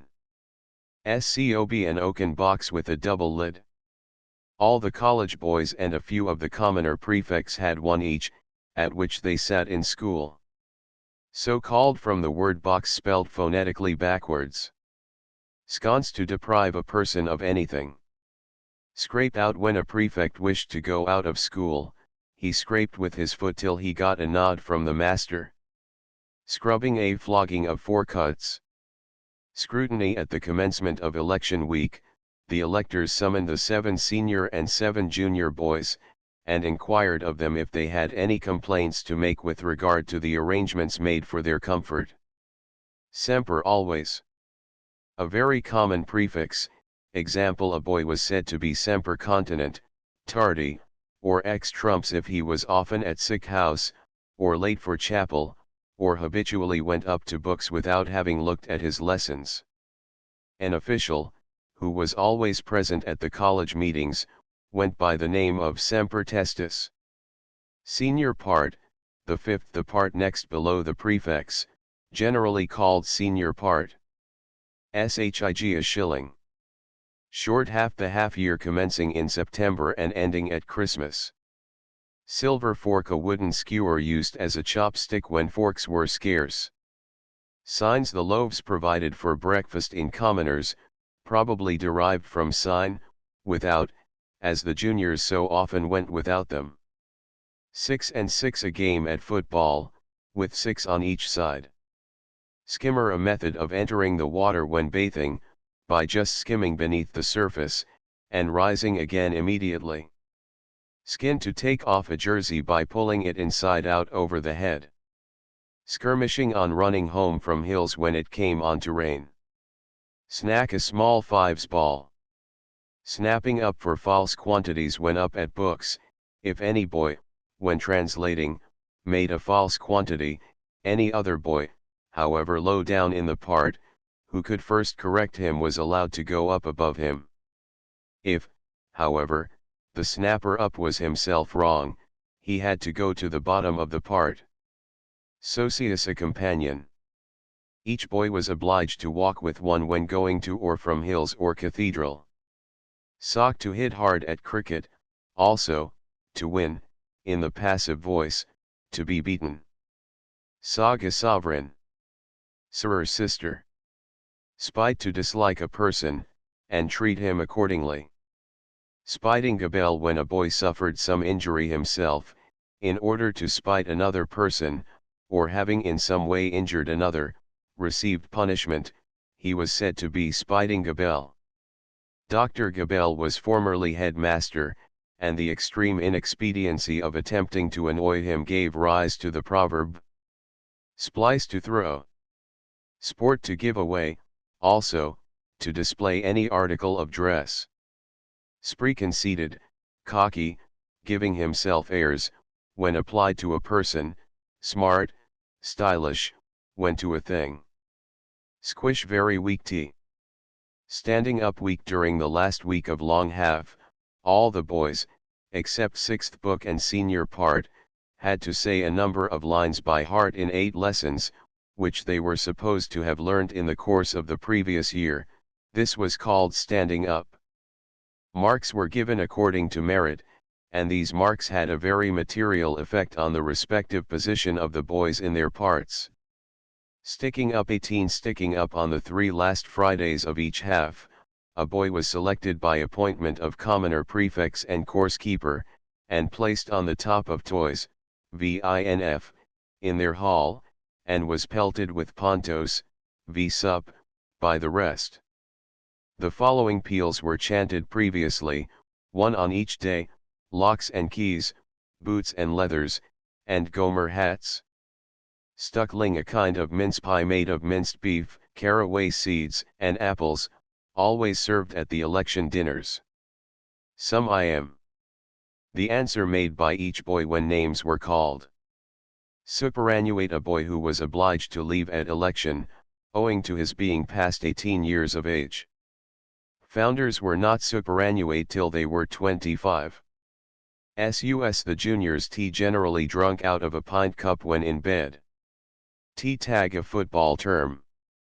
When a player has kicked the ball well forward, and has followed it, if it was then kicked back again behind him by the other side, he was then obliged to return to his original position with his own side.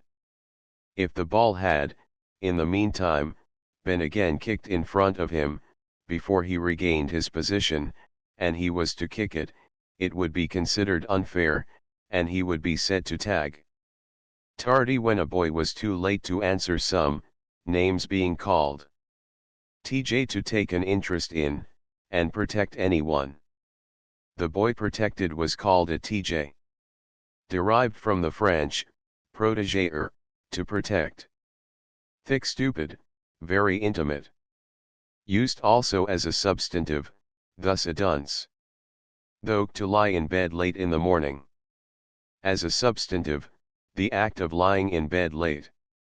Though, upon anything to dwell with satisfaction on a future pleasure. Though, a thick piece of bread dipped in water, and then baked in the ashes. Tin gloves, a new boy was fitted with a pair, by having the backs of his hands scored backwards and forwards 2 or 3 times with a hot end, v-sup.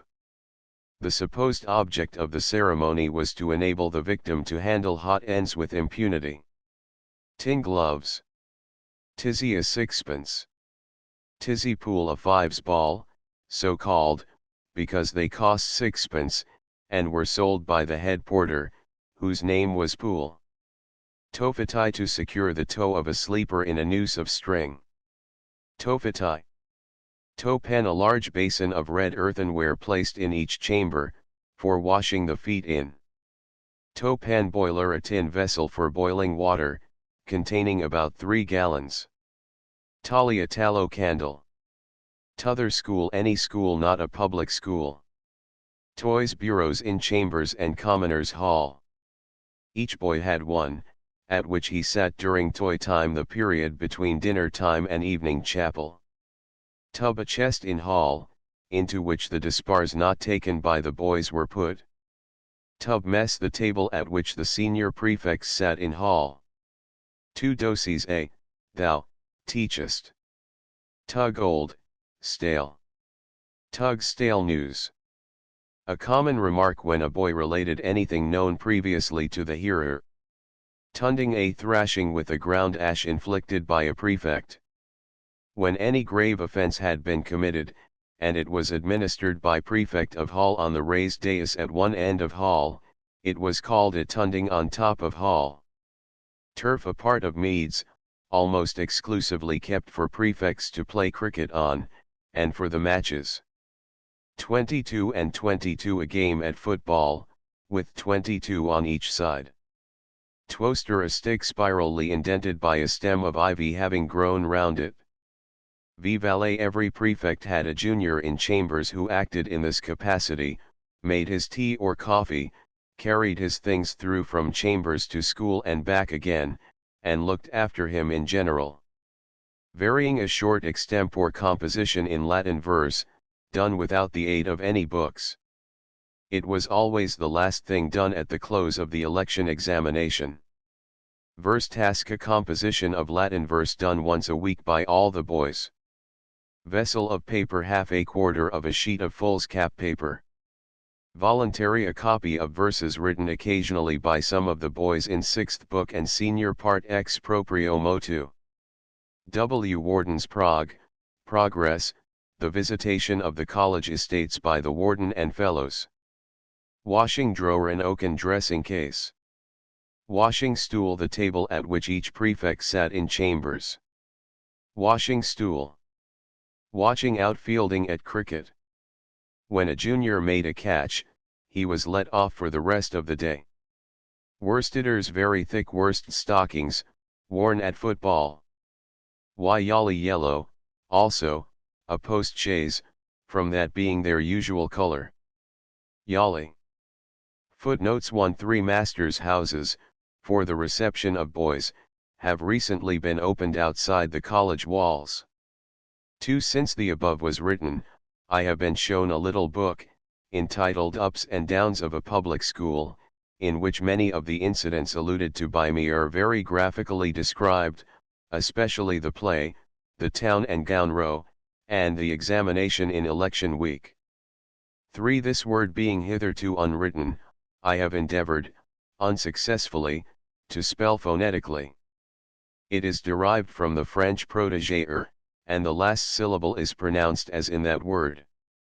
Its meaning is somewhat the same as that of the French word, but implies rather a greater amount of care and interest.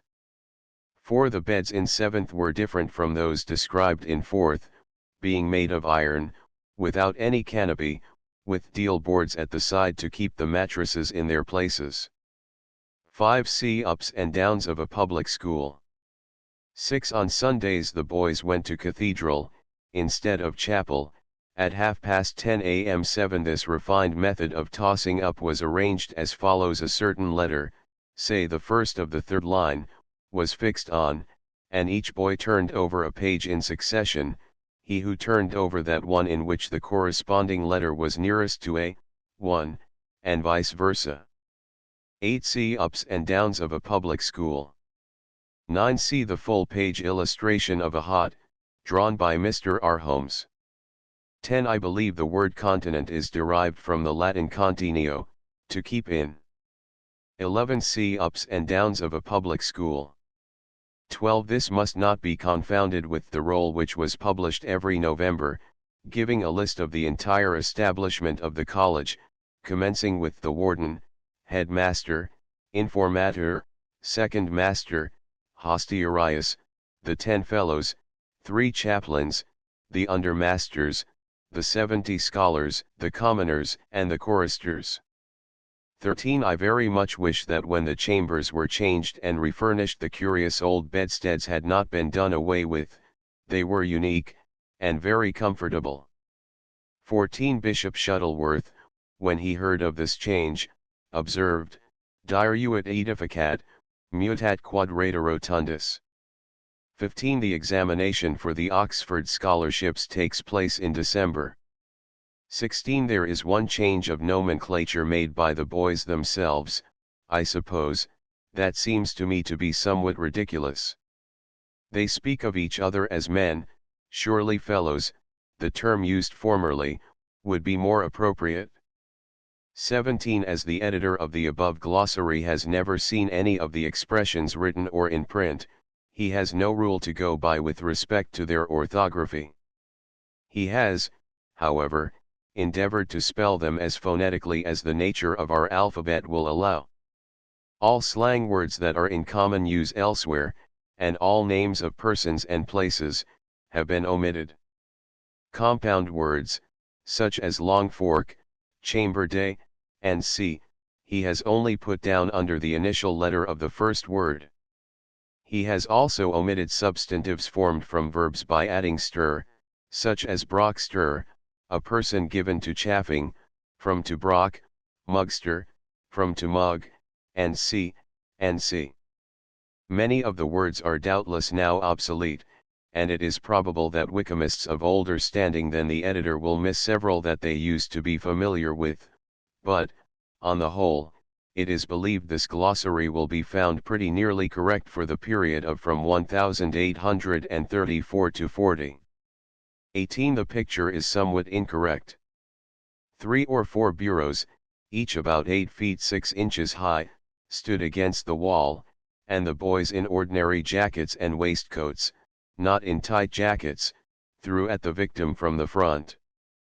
Ballantine Press, printed by Ballantine, Hanson and Co. Edinburgh and London.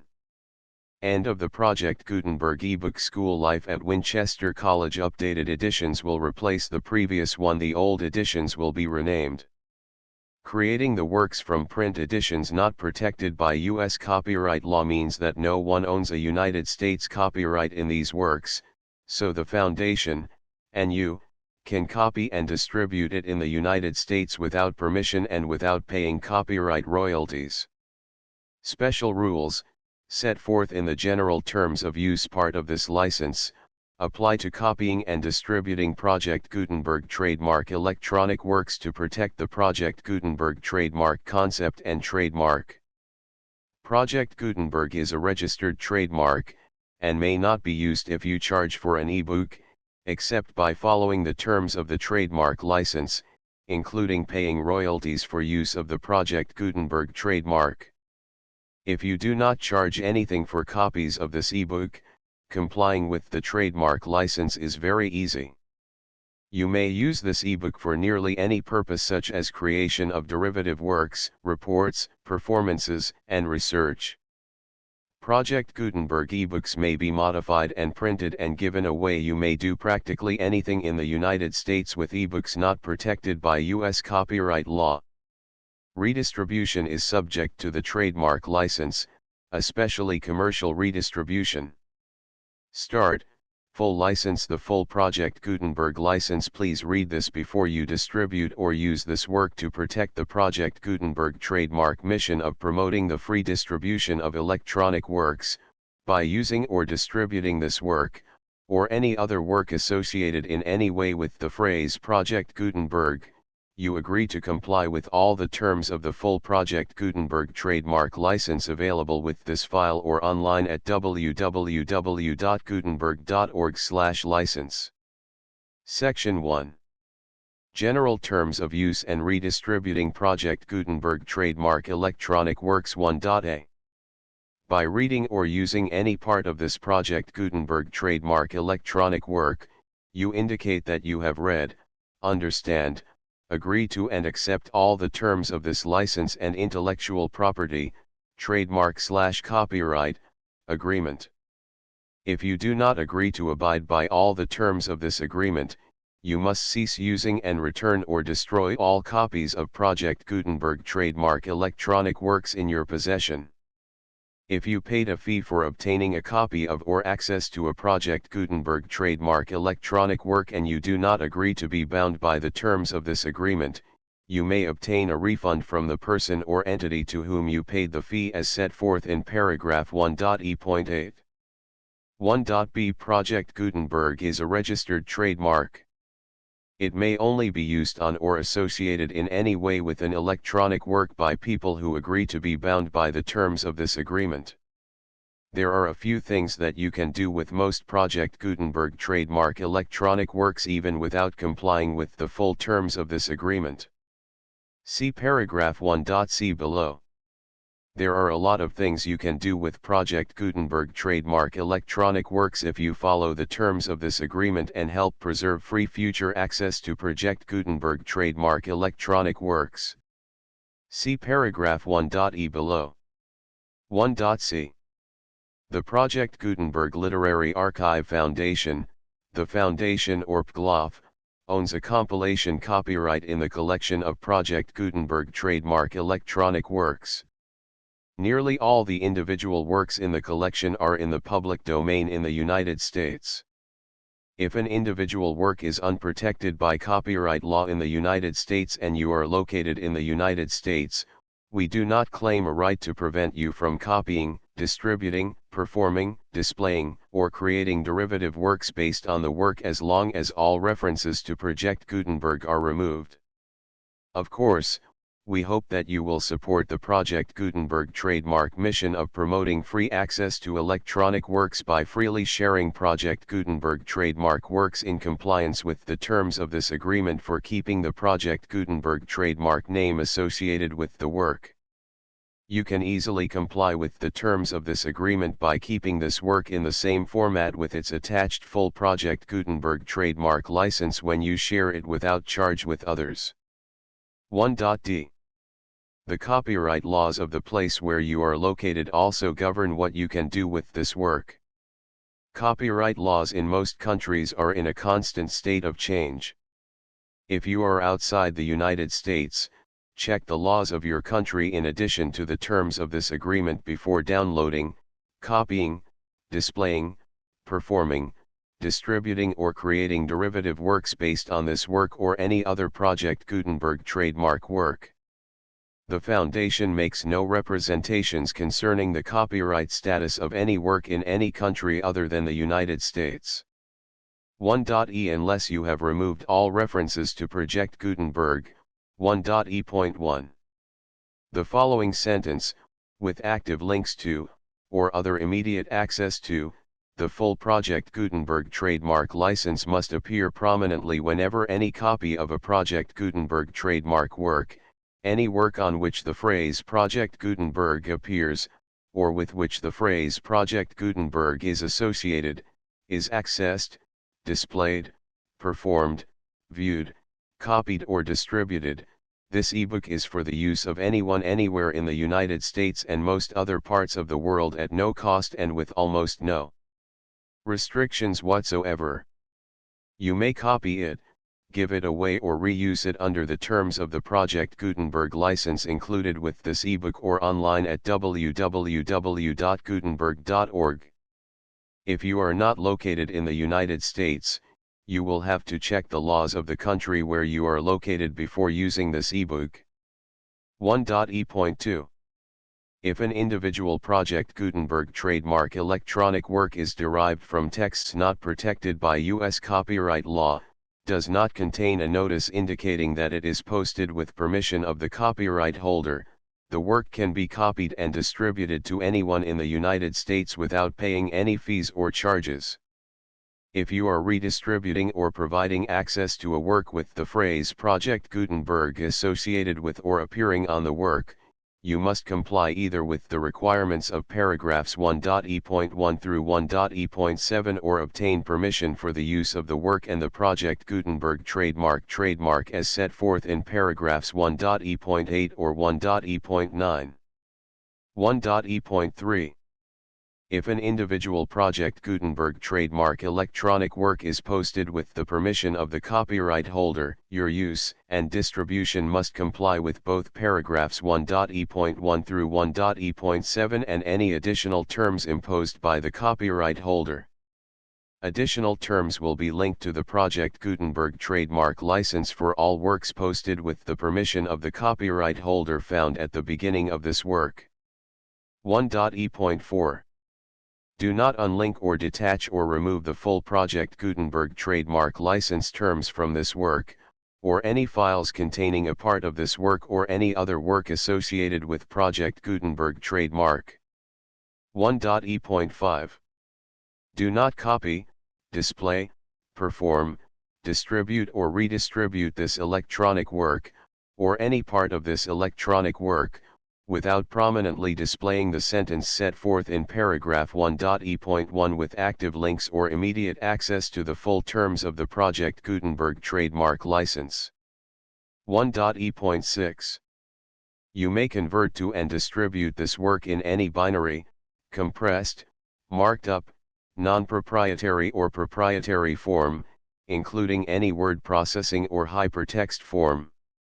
However, if you provide access to or distribute copies of a Project Gutenberg trademark work in a format other than plain vanilla ASCII or other format used in the official version posted on the official Project Gutenberg trademark website, www.gutenberg.org, you must, at no additional cost, fee, or expense to the user, provide a copy, a means of exporting a copy, or a means of obtaining a copy upon request, of the work in its original plain vanilla ASCII or other form.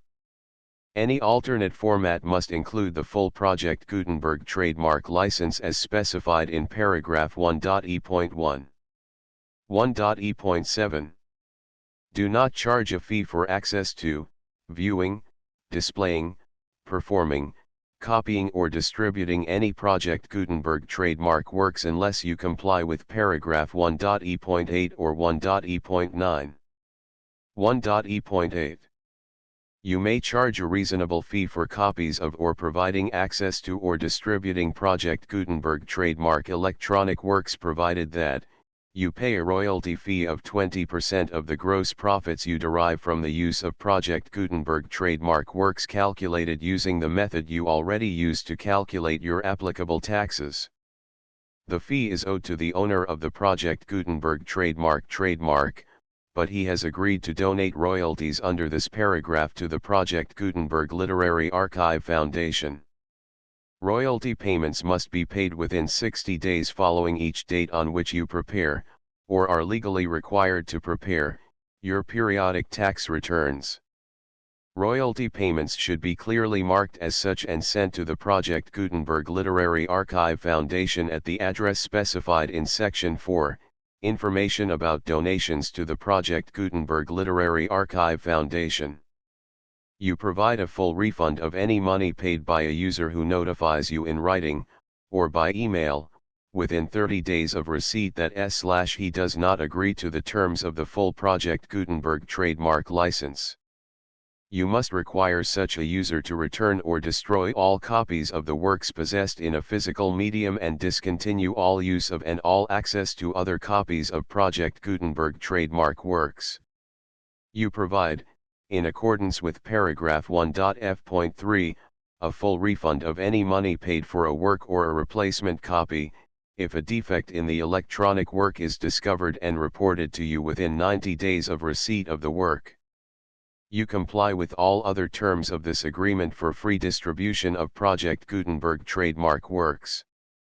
1.e.9 If you wish to charge a fee or distribute a Project Gutenberg trademark electronic work or group of works on different terms than are set forth in this agreement, you must obtain permission in writing from the Project Gutenberg Literary Archive Foundation, the manager of the Project Gutenberg trademark. Contact the Foundation as set forth in Section 3 below. 1.f.1.f.1 Project Gutenberg volunteers and employees expend considerable effort to identify, do copyright research on, transcribe and proofread works not protected by U.S. copyright law in creating the Project Gutenberg trademark collection. Despite these efforts, Project Gutenberg trademark electronic works, and the medium on which they may be stored, may contain defects, such as, but not limited to, incomplete, inaccurate or corrupt data, transcription errors, a copyright or other intellectual property infringement, a defective or damaged disk or other medium, a computer virus, or computer codes that damage or cannot be read by your equipment. 1.f.2 Limited warranty, disclaimer of damages, except for the right of replacement or refund described in paragraph 1.f.3, the Project Gutenberg Literary Archive Foundation, the owner of the Project Gutenberg trademark, and any other party distributing a Project Gutenberg trademark electronic work under this agreement, disclaim all liability to you for damages, costs, and expenses, including legal fees. You agree that you have no remedies for negligence, strict liability, breach of warranty or breach of contract except those provided in paragraph 1.f.3. You agree that the foundation, the trademark owner, and any distributor under this agreement will not be liable to you for actual, direct, indirect, consequential, punitive, or incidental damages even if you give notice of the possibility of such damage. 1.f.3 Limited right of replacement or refund. If you discover a defect in this electronic work within 90 days of receiving it, you can receive a refund of the money, if any, you paid for it by sending a written explanation to the person you received the work from. If you received the work on a physical medium, you must return the medium with your written explanation. The person or entity that provided you with the defective work may elect to provide a replacement copy in lieu of a refund. If you received the work electronically, the person or entity providing it to you may choose to give you a second opportunity to receive the work electronically in lieu of a refund. If the second copy is also defective, you may demand a refund in writing without further opportunities to fix the problem. 1.f.4 Except for the limited right of replacement or refund set forth in paragraph 1.f.3, this work is provided to you as is, with no other warranties of any kind, express or implied, including but not limited to warranties of merchantability or fitness for any purpose. 1.f.5 Some states do not allow disclaimers of certain implied warranties or the exclusion or limitation of certain types of damages. If any disclaimer or limitation set forth in this agreement violates the law of the state applicable to this agreement, the agreement shall be interpreted to make the maximum disclaimer or limitation permitted by the applicable state law. The invalidity or unenforceability of any provision of this agreement shall not void the remaining provisions. 1.f.6 Indemnity. You agree to indemnify and hold the foundation, the trademark owner, any agent or employee of the foundation, anyone providing copies of Project Gutenberg trademark electronic works in accordance with this agreement, and any volunteers associated with the production, promotion, and distribution of Project Gutenberg trademark electronic works, harmless from all liability, costs, and expenses, including legal fees, that arise directly or indirectly from any of the following which you do or cause to occur. A. Distribution of this or any Project Gutenberg trademark work. B. Alteration, modification, or additions or deletions to any Project Gutenberg trademark work, and C. Any defect you cause. Section 2. Information about the mission of Project Gutenberg trademark. Project Gutenberg trademark is synonymous with the free distribution of electronic works in formats readable by the widest variety of computers including obsolete, old, middle-aged, and new computers. It exists because of the efforts of hundreds of volunteers and donations from people in all walks of life. Volunteers and financial support to provide volunteers with the assistance they need are critical to reaching Project Gutenberg trademark's goals and ensuring that the Project Gutenberg trademark collection will remain freely available for generations to come. In 2001, the Project Gutenberg Literary Archive Foundation was created to provide a secure and permanent future for Project Gutenberg trademark and future generations. To learn more about the Project Gutenberg Literary Archive Foundation and how your efforts and donations can help, see sections 3 and 4 and the Foundation information page at www.gutenberg.org. Section 3.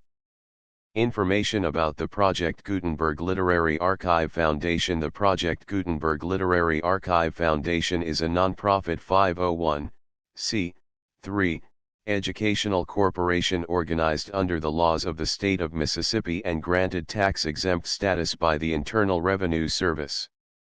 The Foundation's IN or Federal Tax Identification Number is 64-6221541. Contributions to the Project Gutenberg Literary Archive Foundation are tax-deductible to the full extent permitted by U.S. federal laws and your state's laws. The Foundation's business office is located at 809 North 1500 West, Salt Lake City, Utah 841-16801-596-1887. Email contact links and up-to-date contact information can be found at the Foundation's website and official page at www.gutenberg.org/contact section 4. Information about donations to the Project Gutenberg Literary Archive Foundation. Project Gutenberg trademark depends upon and cannot survive without widespread public support and donations to carry out its mission of increasing the number of public domain and licensed works that can be freely distributed in machine-readable form accessible by the widest array of equipment including outdated equipment. Many small donations, $1 to $5,000, are particularly important to maintaining tax-exempt status with the IRS. The Foundation is committed to complying with the laws regulating charities and charitable donations in all 50 states of the United States. Compliance requirements are not uniform and it takes a considerable effort, much paperwork, and many fees to meet and keep up with these requirements. We do not solicit donations in locations where we have not received written confirmation of compliance. To send donations or determine the status of compliance for any particular state, visit www.gutenberg.org/donate. While we cannot and do not solicit contributions from states where we have not met the solicitation requirements, we know of no prohibition against accepting unsolicited donations from donors in such states who approach us with offers to donate. International donations are gratefully accepted, but we cannot make any statements concerning tax treatment of donations received from outside the United States. U.S. laws alone swamp our small staff. Please check the Project Gutenberg web pages for current donation methods and addresses. Donations are accepted in a number of other ways including checks, online payments, and credit card donations. To donate, please visit www.gutenberg.org/donate. Section 5. General information about Project Gutenberg trademark electronic works. Professor Michael S. Hart was the originator of the Project Gutenberg trademark concept of a library of electronic works that could be freely shared with anyone. For 40 years, he produced and distributed Project Gutenberg trademark ebooks with only a loose network of volunteer support. Project Gutenberg trademark ebooks are often created from several printed editions, all of which are confirmed as not protected by copyright in the U.S. unless a copyright notice is included. Thus, we do not necessarily keep ebooks in compliance with any particular paper edition. Most people start at our website, which has the main PG search facility, www.gutenberg.org. This website includes information about Project Gutenberg trademark, including how to make donations to the Project Gutenberg Literary Archive Foundation, how to help produce our new ebooks, and how to subscribe to our email newsletter to hear about new ebooks. School Life at Winchester College Preface to 3rd edition. Contents. Chapter I Introduction. Chapter 2. Of the locus in quo and dramatis personae. Chapter 3. Treats of some manners and customs. Chapter 4. The junior's start in college life. Chapter V. The junior in chambers. Chapter 6. The junior in hall. Chapter 7. The junior in chapel. Chapter 8. The junior in school. Chapter 9. The junior on a lockback holiday. Chapter X. The junior in meads. Chapter 11. The junior on hills. Chapter 12. The junior on leave out. Chapter 13. The junior in standing up week. Chapter 14. The junior in election week. Chapter 15. Conclusion. Note.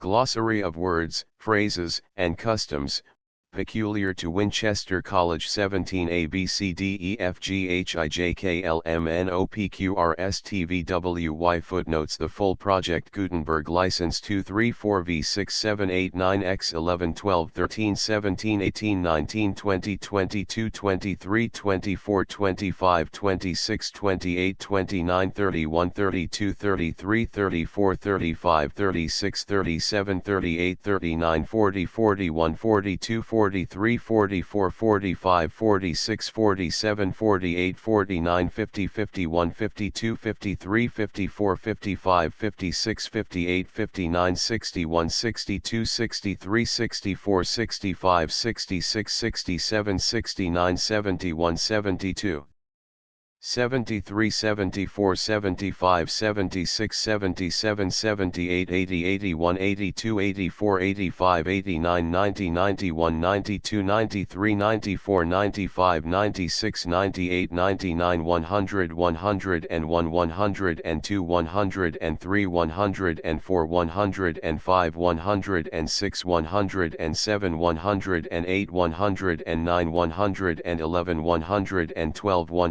114 116 117 118 119 120 121 122 123 125 126 127 128 129 131 132 133 134 135 136 137 138 139 140 141 142 143 144 145 147 148 149 150 152 154 155 156 158 161 162 163 164 165 166 167 168 169 170 171 172 173 174 175 177